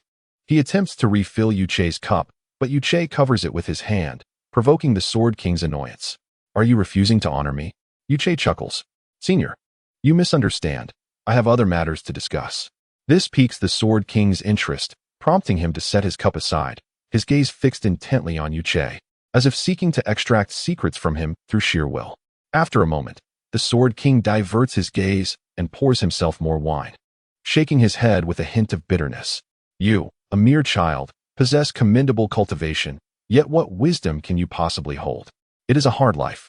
Yuche remains unperturbed, equally scrutinizing the powerful figure before him. "Senior, you seem troubled. Moreover, it appears to be a grave concern." At Yuche's words, the Sword King's eyes flicker momentarily before dimming again, as he continues to drink in solitude. Noticing the Sword King's silence, Yuche persists. For a Sword King of such caliber to appear so despondent, it must surely be a matter of significant weight, especially for one from a super dynasty. "What is it you wish to convey?" Interjects another Sword King present, his aura swirling ominously around him, indicating his growing irritation with the seemingly insufferable youth. Yet the Peak Sword King raises a hand to silence him. "Continue," he commands, his focus unwaveringly on Yuche. The other Sword King, now compelled to disperse his gathered energy, can only simmer with anger, which Yuche chooses to ignore. As the Peak Sword King's words linger in the air, Yuche resumes. Logically, one would expect a power such as a super dynasty to dispatch at least 2 Peak Sword Kings, in accordance with conventional wisdom. Even though it is impossible to dispatch 2 Peak Sword Kings, it would be prudent to send forth a few seasoned veterans. As Yuche spoke, he surveyed his surroundings and discerned a hint of discomfort on the faces of those nearby. "However, I must remark that the team you lead seems somewhat youthful. Is it possible that there are no capable individuals within the kingdom?" This statement was undeniably provocative. Yet Yuche did not afford the members of the Tower Nation the opportunity to express their indignation. Instead, he quickly followed up with, "Or perhaps the political landscape within the kingdom is unstable, rendering them short-handed?" As he spoke, Yuche meticulously observed the expressions of those present. Initially, the crowd exhibited outrage upon hearing his remark about the absence of competent individuals within the court. Yet, when he uttered his subsequent statement, their countenances shifted to one of astonishment, even bordering on trepidation. Only the Peak Sword King remained composed, his expression betraying no signs of perturbation. However, his gaze shifted from the wine goblet in his hand to Yuche's face. After a moment of scrutiny, he furrowed his brow and inquired, "Who exactly are you?" "This matter can be addressed later. I require but a singular answer from you, an answer from a Peak Sword King of a super dynasty." Yu Che's eyes locked onto those of the Peak Sword King. Their gazes intertwined in the air, and although no offensive skills were employed, a palpable sense of disorientation enveloped those present. Some even sensed that the space between Yu Che and the Peak Sword King had grown somewhat ethereal. Moments later, beads of sweat began to form on the brow of the Peak Sword King. He looked at Yu Che and reiterated his earlier query. Who are you, truly? This time, Yu Che provided the response that was sought. I am Yu Che, a physician. To be continued. Chapter 139. The Diplomat Physician? The Pinnacle Swordsman furrowed his brow at the mention of a physician. It is well known that within this continent, the status of physicians has never been particularly esteemed. Their position is often one of awkwardness, not to mention the existence of alchemists. Even the ordinary strong rarely fall ill, as they are shielded by their fighting spirit. While it cannot be said that they are immune to all ailments, they can at least withstand the usual maladies that afflict lesser beings. However, the physician before him was not to be underestimated, as this individual appeared far more formidable than typical swordsmen at their peak. His demeanor was notably more composed than that of his peers. You sought my answer, and I believe you have it, the swordsman suddenly spoke. Yu Che merely smiled. Though it differs from my initial speculation, it is not far off. The swordsman responded with a chuckle. If I had a junior like you in the kingdom of Ida, I could find solace in my life. I am not worthy of such praise, Yu Che replied. But now, might I inquire if you could share some insights regarding the kingdom of Ida? The swordsman sighed, then began to divulge the secrets of the kingdom. Established over 570 years ago, it may not rival those empires with millennia of lineage, yet as a superpower, it possesses its own pride and foundation. The Kingdom of Ida was founded on martial prowess, a method of governance adopted by all imperial dynasties in the northern region. After its establishment, Ida focused entirely on improving the welfare of its citizens, a transformation every dynasty must undertake post-establishment. The principle that water can both carry a boat and capsize it is well understood by every ruler, save for those fools like Qin Su who would dare allow their subjects to languish in dire straits. As is customary for every dynasty, Ida sought to enhance its competitiveness in trade by selecting a unique industry. Given its location in the southwestern region, close to the thunderous desert, the strong of Ida began to harbor ulterior motives. It is known that in the vast expanse of the thunderous desert resides a tribe most alluring to humankind, the Beastmen. The thunderous desert, characterized by its perpetual drought and extreme heat, is one of the 5 least populated regions on the continent. Nevertheless, this unique environment has birthed peculiar forms of life. The Beastmen, while humanoid in appearance, possess the physical attributes and instincts of spiritual beasts. Among the most formidable of these tribes are the Tiger Men, Lion Men, Elephant Men, Wolf Men, and Serpent Men, with some weaker Beastmen tragically relegated to the status of playthings for humans. Within the empires of the northern region, many nobles flaunt their possession of Beastmen's servants as a status symbol. Perhaps as a form of divine retribution for the insatiable greed of humanity, many strong Beastmen have taken to seizing humans and selling them in their habitats. These captives are referred to as little bells, named for the bells they are forced to wear to prevent escape, while their nakedness serves as a source of humiliation. Yet, for nearly a century, the kingdom of Ida has seemingly fallen under a curse, as those who venture into the Beastmen territories have been met with untimely death, even those at the pinnacle of swordsmanship. Over the past century, Ida's strength has dramatically waned, having repeatedly fallen short in the recent 100 Dynasties tournament, and today, it is a shadow of its former self, sending forth a team that struggles to compete with more advanced dynasties. The esteemed Sword Saint of Ida, bound by the regulations of the Northern Region's Guard, could not intervene in worldly conflicts, thus rendering Ida's decline somewhat helpless. The reasons behind Ida's rapid deterioration remain enigmatic. It is said that they have provoked the Beast God, incurring divine wrath that led to their downfall. Ah, the Beast God, Yu Che murmured, his tone contemplative. The swordsman slowly lifted his gaze to Yu Che, continuing, though the Beast God ascended a millennium ago, it is astonishing to witness its return to the mortal realm. Its miracles have left the kingdom of Ida utterly bewildered. Our nation lies in ruins, and the effort to dispatch participants for this 100 Dynasties tournament has drained us significantly. We are but a spent force. Yu Che did not echo the swordsman's lament, but instead reclined on the ground, gazing skyward. I believe I may have a way to assist you. Before the swordsman could respond, another swordsman seized Yu Che by the collar, fixing him with a penetrating stare. I hope you are not jesting. Yu Che merely chuckled, and the pinnacle swordsman interjected, Xinu, do not be impudent. Reluctantly, Xinu released his grip and stepped back. Forgive me, my nephew is somewhat hasty. However, my brother's life hangs by a thread, so I ask for your understanding. The pinnacle swordsman approached Yuche, remarking, Yet, I believe you ought to demonstrate your prowess. A swordsman or physician holds no standing to converse as equals with the kingdom of Ida. Yuche then sat up from the ground, cross-legged, and addressed the gathered individuals with a smile. If this is how the kingdom of Ida treats its guests, I would rather not partake. As he spoke, Yuche began to depart, but before he could take a step, the swordsman raised a hand, conjuring a barrier of air before him. Are you attempting to detain me? Yuche turned to face the pinnacle swordsman. However, the anticipated confrontation did not unfold. Instead, the swordsman bowed deeply, clasping his hands in front of Yuche.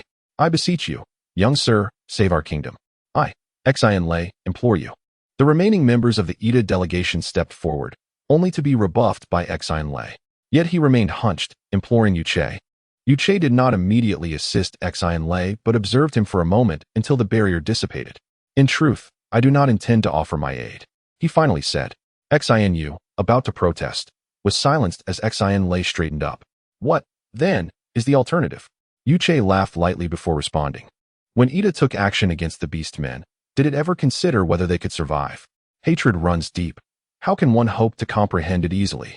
With that, Yuche vanished from sight, leaving no trace. Before Xinu could act, Xinlei's hand struck his face. Do you not think this is chaotic enough? Your father lies bedridden. Listening to Xinlei's words, Xinu lowered her head. Xinlei then surveyed the surroundings and remarked, This young man appears significantly younger than you, yet possesses such remarkable temperament. It is indeed rare. He continued, addressing Xinu and the remaining individuals from the kingdom of Ida. The situation in Ida is dire. We must not relinquish any means that could potentially save it. As the sun descended beyond the mountains, twilight enveloped the entire realm of this extraordinary world. Here, the passage of time seemed to mirror that of the outside world. Typically, one would expect that a formidable being, such as a holy sword emperor, would experience a disparity in time relative to the external realm, yet the world conjured by Feng Xiaoyan possessed its own exquisite intricacies. The manipulation of time here was astoundingly precise, which perhaps elucidates why Feng Xiaoyan was able to ascend to the pinnacle of the continent. Meanwhile, Yuche sat cross-legged atop a venerable tree, or rather at its zenith, with his eyes gently closed, seemingly merging with the ancient tree beneath him. It is noteworthy that for an ordinary person, balancing on slender branches would be a considerable challenge, yet Yuche, through his cultivation, had anchored himself firmly on the tree's bough. A gentle breeze stirred, lifting only the belt at his waist while rustling a few leaves that brushed against his cheek and the delicate closure of his eyes. After a brief moment, Yuche suddenly opened his eyes, his gaze fixating on another ancient tree before him, and softly uttered, Indeed, they have truly arrived. To be continued, Chapter 140. Fulfillment. Upon that very tree, a figure materialized. It was a tall man, clad in a white robe, appearing rather prosperous, though not particularly imposing. The inherent pressure surrounding him was somewhat stifling. It was none other than Xinlei from before. Xinlei's gaze met Yuche's, and he softly remarked, Young friend, a prodigy of youth, I, Xinlei, admire you. Your Excellency's spiritual power surpasses mine considerably. To locate me in such a brief span, Yuche responded, soaring from the tree and hovering in midair. I merely benefited from the affinity of my spiritual attribute battle aura. In terms of sheer spiritual power, I am inferior to you, Xinlei replied, remaining rooted to the ancient tree. Yuche, I am curious as to which dynasty you hail from. To possess such prowess at so tender an age is truly admirable. Yuche chuckled. Is your Excellency attempting to extract information from me? Harbor no such suspicions, young friend. I trust you, Xinlei. However, Xinlei paused. What capabilities do you possess that warrant a negotiation with me? Though Xinlei's words mirrored those uttered during the day, they evoked a different sensation in Yuche now. Yuche refrained from his previous impulse to depart and instead swayed slightly. A phantom emerged behind him, colossal in stature yet eerily silent, towering 50 zhang in height. Its abdomen pitch black, its back a pristine white.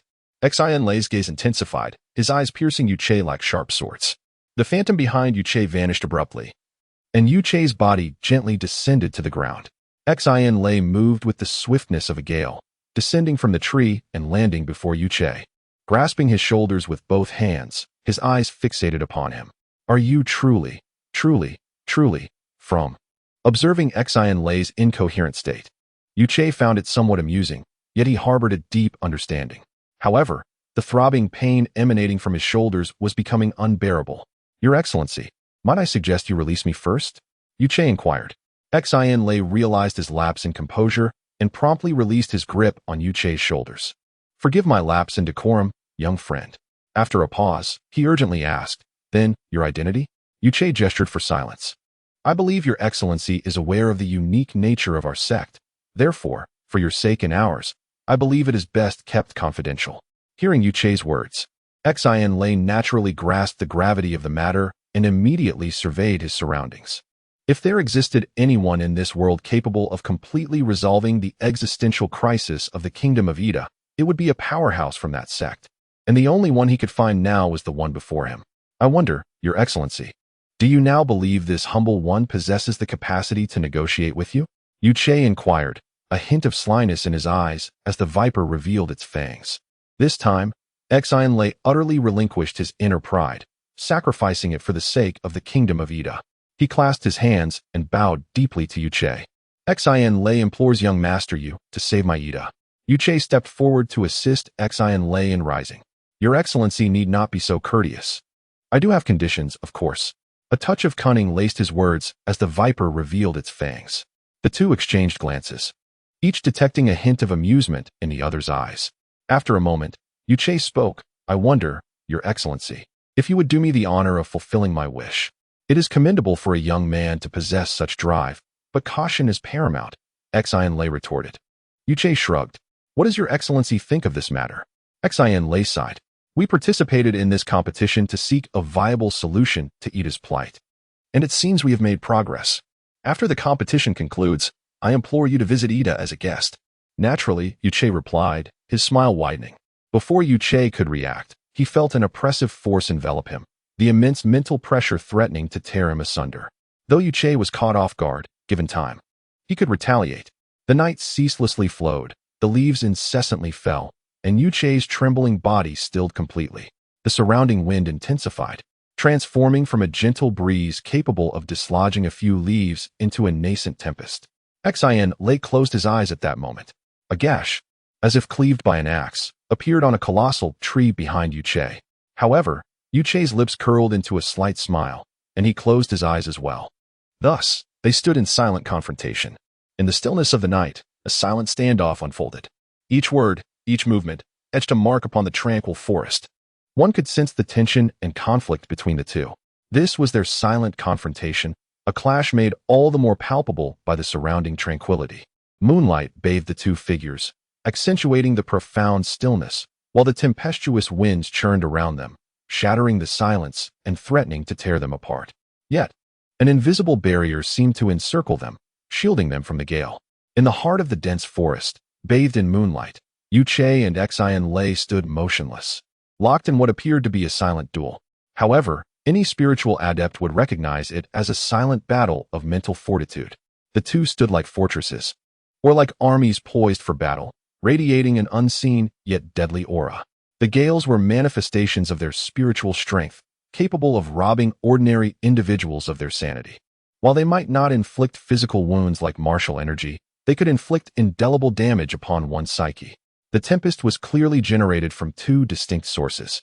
The twin vortexes swirling with fallen leaves, threatening to bury the surrounding rocks and exposing the bare branches of the trees, as if ushering in the desolation of autumn.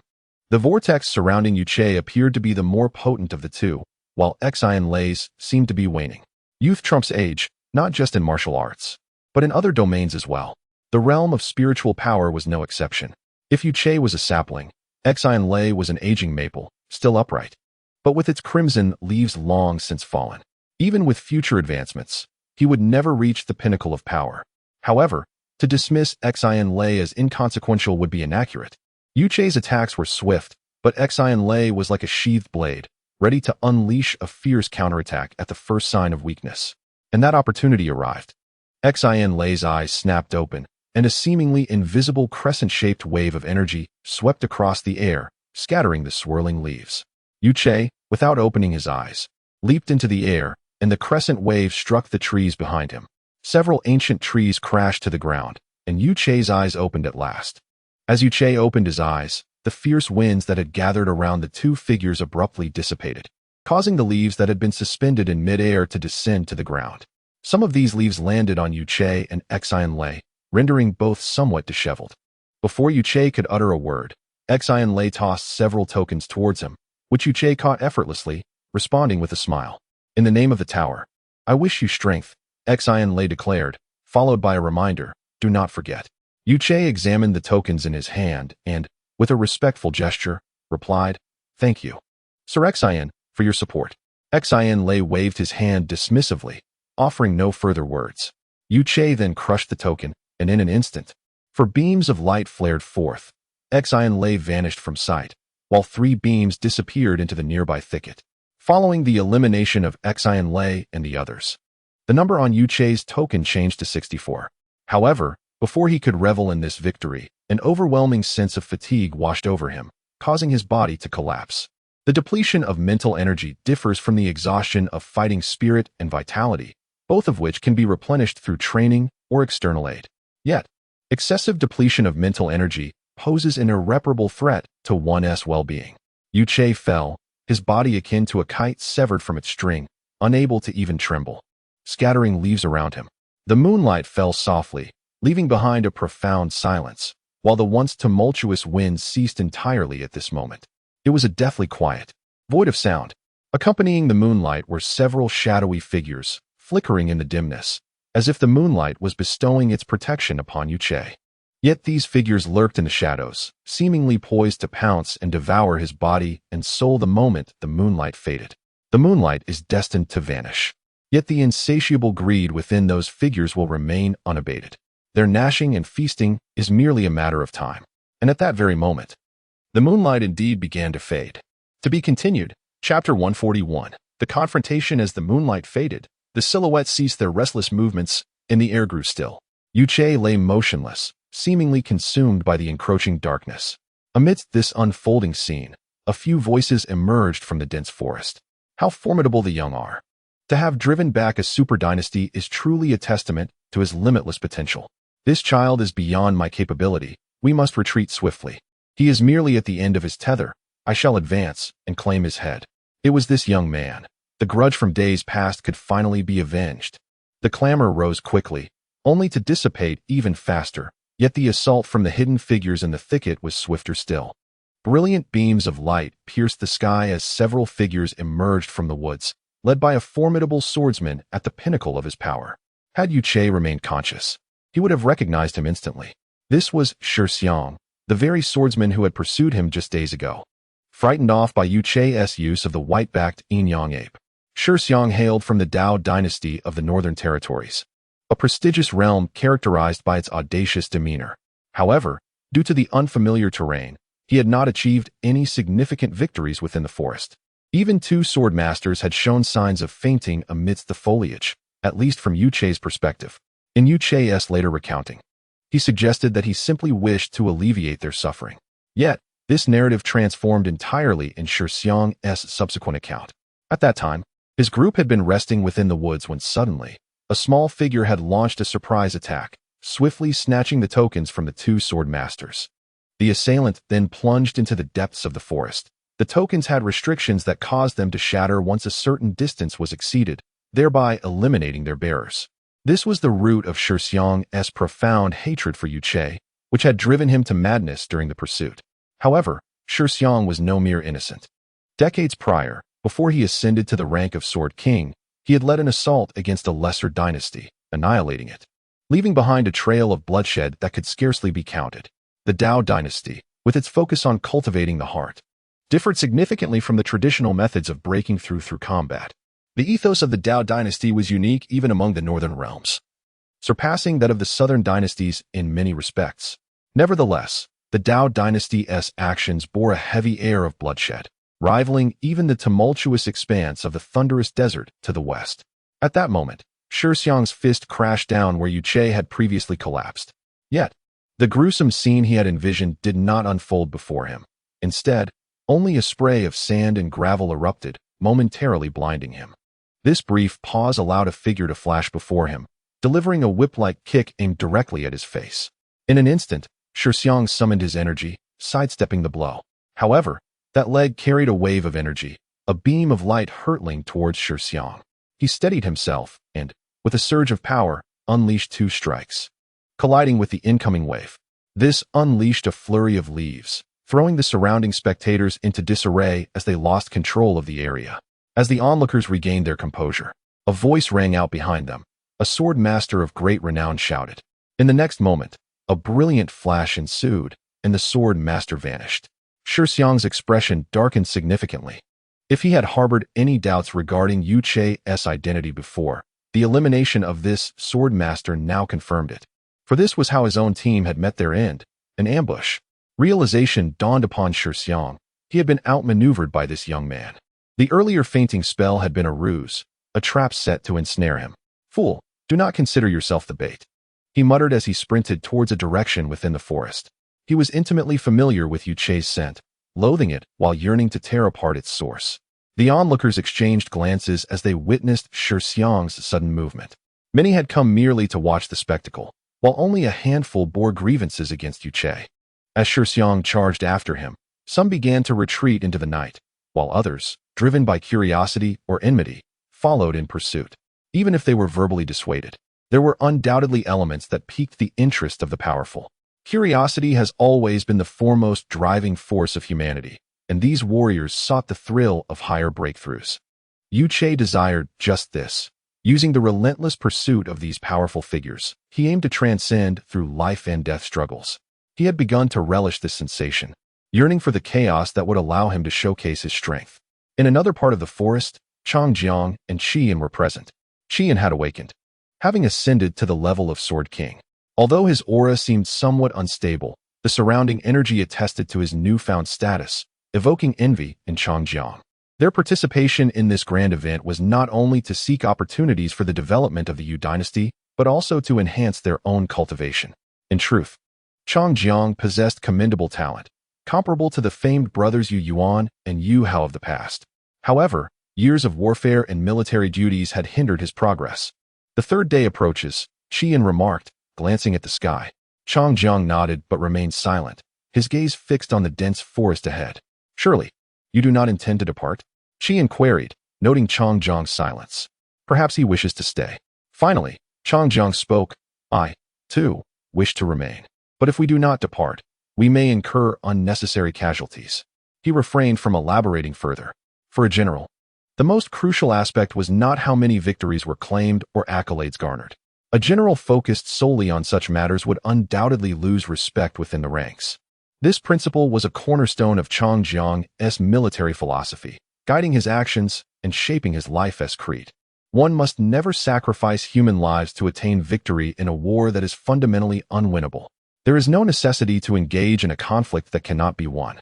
Qian scrutinized Changjiang for a moment before grasping the ornate bow resting beside his boot, lightly tracing the intricate patterns along its surface, and inquired, "Is it truly unwinnable?"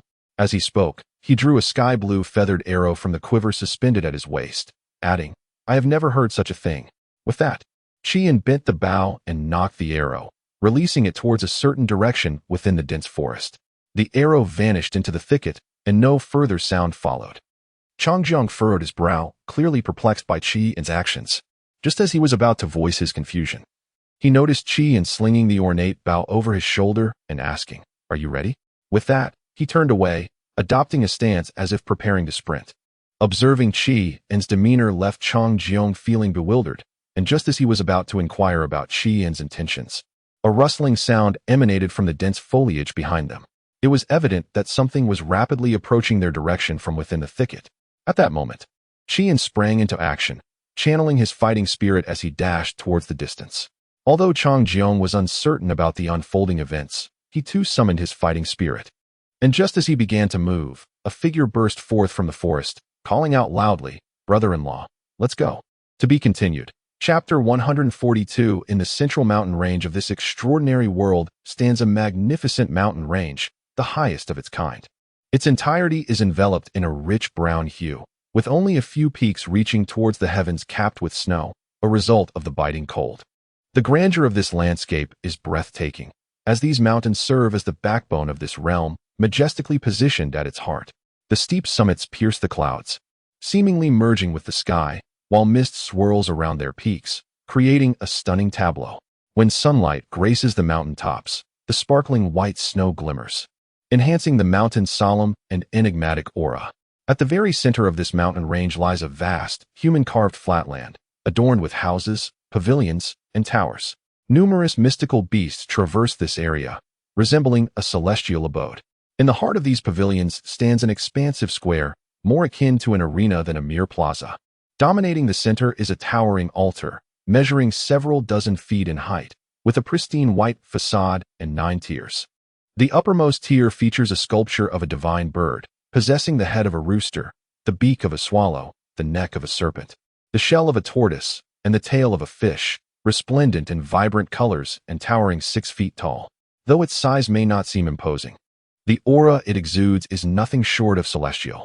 The second tier showcases a 5-clawed golden dragon, harmonizing beautifully with the divine bird above. Yet its presence renders the surrounding scenery somewhat mundane. The third tier portrays a colossal primordial beast, its body adorned with swirling gray and blue patterns, reminiscent of an ethereal spirit resting upon its back and abdomen, akin to delicate blossoms, pure and fragrant. Countless umbrella-like spirits float around this beast, seemingly in a rhythmic dance. Descending further reveals a massive lion, its vast form restrained yet powerful, with a bluish visage and slightly bared fangs, surrounded by wispy clouds. The fifth tier presents a stark contrast to the previous 4, displaying 2 sculpted mystical beasts. To the left, a majestic tiger exuding an aura of ferocity. Poised as if to leap from the altar, its spine encased in crystalline ice that seems to emanate from its very marrow. To the right, a deer-like beast adorned with starry patterns, radiating an air of sanctity that renders it untouchable. The 6th tier features a rhinoceros and a shark, while the 7th showcases a playful fox and a monkey engaged with potions. The 8th tier presents a robust bear-like creature, entirely snow-white, exhibiting the form of a bear spirit, its massive head crowned with a spiraled horn, embedded with countless starry gemstones.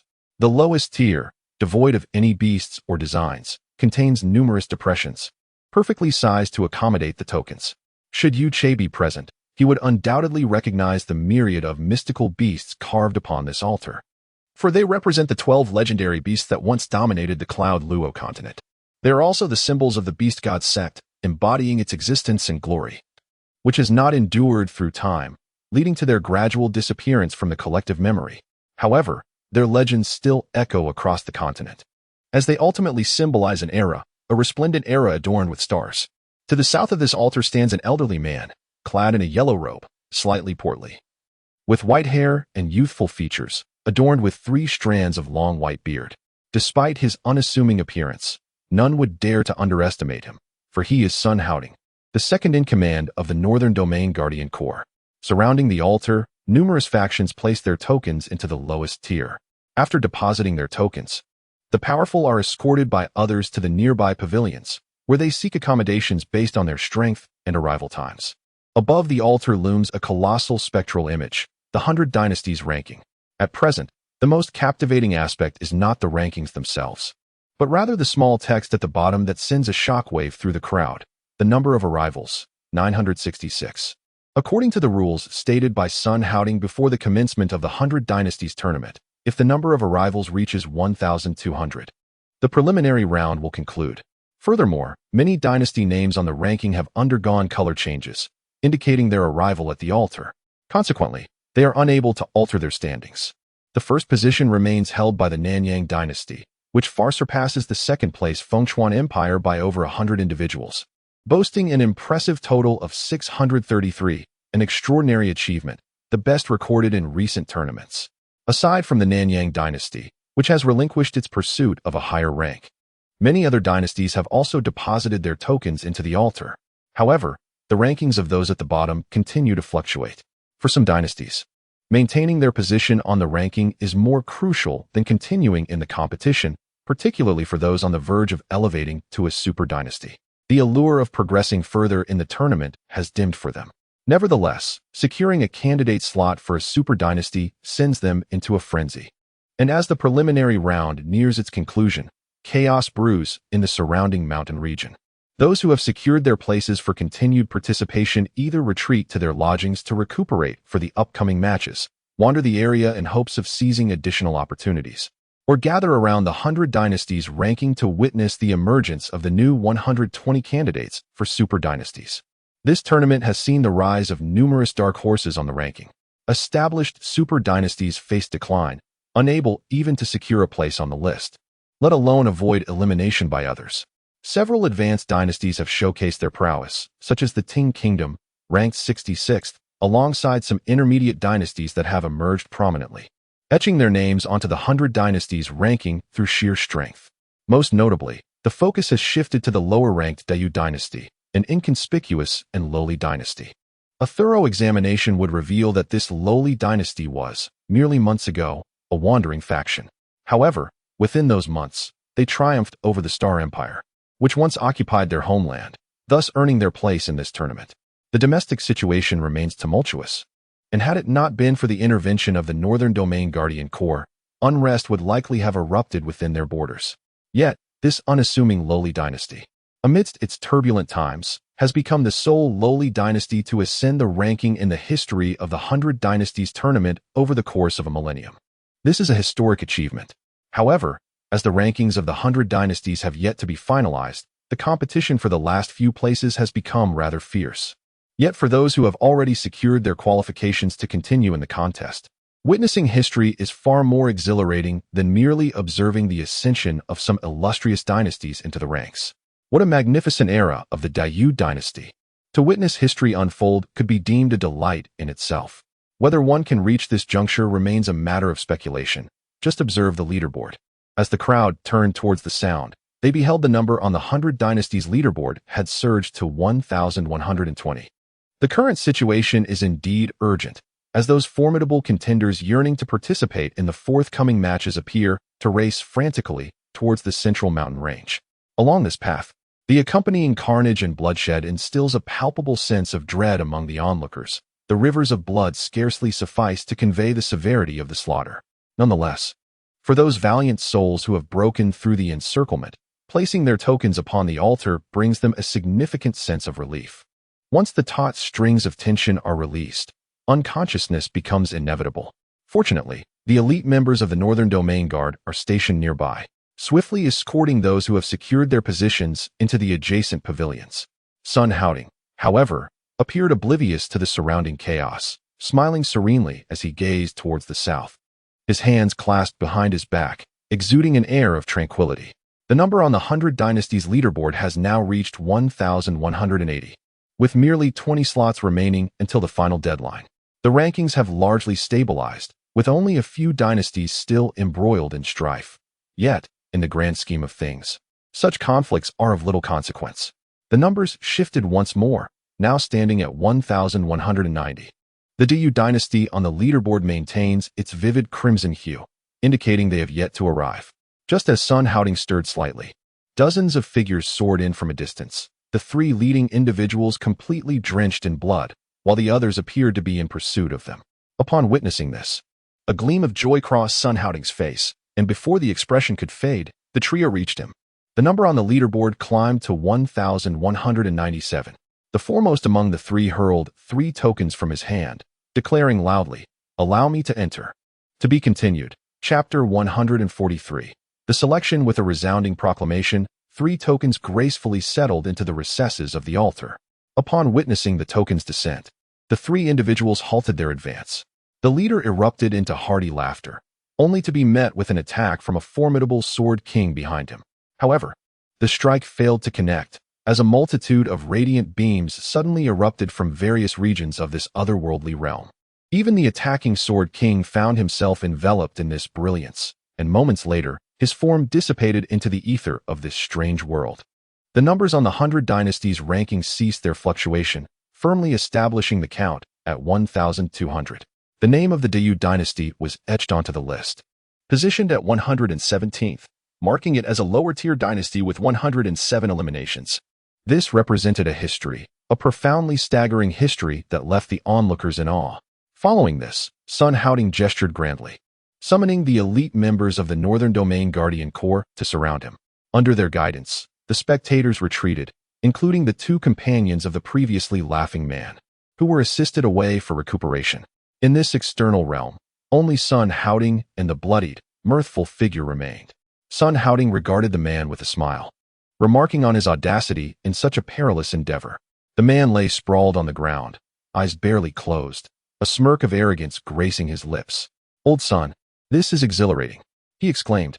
Despite the brashness of his tone, had it been anyone else, Sun Haoding would have been furious.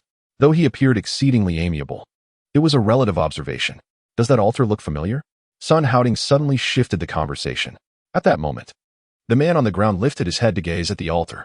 Earlier, while throwing the tokens, he had been primarily focused on the pursuers behind him, thus neglecting the altar's ornate craftsmanship. Now, however, he was genuinely intrigued by its presence. After a brief contemplation, he resumed his position on the ground, staring up at the now dimming sky. "Oh, the beast god," he murmured, closing his eyes once more, finally perceiving the traces left by the beast god sect in this realm. Having been part of the sect for nearly 3 years, he had only encountered Su Mingyan and Yu Rui. He never expected to discover a relic of the sect in this alien world. Death does not signify obliteration. Rather, it is forgetfulness that accomplishes such a fate. Sun Haoding approached the man, placing a reassuring hand on his shoulder.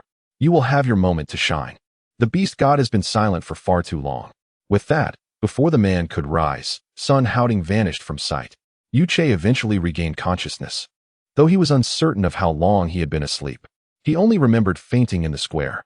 No, according to his own perception, he had merely been resting there. Such nuances may seem trivial, yet they held immense significance for Yu Che. Upon awakening, Yu Che surveyed the small chamber he found himself in. It was modest, approximately 10 square feet, furnished simply with a bed, a table, and 3 chairs. Beyond these, there was nothing else to be found. As Yu Che glanced outside, the sun was not yet set, but it had begun its descent toward the west. The sky was tinged with a rosy hue, casting a beautiful glow upon the clouds. Half the evening glow, half the clouds. I care not for wine, yet still feel tipsy. Wishing to borrow the blood of the Qin thief to summon the divine Kuan amidst this scenery. He recalled how, after weathering the fierce winds of the ever-frozen tundra, the North Sea divine Kuan had succumbed to unconsciousness and had yet to awaken. Although Yu Che felt anxious, he could only rely on the Kuan's formidable recovery abilities. As for the Iceheart unicorn bear he had absorbed, Yu Che was uncertain if its consciousness remained. However, judging by the white-backed Yin-Yang ape's reaction, it seemed the bear's essence had dissipated into the cosmos. It was a poignant thought, such a powerful being fading away into obscurity after centuries. Just as Yu Che was musing on this, an extraordinary visitor materialized in the small room. A figure clad in white scholar's attire appeared before him. With delicate hands reminiscent of a woman's, he possessed an exceedingly handsome visage, his phoenix eyes seemingly capable of piercing one's very soul. His narrow nose and thin lips framed a head of flowing black hair, presenting an image akin to a scholarly swordsman. "The aura of slaughter is rather pronounced," he remarked, pouring himself a cup of tea, his eyes sparkling with mirth as he regarded Yu Che. Yu Che took a seat opposite him and said, "Senior Feng, could you refrain from appearing so suddenly? It's rather unsettling." Feng Xiaoyan chuckled at Yu Che's words. "You've changed. Your former respect seems to have diminished." "Well, we are familiar now," Yu Che replied, a hint of mischief in his tone. As he prepared to speak further, Feng Xiaoyan interrupted. "I know what you're about to ask." He paused, scrutinizing Yu Che's expression before continuing. "You wish to inquire about that golden stone, correct?" Yu Che nodded. His curiosity piqued regarding the treasure he'd unearthed at the safe town. Had it not been for that massive golden stone, or rather, that legacy, he would not have been able to elevate the Dayu dynasty into the 100 dynasties ranking. "It is dragon meat," Feng Xiaoyan stated, lifting his teacup and savoring the fragrant brew. His words, though spoken lightly, struck Yu Che like a thunderclap. Dragon meat? The dragon among the 12 divine beasts? The dragon among the 4 beasts? The dragon of Saint Sword Emperor caliber? The dragon that bore the burden of Qi Yushua's ascendants? Shouldn't that powerful entity reside in the higher realms? How could its flesh possibly be here, and how had he absorbed it? Feng Xiaoyan, discerning the turmoil within Yu Che, raised a hand and said, "Calm down. Such impatience is ill-suited for carrying great responsibilities. After taking another sip of tea, he continued, "Yes, it is indeed dragon meat. When he and Qi Yushua ascended, his physical form was left in this realm. I intended to bury it, but no matter what soil covered it, it would turn to dust. Then one day, some unscrupulous individuals unearthed portions of his flesh. After absorbing it, their power surged dramatically, feeding their ambition and darkness within. They dared not act recklessly in the Seven Treasures domain, but instead unleashed their chaos upon the Northern Domain's spirit source. I promptly intervened and captured them. Ironically, they belonged to the Beast God sect. According to the ancient Phoenix's plan, she intended to incinerate the dragon's flesh with her phoenix flames. However, that old fool from the North Sea was reluctant and entrusted me with the task of safeguarding the dragon. Over the millennium, the spiritual energy above has dissipated, and recently, signs of decay have emerged. If allowed to continue, it would show a lack of respect for my old friend. Thus, I proceeded to disassemble it and distribute the components to various locations. To my astonishment, these meats could indeed enhance the physical forms of your beast god cult members, which truly opened my eyes. Subsequently, I decided to extend a favor. At this juncture, Feng Xiaoyan paused momentarily, remarking, "If you desire, I have some remaining here. Your Liuli Xinghe ring should ensure it does not decay. It can be regarded as the last vestige left to you by the dragon." Yuche, somewhat at a loss, soon witnessed a brilliant flash from Feng Xiaoyan's Tunyun ring, as a cloud of mist directly entered the Liuli Xinghe ring in his possession. Do not overthink. The beast god cult's current strength pales in comparison to its former glory. If you dwell on such mundane matters, you will only entrap yourself further. Upon your arrival in the Seven Treasures domain, you may use these items to earn the favor of those so-called old-timers in your sect. Yuche lifted his hand, gazing at the Liuli Xinghe ring adorning his finger, noting how the splendid pearl shimmered in the candlelight.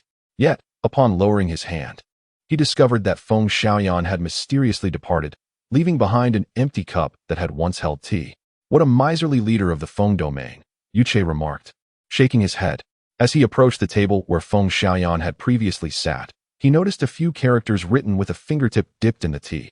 "Do not kill. Do not be violent." Though Yuche was somewhat perplexed, he was soon interrupted by a commotion outside the door. Before he could fully comprehend the situation, the door swung open, revealing two individuals clad in grayish-white attire, seemingly a uniform issue.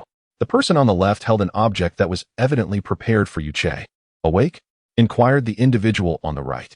To be continued. Chapter 145. Culinary Delights. The individual on the left cast a fleeting glance and then remarked, "In the dialect of the Northeast, you might say you have no voice left." Noticing the commotion in the room, he questioned further. Yuche, observing the man on the right, smiled gently. Even a brother-in-law can be flustered with concern. With that, Yuche stepped out from his room, beginning to assess the space occupied by the three of them. The room bore a striking resemblance to the suite they had once inhabited at the Mo Shui fortress, except that it comprised 4 chambers. Yuche resided in the southeast corner, while Chang Jiong and Qian occupied the northeast and southwest corners, respectively. In addition to their quarters, a central hall connected them. Compared to the small room Yuche had just exited, this hall was decidedly more spacious. An impressive ink-and-wash landscape painting adorned the central wall, beneath which lay a luohan bed, also referred to as a couch. On either side were 3 grand armchairs, and flanking the luohan bed were 2 potted green plants, lending an air of antiquity to the room. The man on the right was Chang Jiong, while the one on the left, supporting his garments, was Qian. The 3 promptly settled into the armchairs, engaging in light conversation, after which Yuche scrutinized the 2 before him. Notably, each bore a crimson numeral on their chests. Chang Jiong had 1119, while Qian displayed 1118. Although Yuche had not prior knowledge of the significance of these numbers, he surmised they indicated the order and ranking of their token submissions to the altar. As anticipated, when he unfurled the white garment prepared for him, the number 1200 was emblazoned upon it, signifying the last position, which Yuche wryly acknowledged with a hint of pride. While he spoke, he measured the garment against his frame. Chang Jiong interjected, "You've been asleep for 4 days. Tomorrow, we commence the next round of draws." When Yuche had been unconscious, he had been covered in blood. Though Chang Jiong and Qian had shared a similar plight, they had retained their consciousness. Upon arriving at their lodgings, they had politely declined the assistance of the Northern Domain's elite guards. After all, It was quite daunting to have a sword emperor bathe them. Listening to Qian, Yu Che felt a tinge of embarrassment as he scratched his head. It's nothing for us. His attempt at self-justification, however, appeared to Chang Jiong and Qian as a futile endeavor. Yet, this was not the time for jest. Chang Jiong redirected the conversation. We must adhere to the regulations of the Northern Domain Escard. However, we remain uncertain about the significance of the 2 jade stones on our wrists. At this moment, Yu Che donned the jade stones, experiencing only a chilling sensation without any further impressions. He removed them and held them to the candlelight, revealing no discernible difference. Tomorrow should shed light on their purpose, he remarked as he poured tea for both men. Qian nodded and said, in the past few days, we have not been idle. After recuperating, we ventured into the surrounding area to gather intelligence. Yu Che's heart swelled with joy. He had feared awakening to a state of blindness and deafness, but it seemed these elder figures were indeed reliable. A total of 1,200 participants had qualified for the elimination rounds, with the 3 of them being the last. Hearing Chang Jiong's words, Yu Che did not exhibit any signs of satisfaction. He was already aware of this fact, having been informed by Sun Haoding before the preliminaries began. Chang Jiong continued. There are 411 from the Superior Dynasty, 562 from the Advanced Dynasty, 103 from the Intermediate Dynasty, and the remainder hails from the lower dynasties. After contemplating this information, Yu Che spoke. So, the number of participants from the lower dynasties surpasses that of the intermediate dynasties? If Chang Jiong's intelligence was accurate, then 124 from the lower dynasties had entered the competition, exceeding the 103 from the intermediate dynasties by nearly 20. However, Yu Che felt no shock for the lower dynasties. It was more advantageous to participate in the next competition than to expend effort vying for rankings on the 100 dynasties list. It remained uncertain how far these lower dynasties could progress. Upon realizing this, Yu Che inquired, what of the 100 dynasties list? Before he could finish, Qian interjected, we rank 117th on the 100 dynasties list, which is fortunate. The list, once again, was dominated by the superior dynasties, with 93 of the previous 120 superiors making the cut, alongside 22 from the advanced dynasties, 3 from the intermediate dynasties, and only 1 from the lower dynasties. Upon Qian's conclusion, Yu Che nodded thoughtfully, murmuring, indeed, there is still one lower dynasty that is quite rare. Here, he paused and pointed to himself. Could it be that the Dija dynasty is us? Chang Jiong and Qian exchanged knowing smiles, affirming his statement without directly confirming it. Yu Che suddenly realized they had made history. Yet soon after, Yu Che furrowed his brow. This might not be a good thing. Hearing his words, both Chang Jiong and Qian frowned, with Chang Jiong asking, why is that? Qian, quicker to respond, grasped the implication, while Chang Jiong seemed slightly slower to comprehend. Yu Che continued, the Great Yu, or the new Yu dynasty, has risen from the ashes. The nation is in dire need of reconstruction, yet under our guidance, it shines too brightly. While this is not entirely unfavorable, it could pose complications for us. The nail that sticks out gets hammered down. Chang Jiong now understood Yu Che's concern. The new Yu dynasty, as the first dynasty to ascend the 100 dynasties list, would attract attention beyond ordinary comprehension.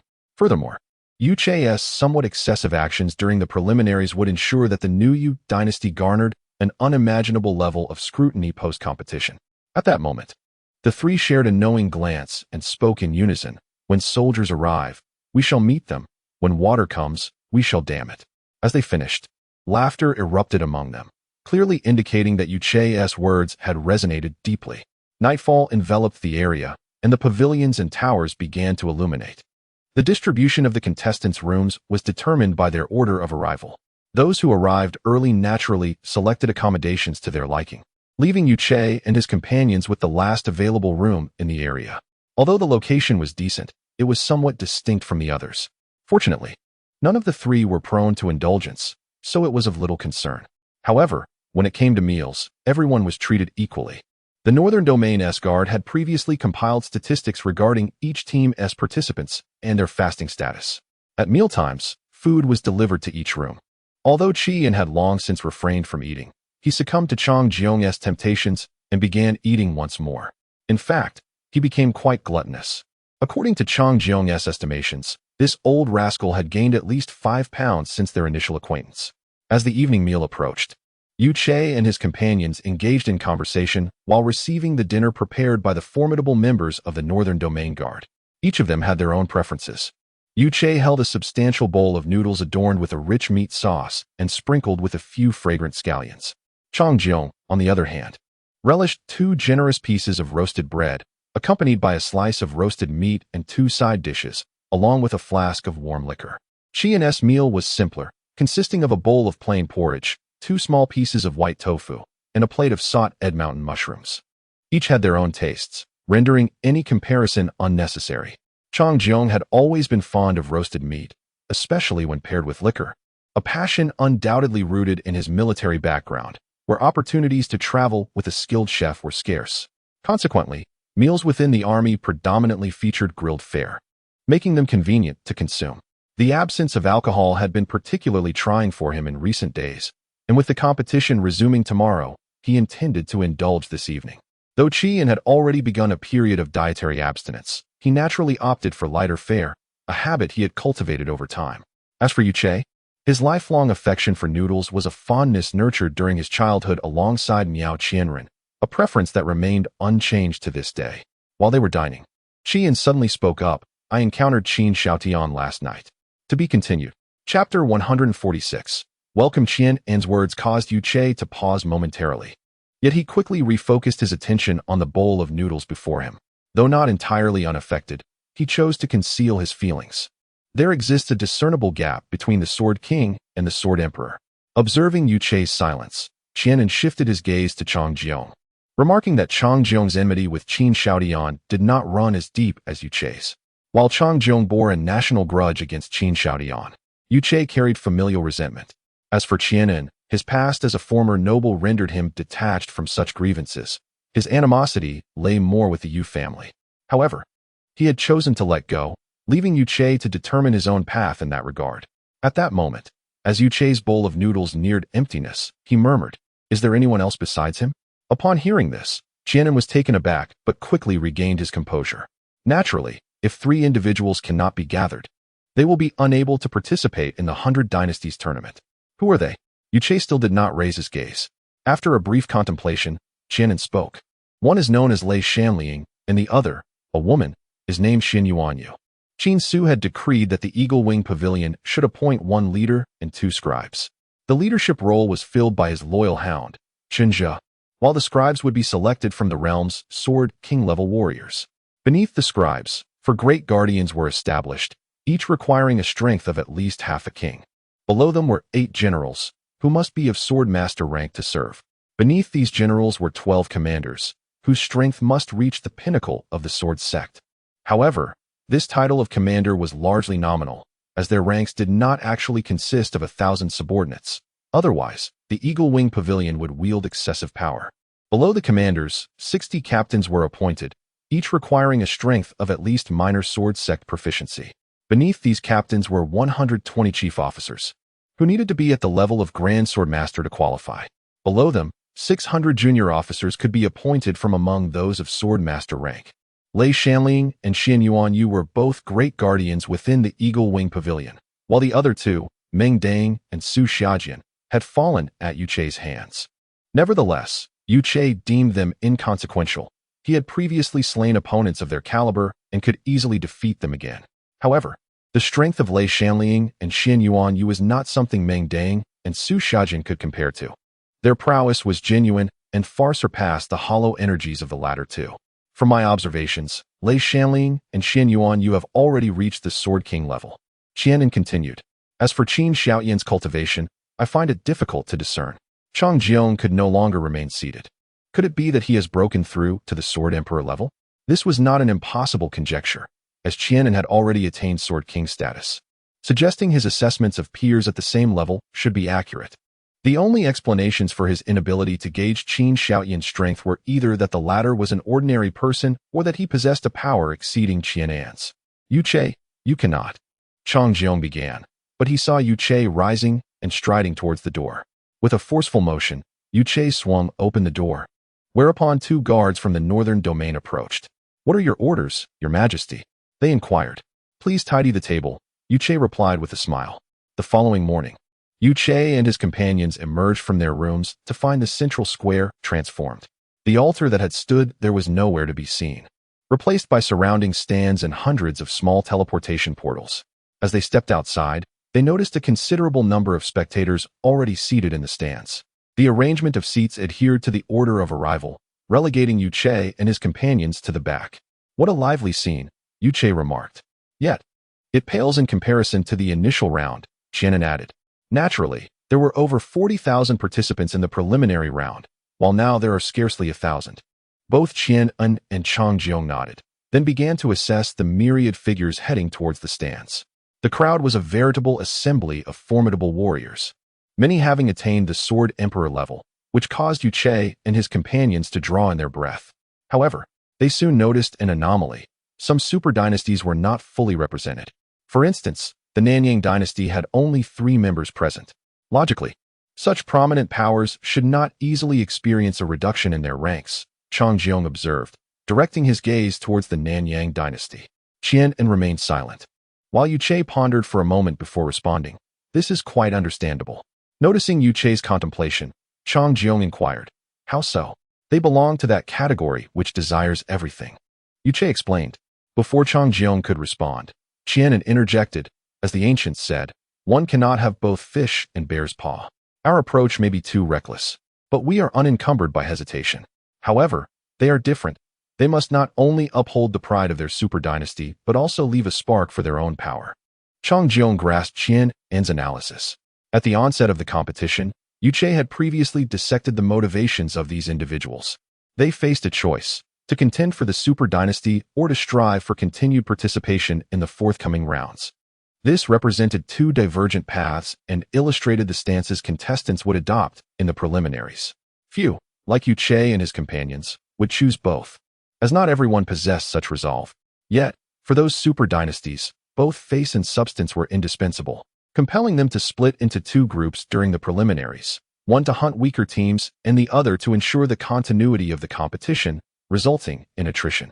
Of course, instances like the Tower Nation were exceptional. Relinquishing participation was a rare display of courage. While the trio engaged in hushed discussions, their wrist pendants suddenly emanated a radiant glow. Not only theirs, but all present bore similar luminous adornments. This brilliance appeared only after the last spectator had taken their seat. After a brief interval, the light gradually dissipated, revealing a line of small characters etched upon the jade. The color, size, and script were uniform, yet the content varied. Dongingchen, Nan Renin, Dongjihai. Yu Che's pendant bore the inscription Dongingchen, while Qian and Chang Jiong's were Nan Renin and Dongjihai, respectively. The trio exchanged glances, perplexed by the significance of these directional terms combined with the heavenly stems and earthly branches. What implications might this hold for their impending competition? Clearly, many in attendance shared this curiosity as the stands erupted into a cacophony of chatter, creating a lively atmosphere. As the crowd buzzed with excitement, a figure suddenly emerged in midair. Dressed in a resplendent yellow robe, he appeared somewhat portly, with a youthful visage adorned by flowing white hair and a gentle demeanor that exuded an aura of benevolence. His long, snowy beard cascaded gracefully before him, lending him an ethereal presence. This was an extraordinary sensation, had he not been amidst the throng, or if his aura had been slightly diminished. The common folk might have mistaken him for a wealthy gentleman. Yet, he hovered there, suspended in the air, capturing the gaze of every formidable individual present. He was Sun Haoding, an elder of unfathomable strength. Esteemed guests, Sun Haoding began, pausing momentarily. Instantly, it seemed as though everyone's mouths had been sealed, rendering them mute. The previously cacophonous venue fell into an eerie silence. Observing this, Sun Haoding smiled and continued, "I have little fondness for raucous gatherings. Should you wish to persist in your clamor, I might have to summon my old companion to entertain you." A chill swept through the crowd at the mention of his partner, Nangongyu, whose fearsome reputation was well known. "We are eager to heed your guidance, Elder Sun." The assembly echoed in unison, as if they had conspired together. After all, they were reluctant to experience Nangongyu's terrifying wrath. Sun Haoding's smile broadened. "I had intended for him to assist me, but it appears I must personally oversee matters." As his words fell, a sudden shift in his demeanor was palpable, his aura becoming sharp and commanding, casting a daunting presence over everyone present. Welcome to the True 100 Dynasties tournament. Though his tone was not harsh, a shiver ran down each participant's spine, a chilling sensation that penetrated their very minds, an irresistible cold. Now, allow me to elucidate the rules, he declared, waving his hand. Instantly, hundreds of shimmering portals erupted with radiant light across the square. First, congratulations on entering the authentic 100 Dynasties tournament. Secondly, I shall introduce the rules for the upcoming elimination rounds. There are a total of 1,200 of you, each possessing a piece of jade. If my strength has not waned, each of you should now see 3 characters inscribed upon your jade. The first character denotes your position, followed by the heavenly stems and earthly branches, signifying your group assignments. The 1,200 participants are divided into 240 groups, each comprising 5 individuals, from which only one shall advance. Of course, the form and duration of the competition are entirely unregulated. Should you wish to determine the victor through a game of rock, paper, scissors, that is permissible. However, one crucial point to remember is that no casualties are to occur during the elimination rounds. You are the future of the Northern Domain's Guardian Core, or perhaps the future of the Northern Domain's spiritual essence. Neither I nor the Domain Lord wishes for you to risk your lives here. While competing, safeguard your jade. Should it be shattered by another, you will face elimination. Thus, I hope to witness a splendid display of competition. Without awaiting a response, Sun Howding raised his hand, summoning forth a dazzling light. Those seated in the front row transformed into streaks of light, shooting toward the portals. Yu Che and his companions were similarly drawn into the shimmering gates, leaving behind only Sun Howding, still levitating in the air. Ah, Domain Lord, you truly excel as a hands-off overseer, one might muse. The interior of the portals was not particularly small, yet with careful exploration, the many powerful beings within would likely familiarize themselves with the surroundings swiftly. However, each portal's environment differed slightly, testing the adaptability of the competitors. Upon entering the portal, nearly everyone found themselves alone, filled with anticipation for their new surroundings. After all, those who had arrived at this point were, in varying degrees, driven by a desire for the forthcoming contests. Yu Che, peering from behind a rock, discovered that his designated area, Donggengshan, was a barren desert, starkly contrasting the dense forest of the preliminary rounds. Fortunately, with his physical prowess, adapting to this new environment posed little challenge. Yet, rather than exploring, Yu Che preferred to lie in wait, finding it more prudent to bide his time rather than expend energy in search of foes. Ultimately, one would need to emerge victorious, but he felt a twinge of frustration, not for himself, but for the 4 others who had yet to arrive. They are taking far too long. This waiting is unbearable, he inwardly lamented. Yu Che craved combat, but seeking out adversaries might deplete his stamina, leaving him in a state of conflict avoidance. As he cautiously surveyed his surroundings, he noted the desolation, a lifeless desert devoid of even the most withered trees. There was no place to conceal oneself, prompting Yu Che to seek a shaded spot to sit and wait. Time passed slowly, yet no one appeared, not even a shadow. This absence piqued his curiosity. Could it be that his peers shared his mindset? However, a sense of unease soon enveloped him. This strange realm had been crafted by Feng Xiaoyan, and while the density of fighting spirit and vitality was less than in the outside world, there was still a semblance of energy. Yet, within this small world, Yu Che felt utterly devoid of these forces, as if he found himself in a hollow void. Typically, only a sword emperor could create a stable alternate world, one that could be maintained through continuous effort. While sword masters could also create such spaces, they lacked the ability to sustain them long-term, even with subsequent maintenance.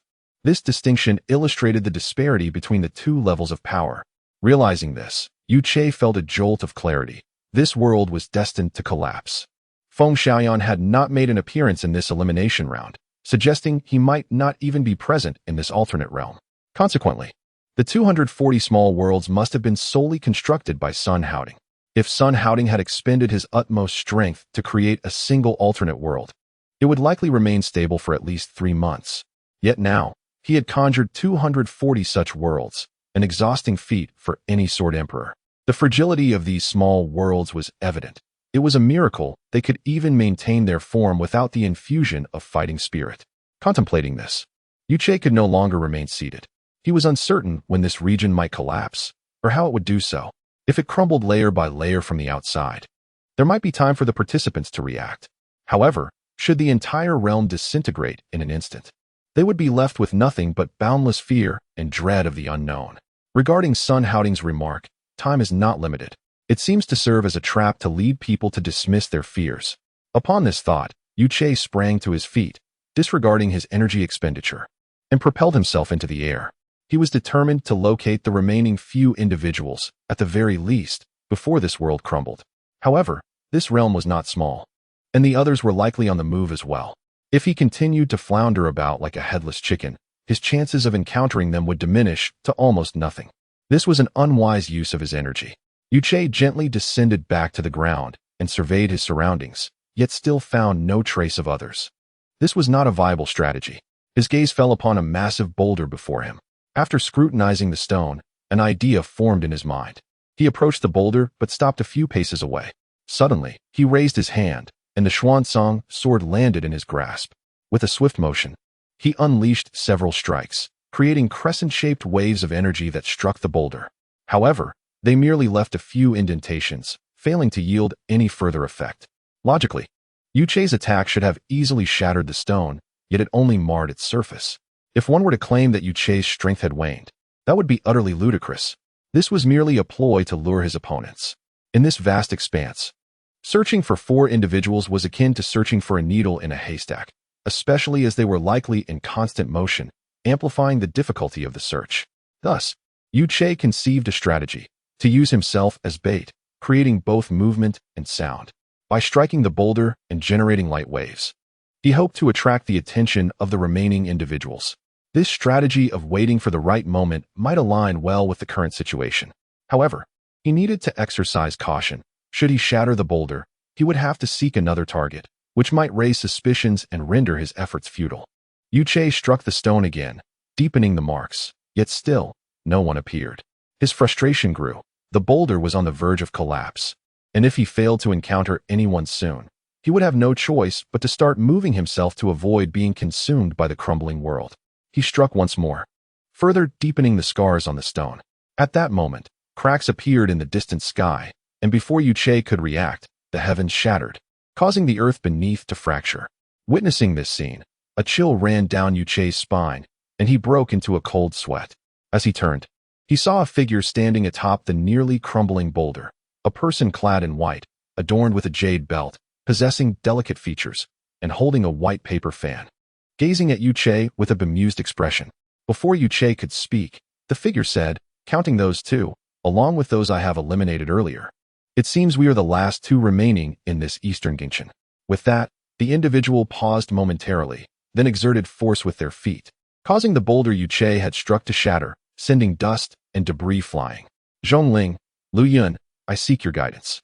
The Zhongling dynasty, the foremost dynasty beneath the Super Dynasty, occupied the last position on the 100 dynasties list, having eliminated 101 participants. However, they had arrived in the central region long ago, and the name of the Zhongling dynasty had already changed in hue. Whether this was due to their fortuitousness or their adeptness at preserving strength was debatable. Nonetheless, judging by the prowess exhibited by the youth known as Lu Yun, the latter seemed more plausible. Yu Che assessed Lu Yun before speaking. I did not expect you to possess such formidable strength, having achieved the pinnacle of Sword King. Upon hearing this, Lu Yun's expression shifted, alternating between shades of red and white. To be candid, Yu Che was no fool. He was astute.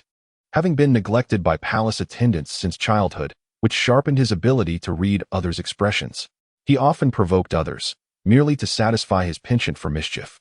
If Lu Yun's expression did not already indicate her annoyance, her subsequent reaction would have confirmed it. This suggested that Lu Yun was indeed a young woman. Yu Che scratched his head, offering a sheepish grin towards Lu Yun. My apologies, Miss Lu. I meant no offense. Please do not take it to heart. Yet, Yu Che was not defenseless. He swiftly wielded his Xuansong sword to deflect Lu Yun's attack. Let us converse civilly, shall we? Yu Che was well aware of the caliber of the young woman before him. Her prowess at the Sword King level, and her ability to eliminate others was irrefutable. However, refraining from provoking her was evidently not in Yu Che's nature. Although his previous remark had momentarily halted Lu Yun's assault, his next words reignited her fury. This time, Lu Yun was genuinely incensed, and her attacks transformed from mere strikes to lethal blows. Lu Yun was a paragon among the younger generation of the Zhongling dynasty. Though she was not fond of courtly affairs, she was nonetheless a figure of great strength within her generation. Her influence was considerable, often stirring up fervent reactions whenever she appeared in public. Yet, her androgynous appearance often led to misconceptions, with many mistaking her for a man. Hence the moniker Young Master Yun attached to her. Despite this, Lu Yun despised such titles, preferring to carve her own path rather than conform to masculine standards. Clearly, Yu Che's words had struck a nerve. Nevertheless, Yu Che was no simpleton. Allowing her to continue her assault would undoubtedly place him at a disadvantage. If they became embroiled in a protracted struggle, they would risk sharing the fate of the two earlier victims consumed by the void. Consequently, Yu Che resolved to channel his energy and sprint away. "Scoundrel, do not flee," Lu Yun exclaimed, activating her own energy to pursue Yu Che as he attempted to escape. Thus, they raced through the crumbling world, each striving to outpace the other, kicking up clouds of dust as they brushed past boulders. Yet, in merely a short span, Yu Che found himself confronted with the impending collapse of the world. It was evident that this collapse was not abrupt. Rather, it progressed in concentric circles from the outer edges inward. This collapse granted Yu Che a moment to catch his breath. But he soon realized the peril of continuing forward. He would inevitably be engulfed by the disintegrating realm. For Yu Che, this was an unacceptable fate. He would rather face elimination through battle or be ambushed by others than be consumed by the void. Such a method of elimination would be a profound humiliation for him. Thus, Yu Che made a decisive choice, one that could alter the fates of both himself and Lu Yun. He halted abruptly, observing the gradually collapsing world. At that moment, Lu Yun arrived at his side. Seeing him so still, she hesitated, her fan poised to strike his head. Adjusting her posture slightly, Lu Yun stood beside Yu Che, her gaze fixed intently on the crumbling world before them. After a brief moment, Yu Che broke the silence, asking, "Do you understand now?"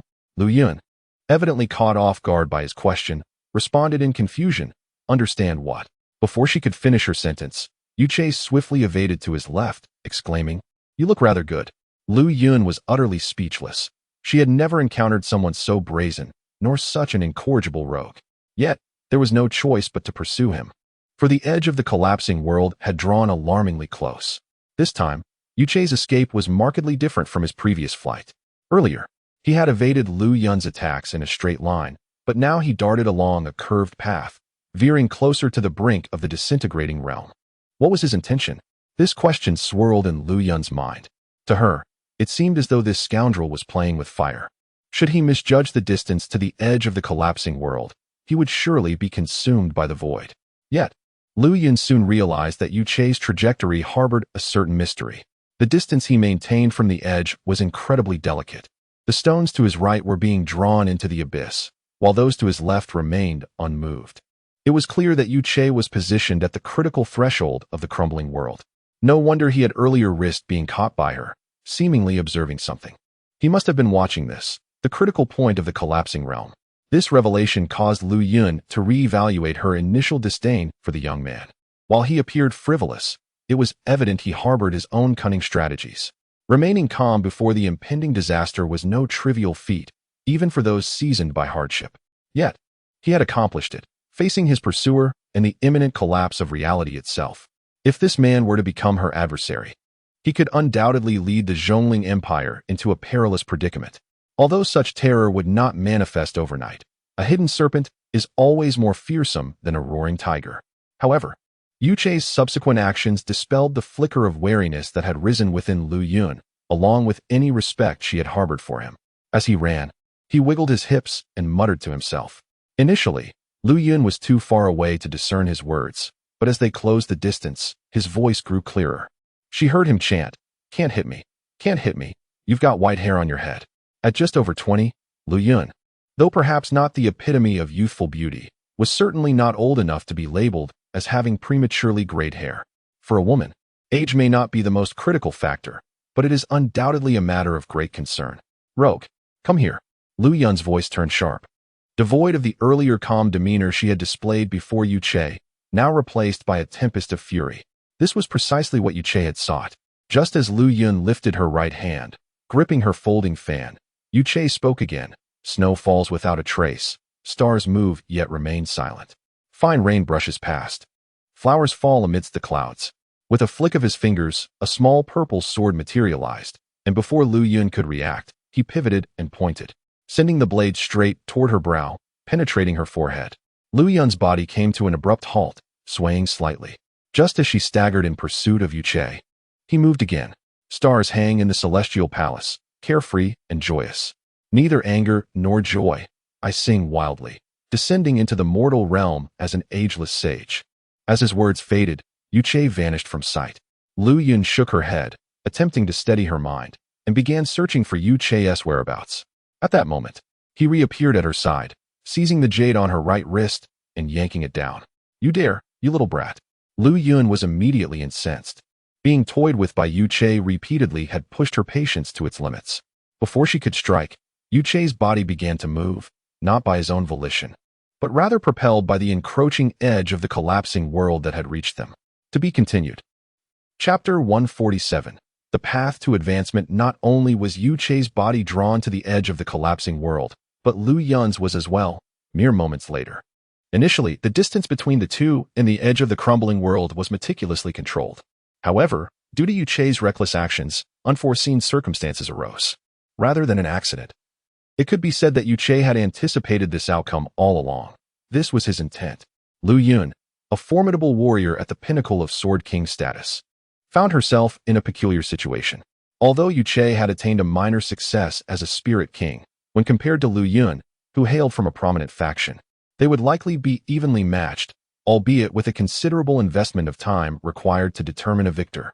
Yet, as the void loomed ever closer, Yu Che found himself devoid of the desire to engage Lu Yun in combat. He was uncertain whether he would survive if he fell into the abyss. Should he not be obliterated immediately, perhaps he could preserve a sliver of life through the residual essence within him. Yu Che was not afraid of death, but succumbing here would indeed be a lamentable fate. Thus, Yu Che devised a plan. First, he would provoke Lu Yun into losing her composure. A sword king bereft of reason resembled a tiger without its fangs, capable of madness, yet significantly diminished in threat.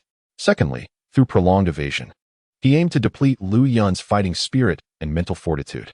As the fugitive, Yu Che needed only to concentrate on his escape route, while Lu Yun, as the pursuer, had to strategize her path and remain vigilant of Yu Che's movements, all while sustaining a high-intensity state of fighting spirit to strike with immediacy. Consequently, Lu Yun expended considerable energy during her pursuit, far more than Yu Che. This enabled him to land a decisive blow, employing the Heavenly Heart technique to assault Lu Yun's psyche, leaving her momentarily vulnerable. He swiftly utilized the star-treading technique to seize the jade stone from her grasp. However, to Lu Yun's perspective, Yu Che's scheme appeared to have faltered, for he was now being consumed by the void. Even if he clutched the jade stone, what significance did it hold? Once Yu Che was eliminated, it was only natural for her to claim the first position in the Dong Gongqin group, thus advancing to the next round of competition. With this thought, Lu Yun felt a significant alleviation of her pent-up resentment. From the moment she first laid eyes on Yu Che, her vexation had only intensified, and with their relentless chase, she had even come to despise this young man she had known for less than half an hour. As she pondered, Lu Yun realized she had never learned his name or origins. Should she seek vengeance in the future, she would have no means of tracking him down. Shaking her head, she acknowledged that whether this fellow would emerge alive from the void remained uncertain. Her quest for retribution appeared futile. At that moment, Yu Che, with a significant portion of his body already engulfed by the void, suddenly erupted into laughter, raising the hand that held Lu Yun's jade stone. His gaze fixed upon her. He proclaimed, "You can't touch me. You've got white hair sprouting on your head." As his words fell, the jade stone crumbled into dust within his grasp. In the wake of its shattering, a radiant light flickered between Yu Che and Lu Yun. Before Yu Che could fully comprehend the situation, his form manifested in the plaza. Alongside him were numerous others who had concluded their respective matches. However, to his surprise, Lu Yun was nowhere to be found. As he scanned his surroundings, he detected no sign of her presence. Turning around, he discovered a member of the Northern Domain Guard standing beside him. Yu Che initially intended to inquire about Lu Yun's whereabouts, for despite their tumultuous interactions, he harbored a modicum of admiration for her, a mere appreciation of strength, one might say. Should Lu Yun be present, She might very well have torn him apart without a second thought, leaving no room for camaraderie. The guard, perceptive of Yuchei's thoughts, preemptively spoke. Eliminated warriors in the knockout phase are immediately expelled from the fewer individuals present in this, the easier it is for the domain lord to maintain order. Yuchei's character was unmistakable. Had he changed, he would no longer be Yuchei. He continued to survey the arena and noted that over 100 void gates still remained. The one behind him had vanished the moment he arrived in the arena. After receiving the guard's response, the man quietly withdrew, leaving Yuchei to his own devices. Yet, almost immediately, regret washed over him for allowing the guard to depart too soon. The void gates before him all appeared identical, making it challenging for Yuchei to identify one of interest among the multitude. However, fortune smiled upon him as he noticed a small inscription at the center of one of the gates, clearly indicating the name of a group. Yuchei promptly began searching the plaza, uncertain whether Changjing and Qian had been eliminated or were still engaged in their matches. As he scoured the area, the brilliance of the plaza intensified. The void gates, each containing a distinct world, collapsed at varying rates. Some might disintegrate within mere hours, while others could remain intact for days. This variability was a deliberate design by Sun Howding, perhaps to enhance the competition's intrigue or to indulge a particular penchant for chaos. Suddenly, Yuchei found himself standing before a void gate marked with the name of Qian's group, its existence still intact, indicating that the contest within was ongoing. It took him half an hour of searching to locate this gate, while Changjing's group had seemingly vanished altogether. Initially skeptical, Yuchei embarked on another search, only to abandon the effort upon failing to find any trace of them. As Yuchei rubbed his temples, he gazed at the inscription on the void gate and decided to bypass it. Though the gate appeared to be a mere wisp of gas, it was, in fact, remarkably solid. Yuchei surmised that even a sword saint, in full force, would struggle to inflict any damage upon it. Once Yuchei's figure faded from the pavilion, the void gate representing the northern Renzi abruptly dissipated. Shortly thereafter, two figures, a man and a woman, arose from nearby. The man, a robust individual approaching middle age, wielded a long spear of considerable girth. The woman beside him was strikingly beautiful, exuding an alluring charm. As the void gate vanished, a man appeared in its place, clad in white garments akin to Yuchei's, with the number 668 emblazoned on his chest. He bore an elegant demeanor, appearing to be in his 40s, with hair that had turned white and was tied back with a red ribbon, revealing a visage marked by the passage of time. "Your Majesty, the Emperor Qin," the middle-aged man addressed, approaching alongside the woman. The man waved his hand and took a deep breath, exclaiming, "What a familiar scent! It seems he has indeed arrived." As his words echoed, the three did not linger, vanishing in an instant from the square. Should anyone possess the ability to gauge their prowess, the might of a sword emperor and two sword kings would undoubtedly leave one in awe. Meanwhile, Changjing lay in bed, his face resembling a sheet of gold, an alarming sight to behold. To be continued. Chapter 148. Wangu Changjiang did not repose in his chamber, but instead lay upon the Luohan bed in the hall. At this moment, aside from Yuchei and the unconscious Changjiang, there were several others present. Judging by their attire, they appeared to be members of the Northern Domain Guard. Beside Changjiang, an elderly gentleman was feeling his pulse.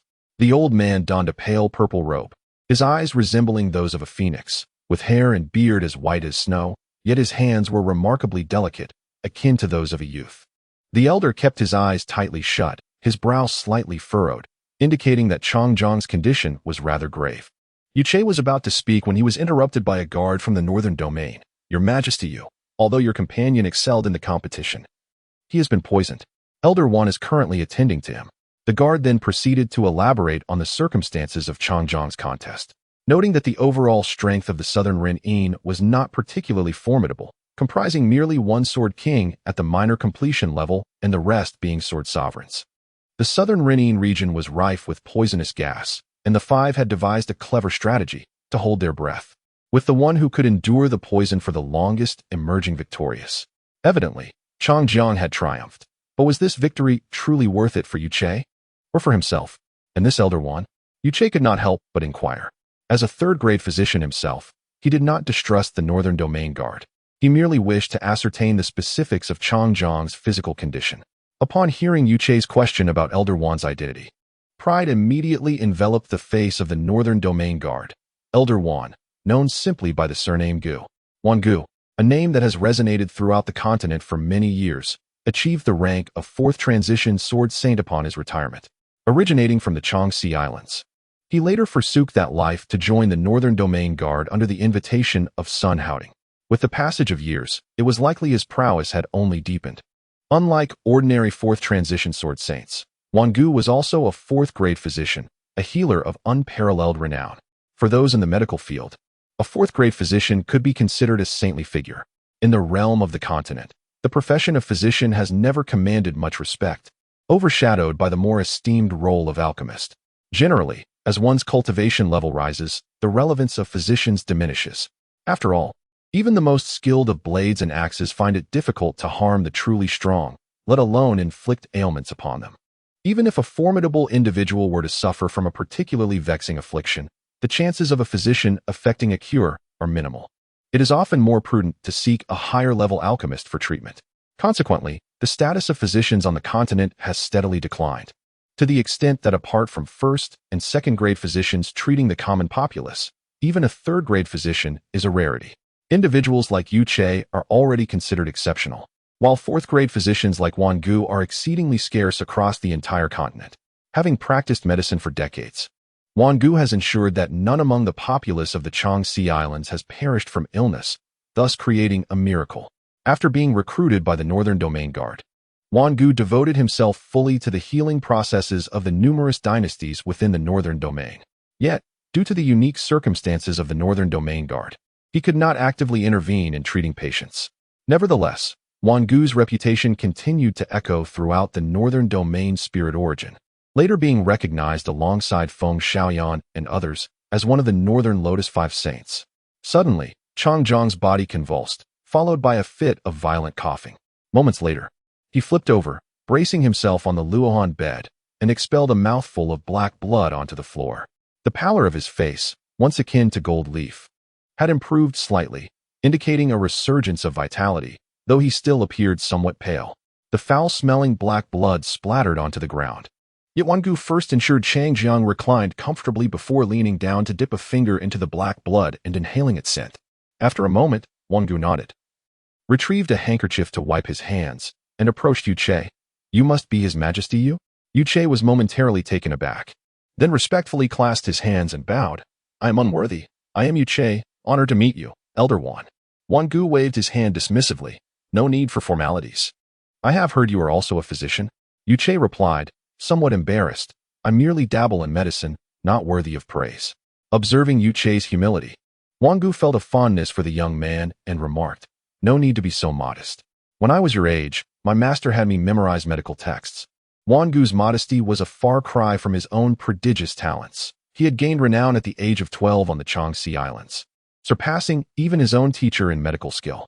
Turning again to the bed where Chang Jiang lay, Gu gestured with his elbow. "He should be all right. You need only administer a common huazi powder." After a brief pause, he produced a purple-covered book from his cloud-swallowing ring and placed it into Yu Che's hands, saying, "This contains some of my thoughts on medicine. Study it diligently." Yu Che's heart swelled with joy. Not only was Chang Jiang on the path to recovery, though still unconscious, he needed only to take some medicine, but he had also received a book from a 4th-grade physician, with the authority and expertise to guide him in his own medical journey. "Thank you, Elder Wan," Yu Che said, trembling with gratitude as he grasped the medical text. Gu appraised Yu Che with a smile, patting him on the shoulder. "The youth is formidable. Indeed, the youth is formidable." With that, he laughed heartily and exited Yu Che's chamber, almost as if he had vanished without a trace. Yu Che was taken aback, but was soon interrupted by the guard's voice. "Elder Wan possesses a high-level Earth-grade combat technique that allows for unlimited duplication. Given the multitude of injuries sustained in the elimination rounds, Elder Wan must utilize this method for healing." Of course, Elder Wan also had his limits, delegating the treatment of less severe injuries to others. Listening to the guard's explanation, Yu Che nodded. Typically, duplicates created by such techniques possess the same intellect as the original but experience diminished strength depending on their number. However, Gu's usage of this technique seemed to pose no significant drawback. His application of the technique aimed at healing others, resulting in minimal personal expenditure. Elder One previously mentioned that this black blood can be diluted with ink and will dissipate within half an hour, but he cautioned against direct contact. Another guard interjected, relaying Wangu's final instructions to Yuche. In truth, Yuche already possessed some knowledge regarding the handling of this toxic blood. Nonetheless, he felt it prudent to express his gratitude for Wangu's advice. After bidding farewell to Yuche, the two guards opened the door and departed, during which Yuche provided them with the concoction for Huazi powder. Although Yuche's medical skills were substantial, he had no means of brewing medicine within the confines of this room. After bidding farewell to two guards, Yuche first diluted the toxic blood and then seated himself beside Chang Jiong, extending his hand to rest gently upon Chang Jiong's wrist. Based on Yuche's assessment, the poison afflicting Chang Jiong was a blend of toxins. Typically, a singular poison is accompanied by an antidote. However, such a mixed toxin poses an unimaginable threat, far more complex than mere arithmetic. Yet, at present, not only had Chang Jiong recovered, but the pulse indicated a significantly improved circulation of his meridians.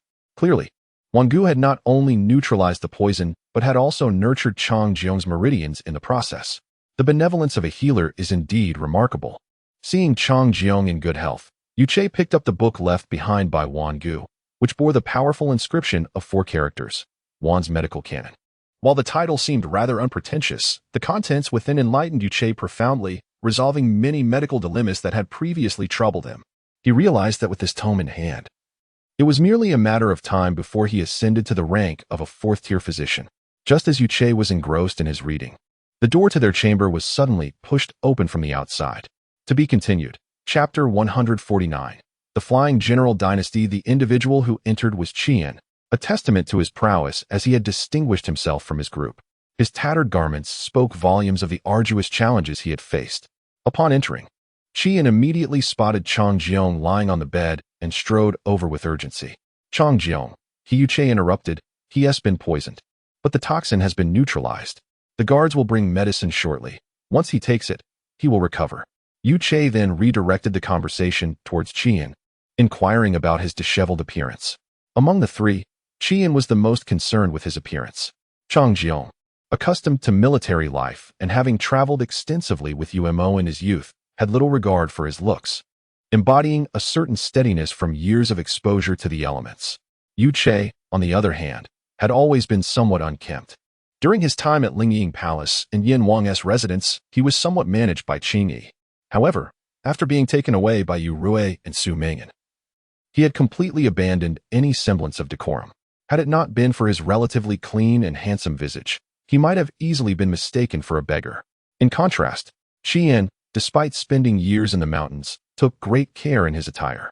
It was later revealed by those from Xianling Mountain Villa that this esteemed lord had even established a small courtyard solely for his clothing. Yet now, this dashing lord appeared exceedingly disheveled, with only half of his hair secured in a hairpin while the rest cascaded down. His garments were torn and ragged, and through the gaping hole in his trousers, one could glimpse his well-toned, fair calves. If the ladies of Yu City were to catch sight of him, it would surely incite a flurry of excitement. However, our Emperor Yu did not share this sentiment. He relished in probing deeper into the matter. Under his relentless questioning, Qian finally relented. All right, I concede. My world is overrun with weeds, an array of various grasses that defy the natural order. Yet for me, this environment is quite advantageous. Indeed, you possess a penchant for the obscure, Yuche remarked with a smirk, causing Qi and expression to darken slightly. Are you still listening? Please, I apologize.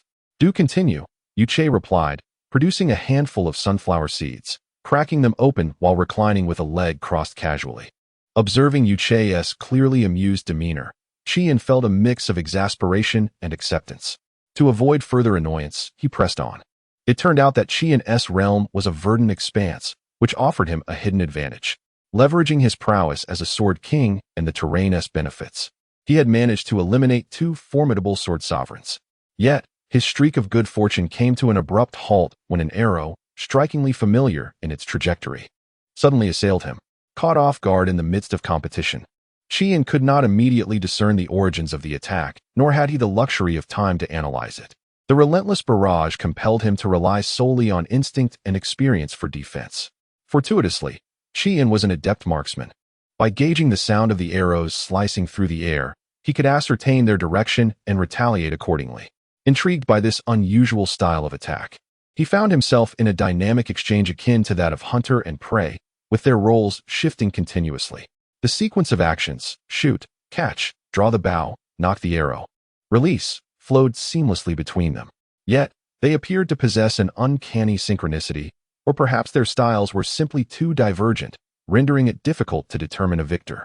As they continued to exchange attacks amidst the dense thicket, they arrived at a place overrun with thorns, where the previous underbrush had vanished, replaced by a vast expanse of brambles.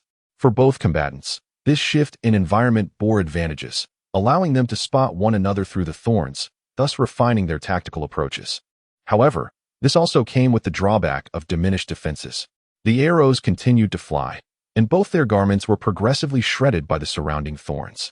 During their skirmish, Qian discerned that his opponent's cultivation was far inferior to his own, merely a sword sovereign at the pinnacle stage.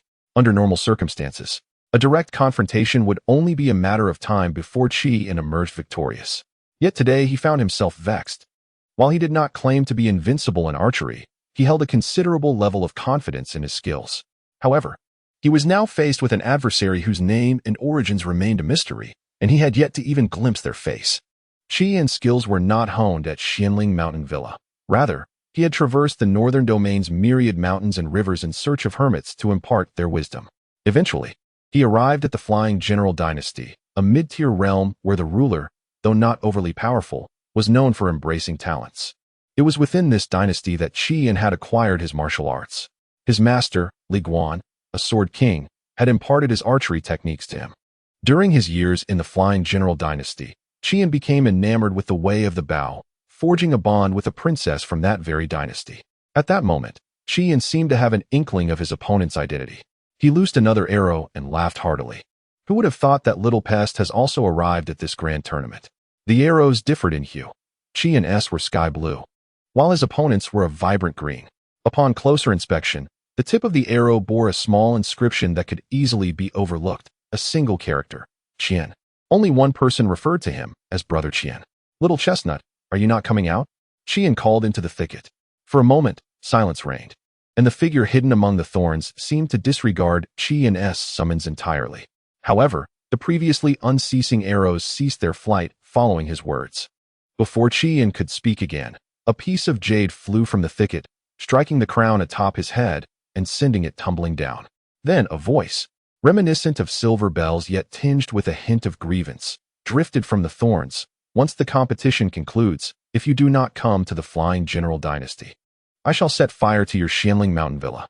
Hearing this blend of threat and playful reproach, Qian could only shake his head in resignation. Very well. With that, he crushed the jade in his hand. Thus, Qian's match concluded at that moment, as the remaining formidable opponent was evidently dealt with by the concealed assassin. Was she the princess? Yu Che had finished the sunflower seeds, leaving a trail of shells scattered about. As Qian listened to Yu Che's playful remarks, he nodded in response. When I departed, she was indeed quite reluctant. Yu Che clapped his hands, shaking off the remnants that had fallen to the ground, and turned to Qian, suggesting, "Shall we visit after the competition?" Observing that Yu Che had already risen, Qian lifted his gaze to meet his eyes, then, with a hint of fluster, replied, "I would like to go." "If you wish to go, then simply go. What is there to hesitate about?" Yu Che said while patting Qian's shoulder, adding, "This is a lesson you still have to learn." Noticing Yu Che's teasing, Qian quickly retorted, "Indeed. I lack your prowess, enabling a lady of such grace as Miss Tian to guard your new Yu dynasty." Yu Che intended to clarify his relationship with Tian Qingqing, but was interrupted by a sudden knock at the door. To be continued. Chapter 150. The second round. The medicine for Chang Jian had been brewed, and a guard entered the room, carefully holding a tray. Yu Che hurried forward to receive it, but the guard intended to take his leave when Yu Che stopped him. "Thank you for your hard work these past few days," Yu Che said somewhat bashfully. The guard was taken aback, although he hailed from the Northern Region's guard team. Standing in front of these extraordinary participants of the 100 Dynasty tournament made him feel a sense of inferiority. Some powerful figures treated them with a condescending attitude, which was rather uncomfortable. However, the rotund man's pants suddenly slipped down, revealing his ample flesh, prompting uproarious laughter from the onlookers. They failed to notice Gao Yuan's movements and assumed the man had simply neglected to fasten his trousers. Yet, he harbored some concerns, for based on the intelligence he possessed, he could not ascertain whether Ilia's current demeanor truly reflected her character. Clearly, the soldiers felt a sense of shame regarding the general's behavior, yet upon receiving orders, they promptly raised their laser guns. The general remained unfazed by Gao Yuan's provocations, intensifying the gravity of the situation for both Gao Yuan and the little princess. Thus, he clung to an unrealistic fantasy, hoping that Shang Wanping had erred and that the emperor's favored one had always been him. Furthermore, having previously caused Shang Wan Yuntian distress, Yi Huang's spirits were relatively high as she conversed with Mu Fei. "I'm fine. You needn't worry," Yunluo reassured, confident in her ability to protect herself. Moreover, if Chen Shiru truly intended to harm her, she would not resort to such tactics. Presently, Yunluo had little to fear. If she could muster some courage and not shy away from injury, everything would ultimately prove to be quite simple. After entering the secret realm, they had remained near Phoenix City, not far apart. Once gathered, Han Zhengchu produced a piece of floral stationery, and after deliberation, they decided to seek refuge in Ling City. Listening to her words, Yang Qingluo felt a pang of discomfort. If she were to encounter a situation akin to Mo Han's, she wondered if she too might resort to such desperate measures. Since divorcing Su Minghui, my attire had gradually become more refined, though I was still exploring my style.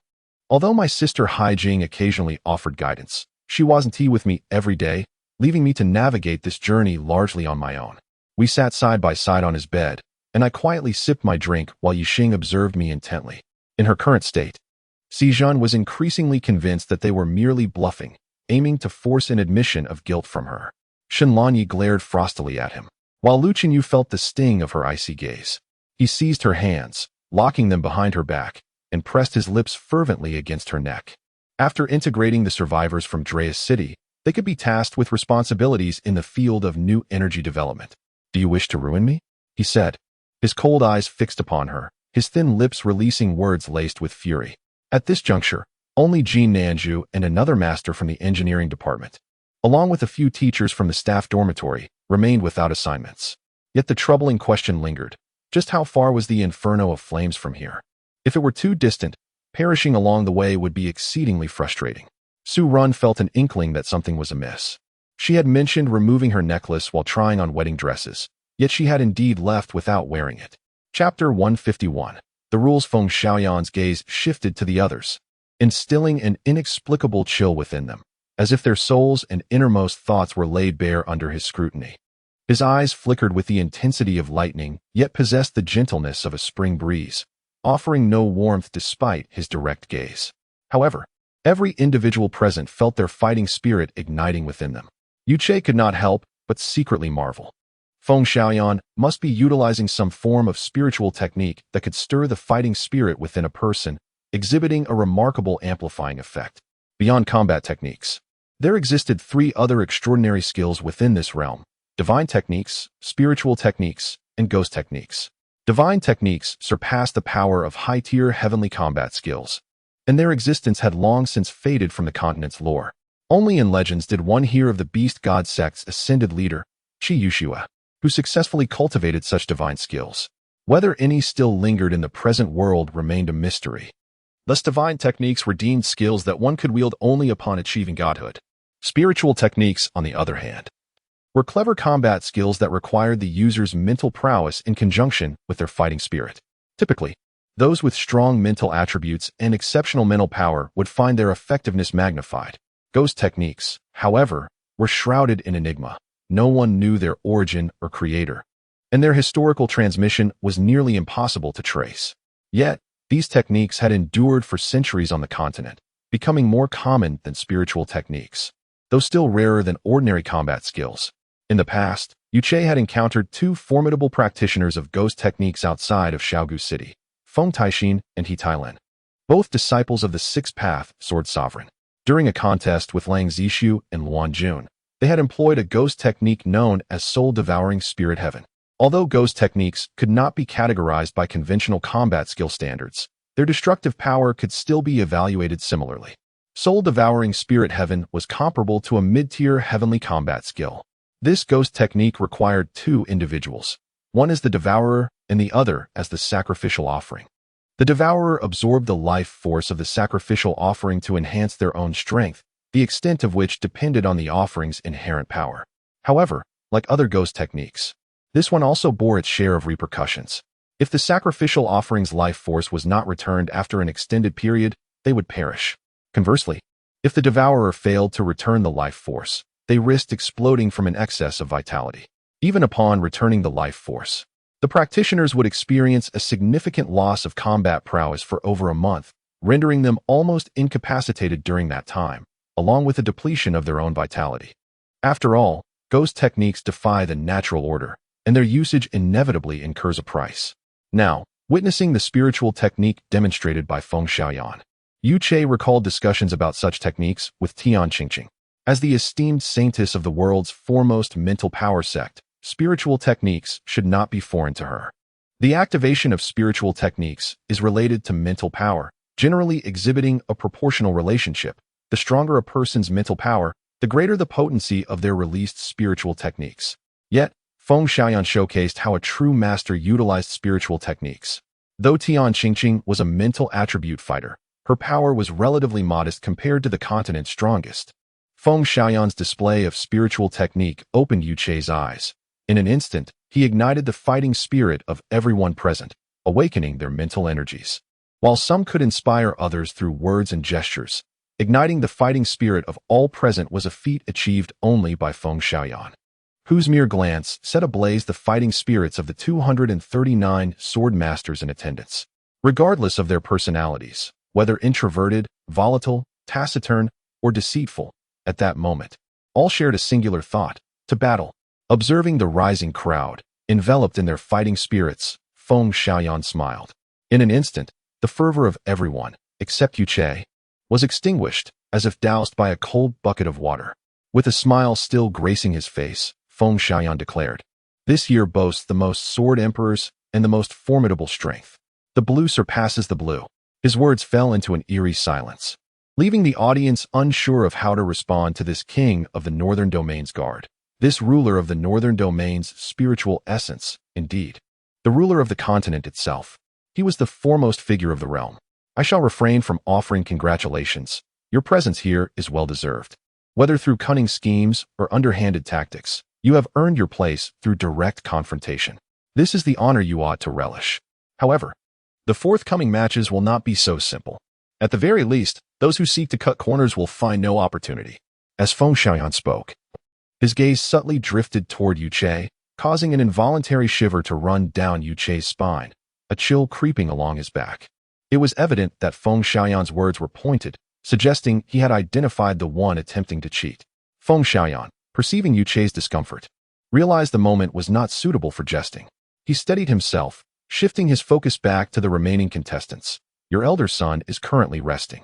I will now introduce the rules for the semifinals. Listening to Feng Xiaoyan prepare to outline the rules, the gathered crowd straightened in their seats, striving to conceal their nervousness. The semifinals would unfold in 3 rounds. The first round would pit you against your designated opponents from the elimination matches. For instance, the contestant from the East Jiazi group would face their counterpart from the East Icho group, determining the victor, while the defeated could choose whether to join the Northern Domain's guard, with the winner advancing to the second round. The second round would see the remaining 120 participants divided into 30 groups of 4. They would compete under a point system, with the winner earning a point and the loser incurring no penalties. Ultimately, the top 2 from each group would progress to the third round. Likewise, the defeated could opt to join the Northern Domain's guard.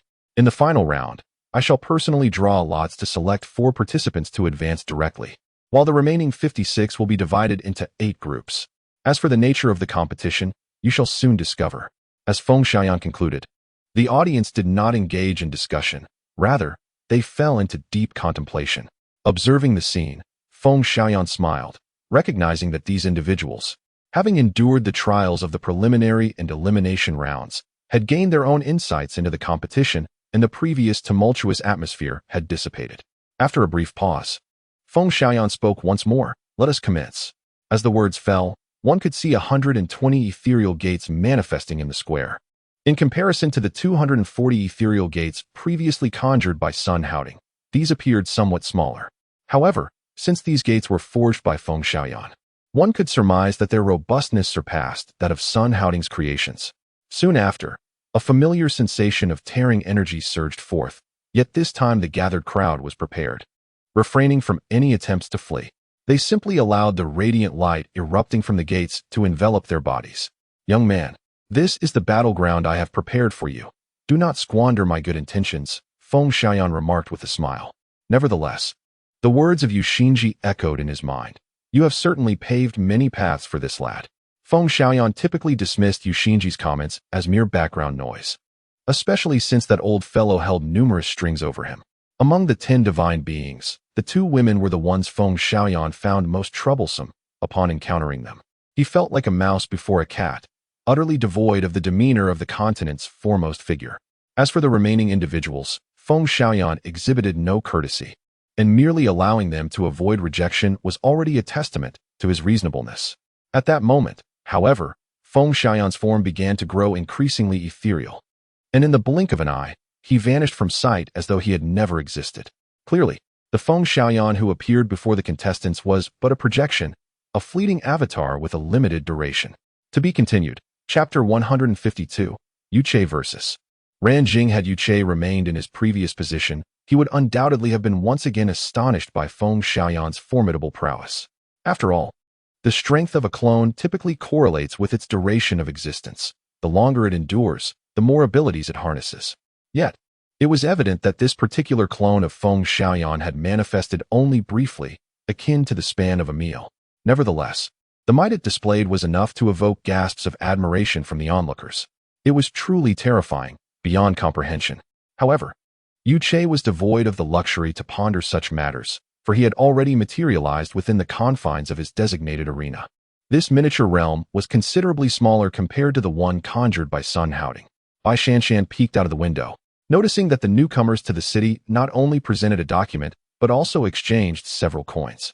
The 2 of them swiftly pinched their noses and tightly covered their faces, as even from a distance, the unpleasant odor emanating from the pigs was palpable, nearly bringing tears to their eyes. Jiang Xiaoer found herself unexpectedly restrained and seated, as a flurry of hands began to apply her makeup. When Yin Hui entered, Jiang Xiaoer was already in a state of stillness with her eyes closed, preparing for the final touches.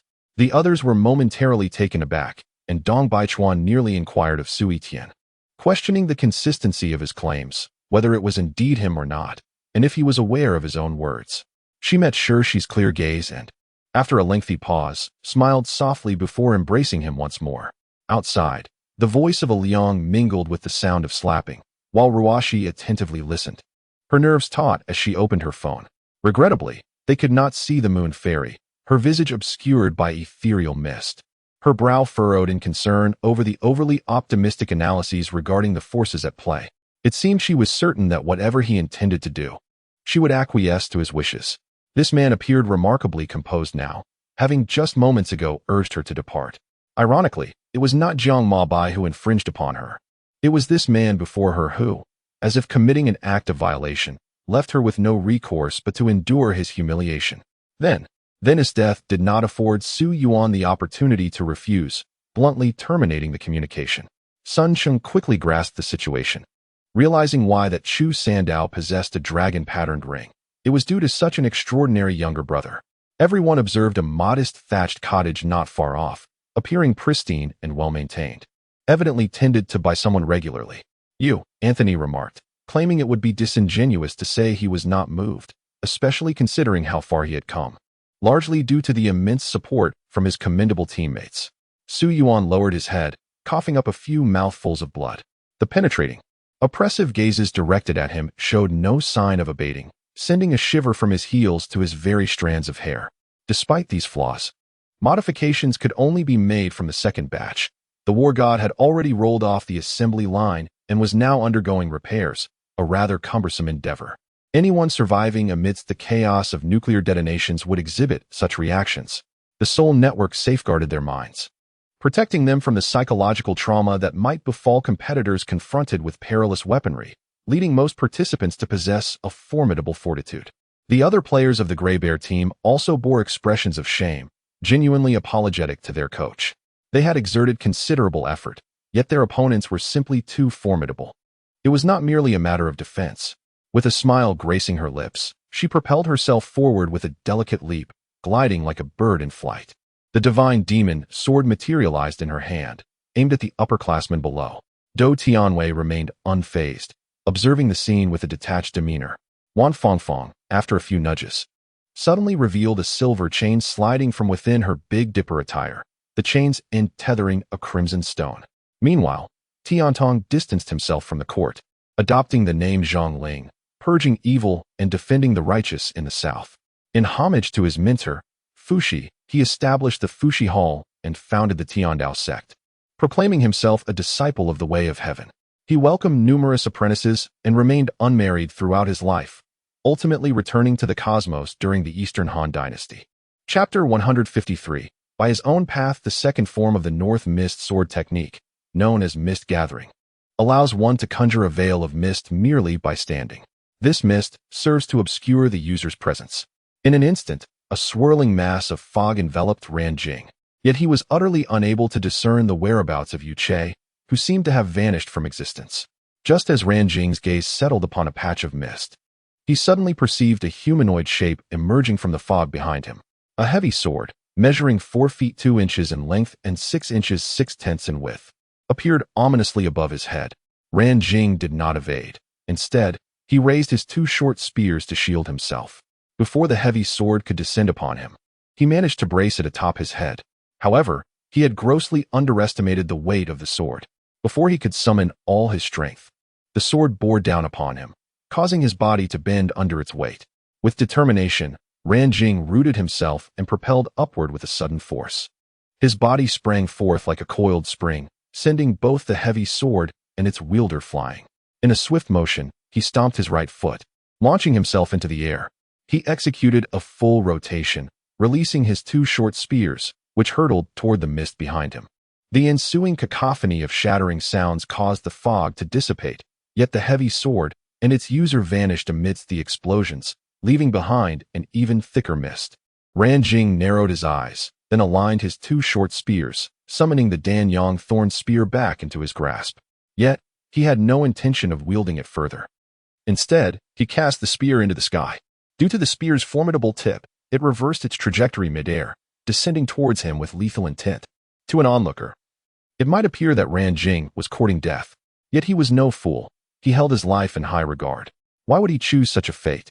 The spear plunged into the arena, mere inches from Ran Jing, who clasped his palms together. In an instant, his energy enveloped his hands, and he brought them to his brow.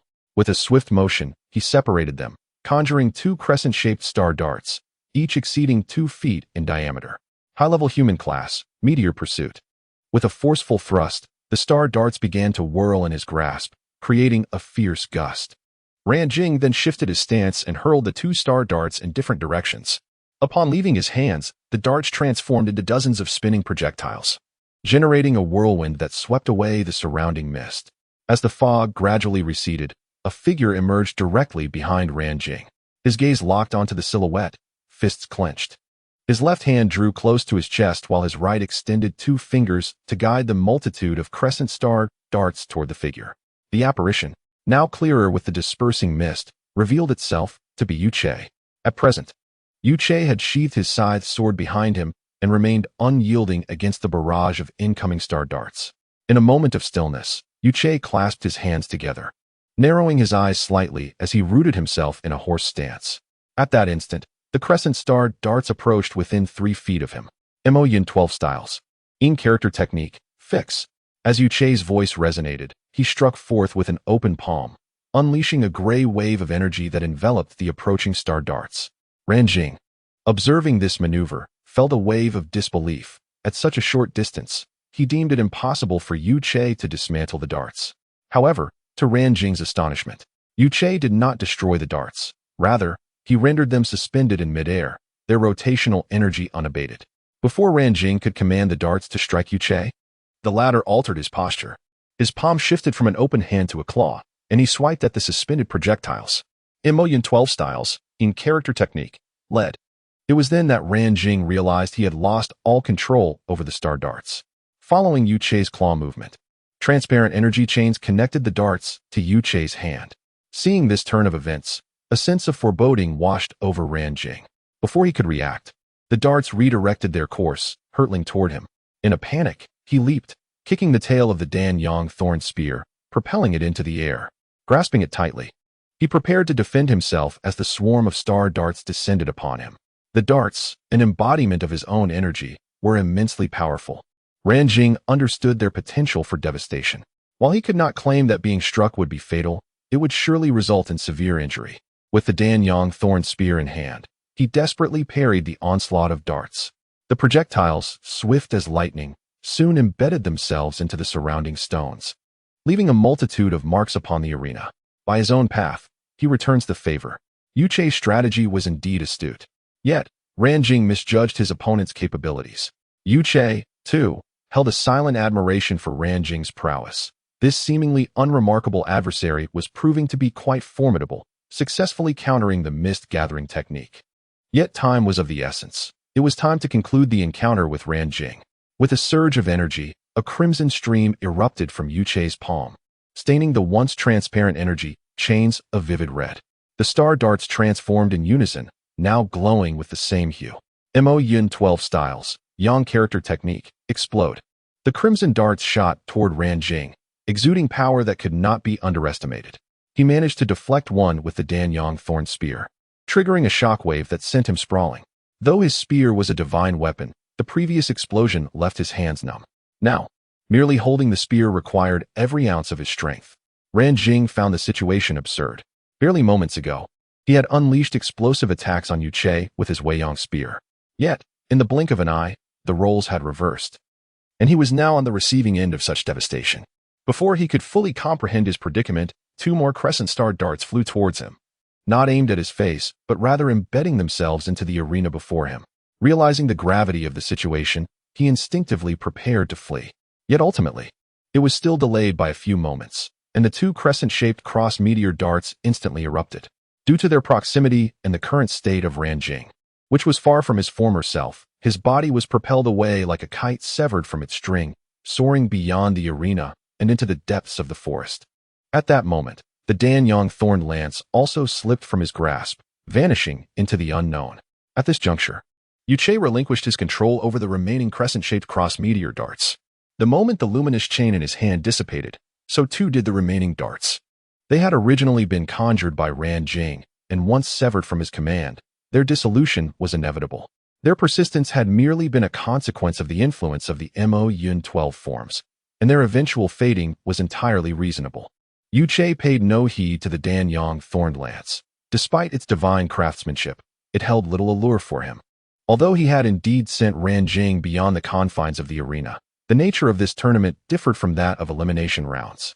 Unless one comprehensively defeated their opponent or stripped them of their Jade token, the contest would not conclude. In pursuit of a swift resolution to the battle, Yu Chei resolved to locate Ran Jing. In his contemplation, Yu Chei recognized that although Ran Jing was a formidable master at the pinnacle of swordsmanship, he had expended considerable energy in the previous exchanges.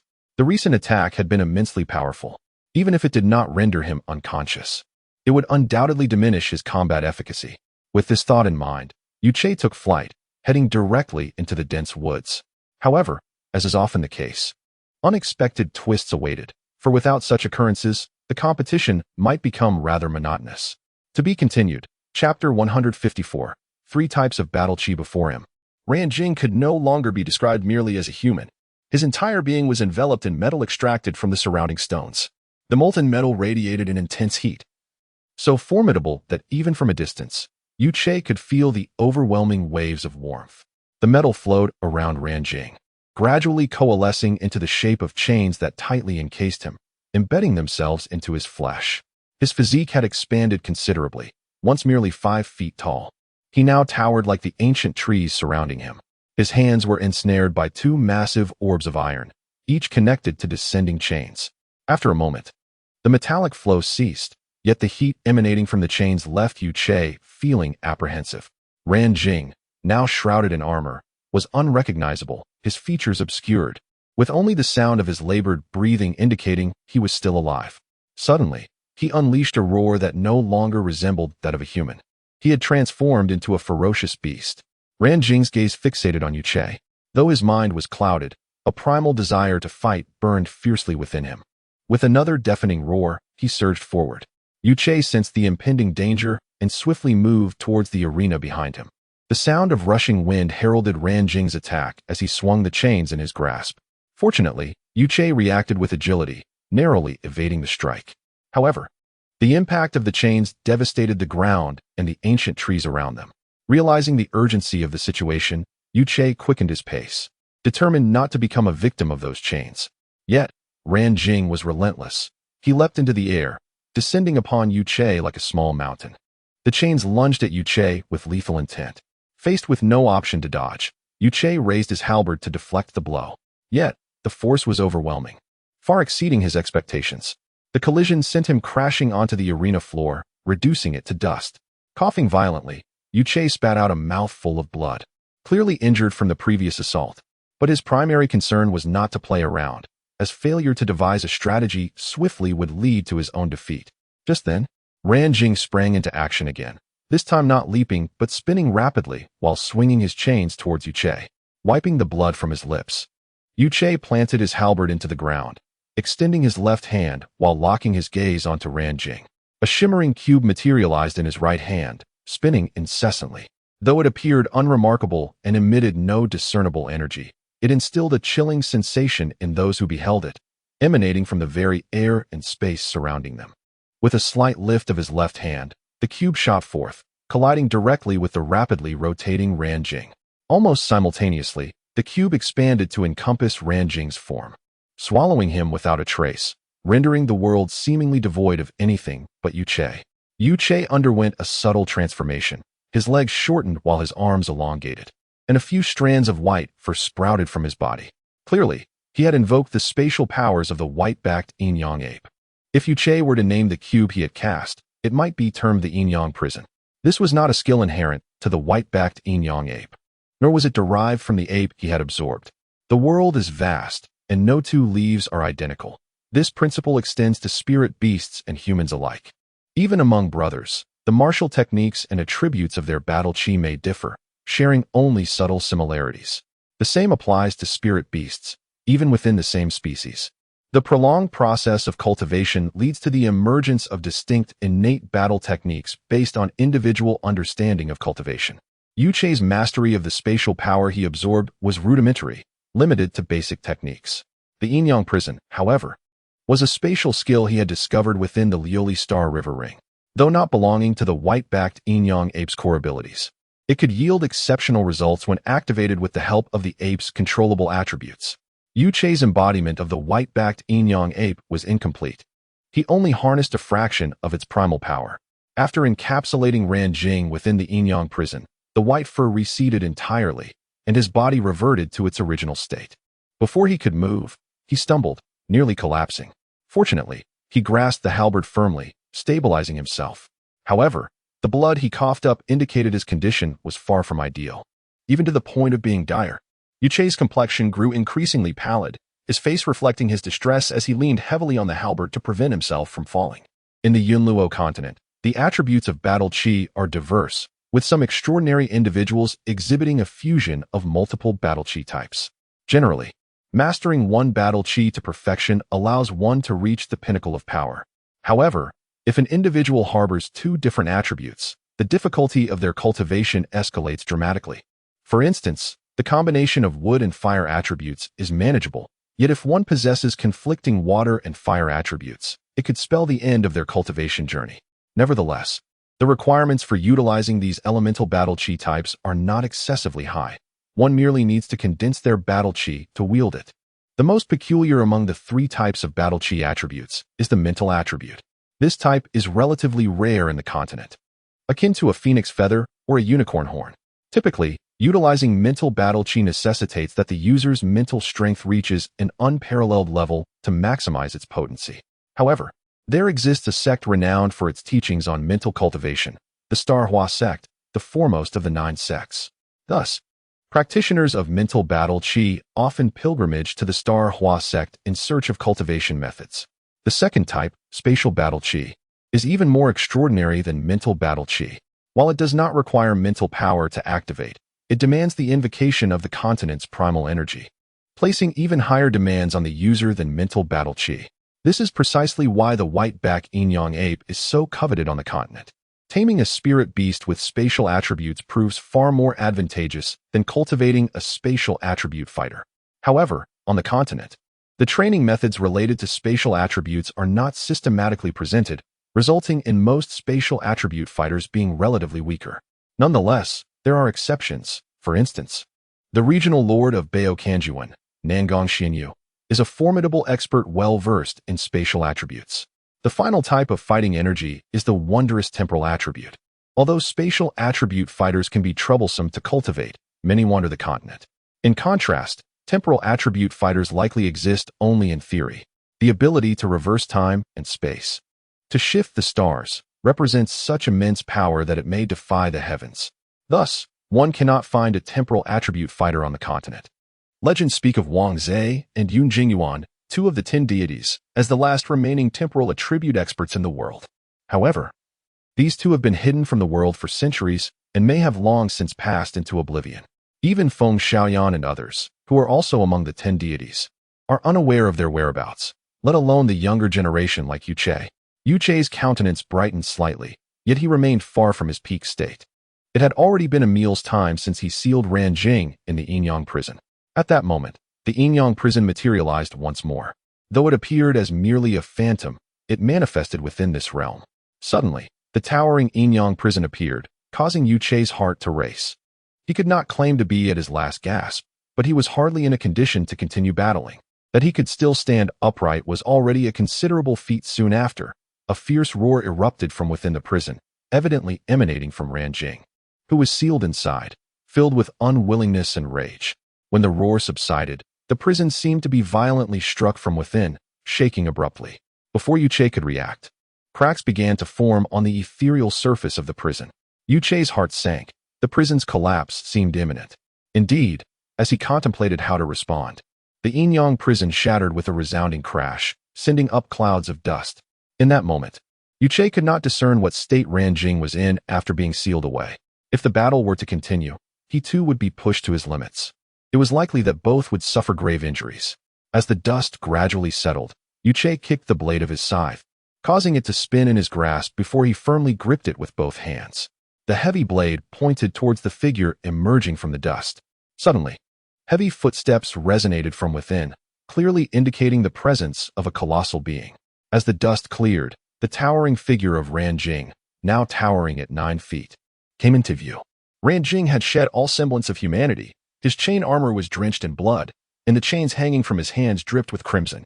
A powerful roar emanated from the mouth hidden behind the chains, a sound filled with weakness, yet brimming with defiance.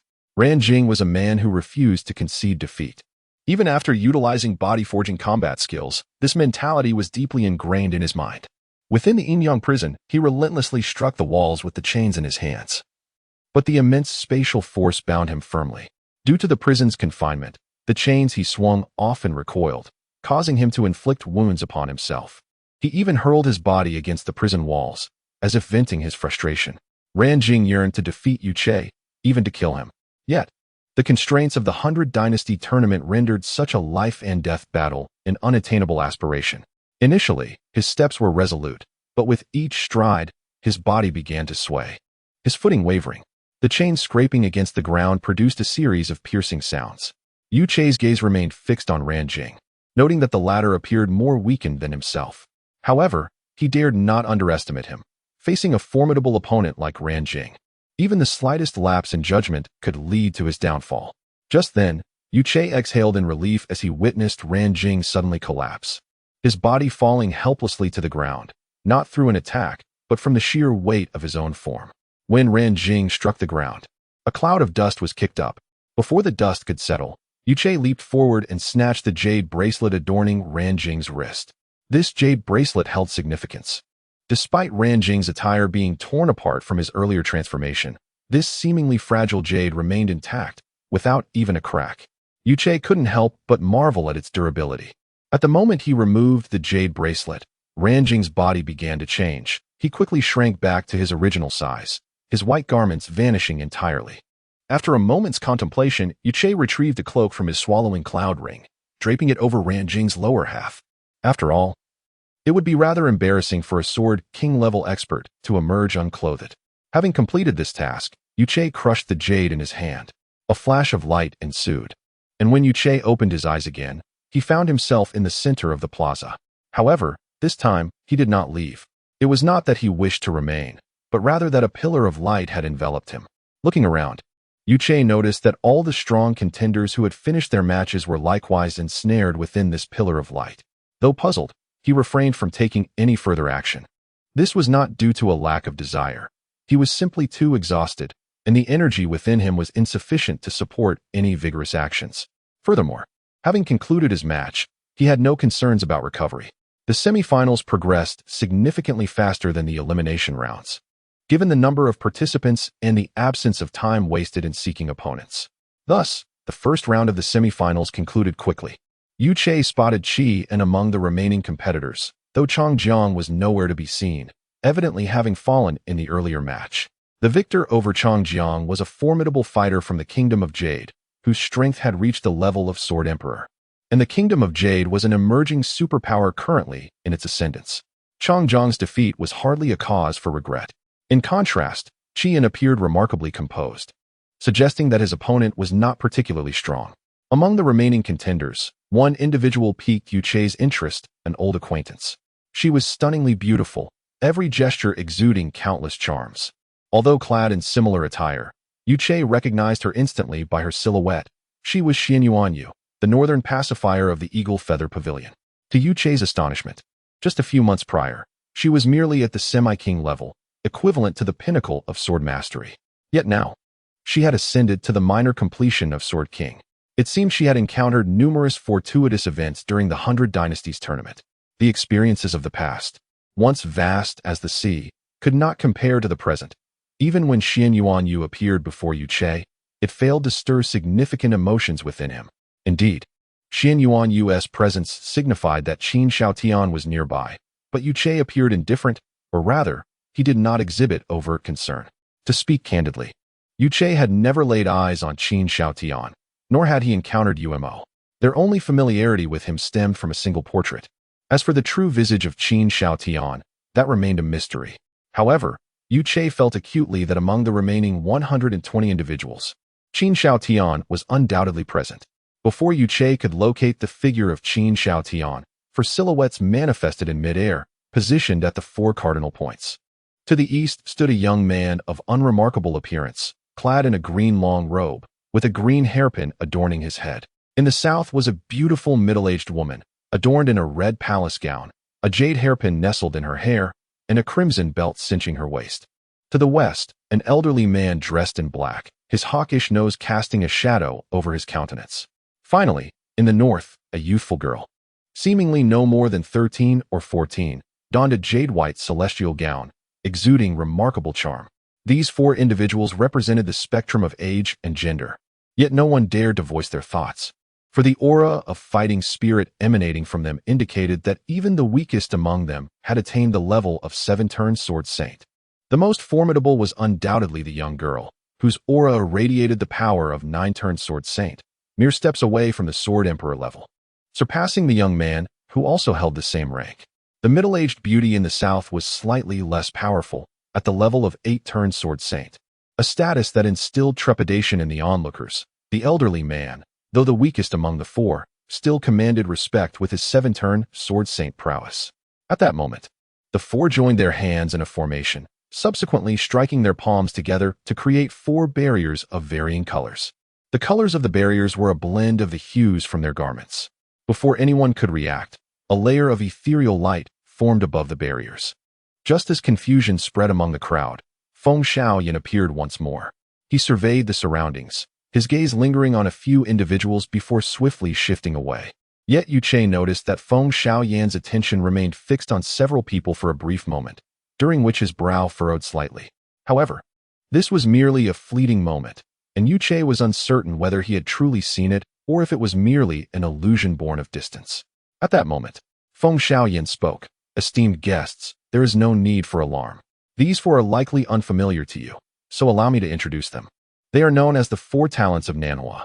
To be continued. Chapter 156. The Four Heroes of Nanhua. The mention of the Four Heroes of Nanhua prompted a flurry of thoughts among those present. Yet the majority remained in ignorance. Only a select few formidable individuals were familiar with these illustrious names. The Four Heroes of Nanhua, originating from the same master, are siblings in spirit: Qingzhong, Baiyu, Qiying, and Maoyuo. They rose to prominence 3 centuries ago, dominating the southern regions of the northern domain. Eventually, they were personally recruited by Sun Haoding. While their prowess may not rank among the very top on the continent, their expertise in array formations is unparalleled. Even the mightiest sword emperors would find it arduous to contend with them when ensnared in such traps. Now that they had inexplicably appeared here, one might wonder if they intended to unleash a battle array to annihilate the 120-strong individuals present. However, this notion was clearly unrealistic. After a brief contemplation, Yuche dismissed the thought with a shake of his head. Feng Xiaoyan, observing the reactions of the crowd, smiled knowingly. It was not merely the Four Heroes of Nanhua. Even the remaining powerful figures from the Northern Domain's Guardian Corps were little more than vague names to the younger generation. This was not due to a lack of renown, but rather the vast expanse of time since their ascendance to fame. Calm your minds. Feng Xiaoyan's voice floated through the air, resonating in the ears of every individual present. Although some were perplexed, their bodies, as if guided by an unseen force, settled into a meditative posture. Feng Xiaoyan then nodded towards the girl clad in white. Understanding his intent, the white-clad maiden proclaimed, "Moonlight Reflection Lotus Array." A soft yellow orb of light materialized above the barrier, intensifying into brilliance as over 100 beams of light erupted forth. The seated individuals were enveloped in the ethereal silhouette of a lotus flower. The radiant beams surrounded them, instilling a profound sense of comfort, and their fighting energy began to circulate and rejuvenate. The crowd rejoiced, realizing that this formation facilitated the restoration of their internal energy. They promptly closed their eyes, focusing their minds to enhance their recovery. Yet, an anomaly persisted. Only 119 beams ascended. The lone exception was none other than His Majesty, Yu Huang. Feng Xiaoyan, noticing Yuche's momentary distraction, chuckled and shrugged before vanishing from sight. Yuche felt somewhat awkward. He too was powerless in this situation. The Moonlight Reflection Lotus Array could indeed stimulate the recovery of fighting energy, but it could not aid in the replenishment of his vital energy. This was a source of frustration for him. However, he could not leave, as the essence of the array depended on the surrounding barriers. Any movement on his part would disrupt the formation's stability. Despite his frustration, Yuche remained undeterred and settled into a cross-legged position. While he could not benefit from the array, he still had the option of absorbing the surrounding vital energy to aid in his recovery. Furthermore, he could practice to a certain extent, which was not without its merits. Thus, he consoled himself with this thought, though it felt akin to sour grapes. After a while, the surrounding barriers dissipated quietly, and the remaining 3 individuals, save for the white-clad maiden, departed silently. Only the 120 participants and the hovering girl remained. The crowd hurriedly rose and bowed in unison, expressing their gratitude. "We thank Senior Baiyu for her assistance." Due to the reduced number of competitors, some factions had completely vanished from the competition, leaving their rooms vacant. Certain powerful individuals expressed dissatisfaction with their previous accommodations and opted to relocate. However, Yuche had no such inclinations. He held little expectation regarding his living arrangements. Moreover, as he required time to train at night, he felt no particular need for comfort in his sleeping quarters. Qian assisted Yuche towards their previous room. Thanks to the influence of the Moonlight Reflection Lotus Array, Qian had fully regained his peak condition. In contrast, Yuche, unable to be affected by the array, had only managed to restore about 30% of his vitality through the circulation of his energy. As for Changjiong, there was no cause for concern. Within the confines of Mo Shui Fortress, he would undoubtedly receive care far superior to what this other world provided. The real worry lay with Yuche, as the second round of the competition's draw was to commence the following day, and whether he could recover to peak condition overnight remained uncertain. However, it was futile to force the issue. Attempting to hasten his recovery could lead to irrevocable consequences. The nature of such consequences was painfully evident. The following afternoon, Yuche and Qian felt a surge of relief upon discovering that the draw had been scheduled for the afternoon, granting Yuche an additional half-day for recovery. Though he could not claim to have reached peak condition, he had at least recovered to around 80%. Although remnants of injuries lingered, they were mostly superficial. As a physician, Yuche faced no difficulties in addressing them. The two strode briskly into the plaza, only to find it transformed into 30 equally sized circular zones, each adorned with 3 chairs. To the south of these zones stood a platform. Exchanging glances, Yuche and Qian ascended to the platform. By the time they settled, a considerable number of spectators had already gathered, with many powerful figures making their way toward the platform. The scene felt somewhat familiar, albeit with a different number of attendees. Once everyone was seated, a figure emerged in midair. It was none other than the white-clad maiden, Bai Yu. She possessed an extraordinarily delicate and charming appearance, and had she not been floating in the air, radiating the aura of a ninth-turned sword saint, one might easily mistake her for an innocent neighbor girl. Perhaps countless formidable beings had viewed her thus over the centuries, and whether they still existed was a question shrouded in mystery. Bai Yu surveyed the assembly, then opened her right hand, revealing 120 small white orbs. The crowd was perplexed, uncertain of the purpose of these orbs or their potential impact on the forthcoming competition. At that moment, Bai Yu spoke. "Soon, we shall begin the grouping." As her voice faded, she flicked her hand, causing the orbs to plummet towards the ground. Many quick-witted contenders sprang into action at the sight, racing toward the descending orbs.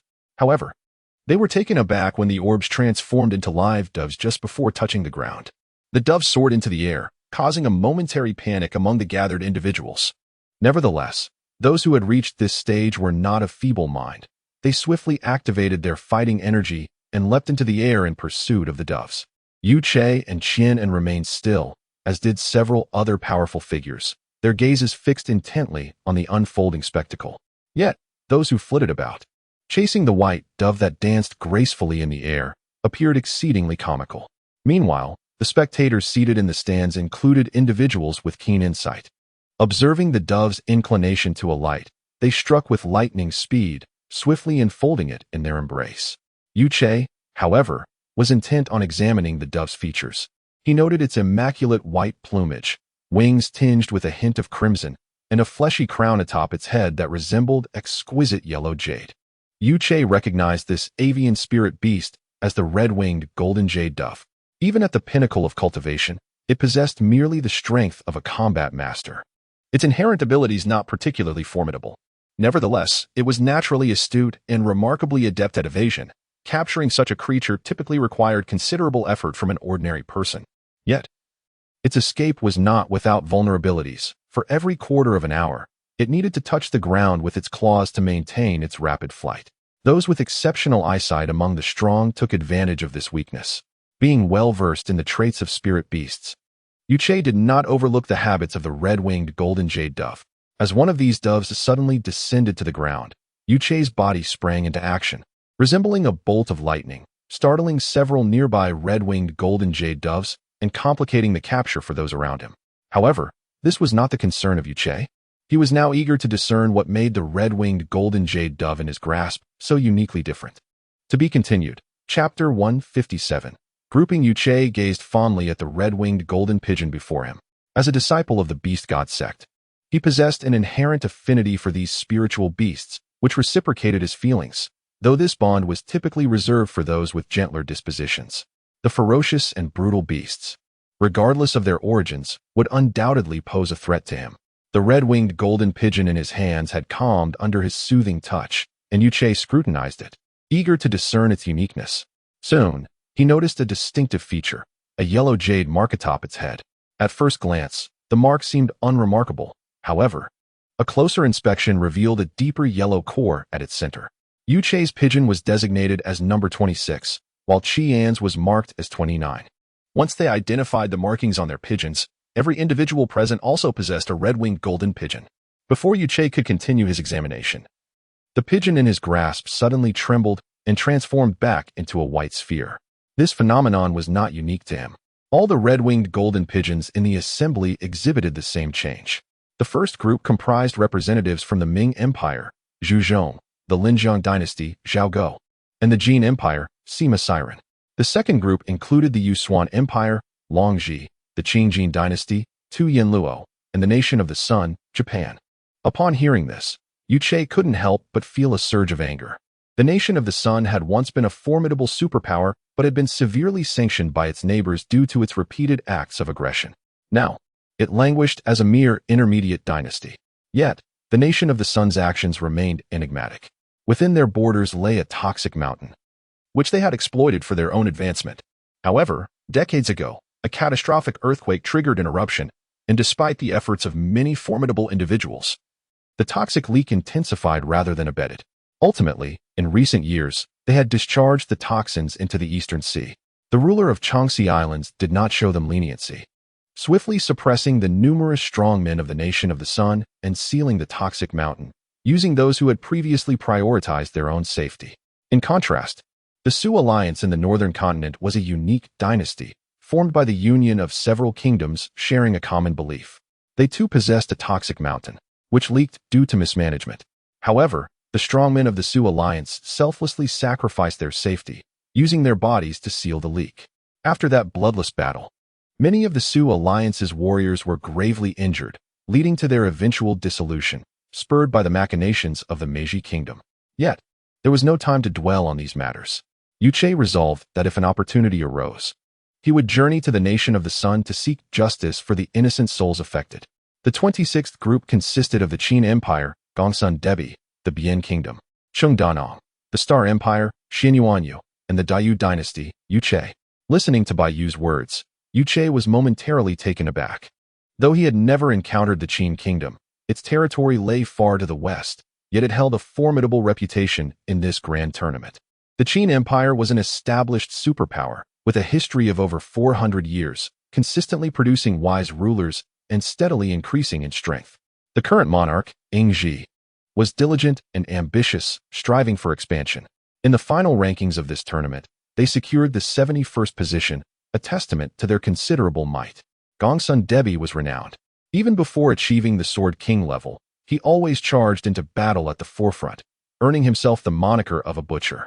After attaining the Sword King status, he could no longer lead the charge, but still contributed significantly to the Qin Empire's glory. Cheng Danong from the Bian Kingdom was unfamiliar to Yuche, though he suspected a connection to Cheng Yuanong, whom he had met on the frozen plains. The Bian Kingdom, situated in the heart of the continent, was an advanced dynasty, albeit more aligned with the northeastern region of the Lingyuan. Renowned for their filial piety, each ruler was characterized by benevolence and righteousness, a legacy that permeated the nation. It was this spirit that had inspired Yuche to assist Cheng Yuanong in the past. Cheng Yuanong was somewhat lesser known but still held a degree of notoriety in the martial world. As a member of the royal family, he was a relative of the current monarch. Initially gifted, he succumbed to indulgence after losing the competition for the throne. However, he bore a hidden injury from his youth, which deteriorated during a confrontation with Gu Zichu. At the request of the crown prince, Cheng Wanxian, Yuche healed Cheng Yuanong's ailment, thus forging a connection with the Bian Kingdom. The final individual was a familiar face to Yuche, Xianyuanyu, who had been defeated by Yuche just months prior. Although he had now reached the Sword King level, Yuche felt no trepidation. The 29th group included the Chuanghua Dynasty, Ao Zhao, Chuanghua Dynasty, Ao Man, the Taixing Nation, Luo Chuan, and the Daiyu Dynasty, Qian. For Qian, it seemed fortune had always favored him. Both the Chuanghua Dynasty and the Taixing Nation were intermediate dynasties, lacking even a place on the tournament's rankings, making Qian's participation almost fated. As Baiyu announced the names of various dynasties and formidable warriors, the expressions of those present became a tapestry of emotions. Some furrowed their brows at the prospect of facing powerful opponents, while others reveled in the knowledge that their adversaries were significantly weaker. Yet, a portion of the attendees maintained their composure, viewing these developments as inconsequential. The only result that mattered to them was victory, regardless of the strength of their opponents. This was an immutable truth and the sole path to triumph. Yuche's gaze lingered on several individuals, particularly the strongmen of the Nanyang dynasty. To be candid, the Nanyang dynasty's power seemed exceedingly disproportionate. It was not a superpower of great renown, often regarded as a lesser dynasty among its peers. Nevertheless, in this tournament, it had displayed strength that far surpassed others, evidenced by its claim to the top spot on the rankings. Yet, the sudden emergence of such formidable power concealed mysteries yet to be unveiled. Additionally, Yuchei's attention was drawn to a woman who bore an uncanny resemblance to Lu Yun, the individual he had outmaneuvered in the elimination rounds. A chill crept down his spine as he recognized the familiar features. Although Yuchei felt a twinge of surprise, he quickly came to a realization. The individual before him was likely a sibling of Lu Yun, possibly even a twin.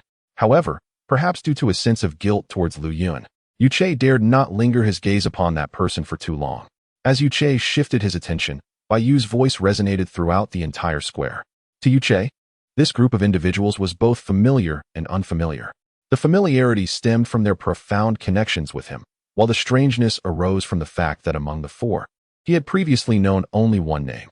As for Quan Song, who shared a name with Hai Song but bore different characters, Yuchei had no recollection of him. The flamboyant third prince had indeed caused Yuchei considerable trouble during the Star Annihilation battle. Finally, there was Qin Shaodian, Yuchei's sworn enemy, embodying both national grievances and personal vendettas. Yuchei's gaze, in tandem with Bayu's voice, fixed upon Qin Shaodian, marking the first encounter with this sworn foe, the very individual who had caused the death of his father. To be continued. Chapter 158. The first match before me. Qin Shaodian sat regally in the viewing stand, his eyes gently closed, lost in contemplation as if he were an immovable pillar of jade, impervious to the world around him. It was only when Bayu's voice resonated through the air that he stirred slightly, prompting Yuchei to realize that this man was indeed his lifelong nemesis. However, Yuchei remained stationary, fixated on Qin Shaodian, uncertain of how to proceed. Had it been Yuchei of years past, he would have charged at Qin Shaodian with fervor. Although not inherently hot-tempered, the vengeance for his father's murder and the annihilation of his nation were grievances that no one could bear. Yet, after enduring numerous trials, Yuchei found an unexpected tranquility within, not indicating a relinquishment of his fury. Rather, he yearned to rend Qin Shaodian asunder with his gaze. Now, Yuchei possessed a fierceness far greater than in his youth, yet he remained restrained in action. He was akin to a pile of dry tinder, dormant for millennia, awaiting a single spark to ignite him. His eruption would spell calamity for all, perhaps even oblivion. 30 groups, each comprising 4 individuals, totaling 120 formidable warriors, were poised to vie for a chance to advance to the next round. At this moment, Bayu completed her announcement, her exquisite eye surveying the 120 strong men in the stands. Before she spoke, "Good luck to you all." As her voice faded, silhouettes appeared on the 30 platforms within the square, each figure varying in height, build, and age, yet all donned the same pristine white attire. Yuchei gazed at the assembly, narrowing his eyes, for the weakest among them had already attained the rank of first-rank sword saint, while the most powerful among them was undeniably a third-rank sword saint. Was this the caliber of the continent's foremost faction? If these 30 sword saints represented the utmost reserve of the Northern Domain's guard, it was clearly implausible. Sword saints from the same dynasty could not possibly judge their own dynasty's contest. A semblance of impartiality was essential. Just then, Bayu, suspended in midair, spoke again. "Esteemed guests, please enter the arena." However, this time, the participants did not experience the previous sense of compulsion. Instead, they appeared somewhat unaccustomed. Nevertheless, their reactions were swift, and within the blink of an eye, some began to channel their energy and stepped onto their respective platforms. Seeing the others already in motion, Yuchei too summoned his inner energy, swiftly making his way to his designated arena. Before him stood 3 formidable figures, including the referee. The individual nearest the platform was a tall, slender man with sharp features, clad in a black outfit, hands clasped behind his back. The calluses on his hands indicated his exceptional prowess in martial arts. A man in his 30s, seemingly ordinary in appearance, stood slightly closer to the referee. Had it not been for the Sword King energy enveloping him, one might mistake him for a humble farmer guarding his crops. Yet, a hint of frustration lingered in his eyes, creating an impression of discontent, though not excessively so. The referee himself was stout and somewhat rotund, dressed in white, with an air of laziness about him. However, dismissing him could lead to a rude awakening, for his second-rank sword saint level was formidable. As Yuchei exchanged greetings with the referee, a figure descended from the sky behind him, clad in identical white garb. This newcomer exuded an alluring aura that was almost overwhelming, inciting a sense of disquiet. This individual was Xin Yuanyu, the northern pacifier of the Eagle Feather Pavilion. According to the rules of the Eagle Feather Pavilion, Xian Yuanyu's current prowess would allow him to occupy a position of significant authority, comparable to that of Chu Yu and Han Sheng. Yet, the Eagle Feather Pavilion had become a mere shadow of its former self, its founder, Qin Su. Having long since fallen to Yu Che's blade, and even the Star Empire was in disarray. However, for both Yu Che and Xian Yuanyu, such matters paled in significance compared to the pressing need to best one another in the upcoming contest. As Xian Yuanyu landed, the referee warmly introduced himself. I am 80. It is a privilege to witness your battles today. The man with the furrowed brow was naturally Cheng Danong, hailing from the kingdom of Bian. While he appeared youthful, one could discern a familial resemblance to Cheng Yuanong and Cheng Wanxian. 80. Undeterred by Gong's son's lack of decorum, continued with a smile. I shall refrain from unnecessary words. Please take your places on the stage. He then announced, the first match, Gong Sun Da versus Cheng Danong. Before anyone could fully register the announcement, Gong Sun Da leapt onto the stage, with Cheng Danong following closely behind. Yu Che, however, remained at ease. 80's countenance bore an ever-present smile as he signaled for Yu Che and Xian Yuanyu to take their seats, encouraging them to observe the ensuing duel between Gong Sun Da and Cheng Danong. Once seated, Gong Sun Da initiated the clash. According to the customs of competition, participants typically introduced their backgrounds before engaging. Yet, Gong Sun Da seemed to have disregarded such traditions entirely, launching his assault with remarkable speed, his hands moving with the ferocity of two demons at a door. Despite the intensity of Gong Sun Da's offensive, Cheng Danong was far from defenseless. He produced a folding fan, meeting Gong Sun Da's advance head-on. Gong Sun Da's strikes were bold and powerful, reminiscent of a descending tiger or a dragon stirring the seas. While Cheng Danong's defense was subtle and fluid, his fan deftly countering Gong Sun Da's onslaught.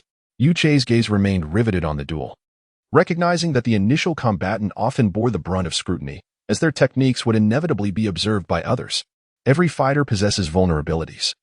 Yet these weaknesses are frequently imperceptible to their opponents, an adage that rings true. However, for spectators, even the slightest flaw is magnified, potentially leading to one's downfall. This is the essence of the observer's clarity. Gong Sun Da's assault was meticulously executed, leaving Yu Che unable to discern any apparent flaws or vulnerabilities.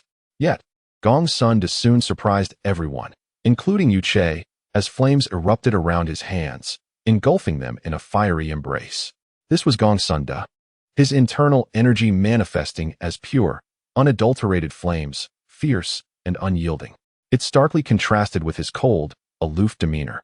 Based on Yu Che's earlier assumptions, this warrior from the kingdom of Qin would likely wield ice or metal attributes. It was unexpected to discover that he was, in fact, a master of fire. The flames surging from Gong Sun Da's hands astonished his opponent. Although the folding fan in Cheng Danong's possession was crafted from exquisite materials, it remained vulnerable to fire. Only those eccentric old-timers would dare to carry an iron fan through the martial world. Suddenly, Cheng Danong sheathed his fan at his waist and behind his back, while a layer of verdant energy enveloped his hands. Judging by the hue of his fighting spirit, it was evident that his attribute was wood. Yu Che could not help but lament for Cheng Danong, who bore a serious expression as well. After all, even a 3-year-old child on Yunluo continent understood the dominance of fire attribute fighting spirit over wood attribute. Thus, the melancholy reflected in Cheng Danong's brow was entirely justified. Despite Cheng Danong appearing somewhat youthful, he was seasoned and adept, skillfully parrying Gong Sun Da's assaults with remarkable finesse. At times, his agility allowed him to pose a genuine threat to Gong Sun Da. However, the inherent attribute suppression remained a significant factor, even though Cheng Danong's cultivation slightly surpassed Gong Sun Da's. The prolonged battle ultimately placed him at a disadvantage. This did not imply that Cheng Danong's strength was inferior to Gong Sun Da's. Rather, it was the natural attribute restraint that led to this outcome. As time continued to flow, numerous arenas around them had already determined the victors of the first matches and moved on to the next round. The contest, or rather the performance, before Yu Che was also nearing its conclusion. To be continued.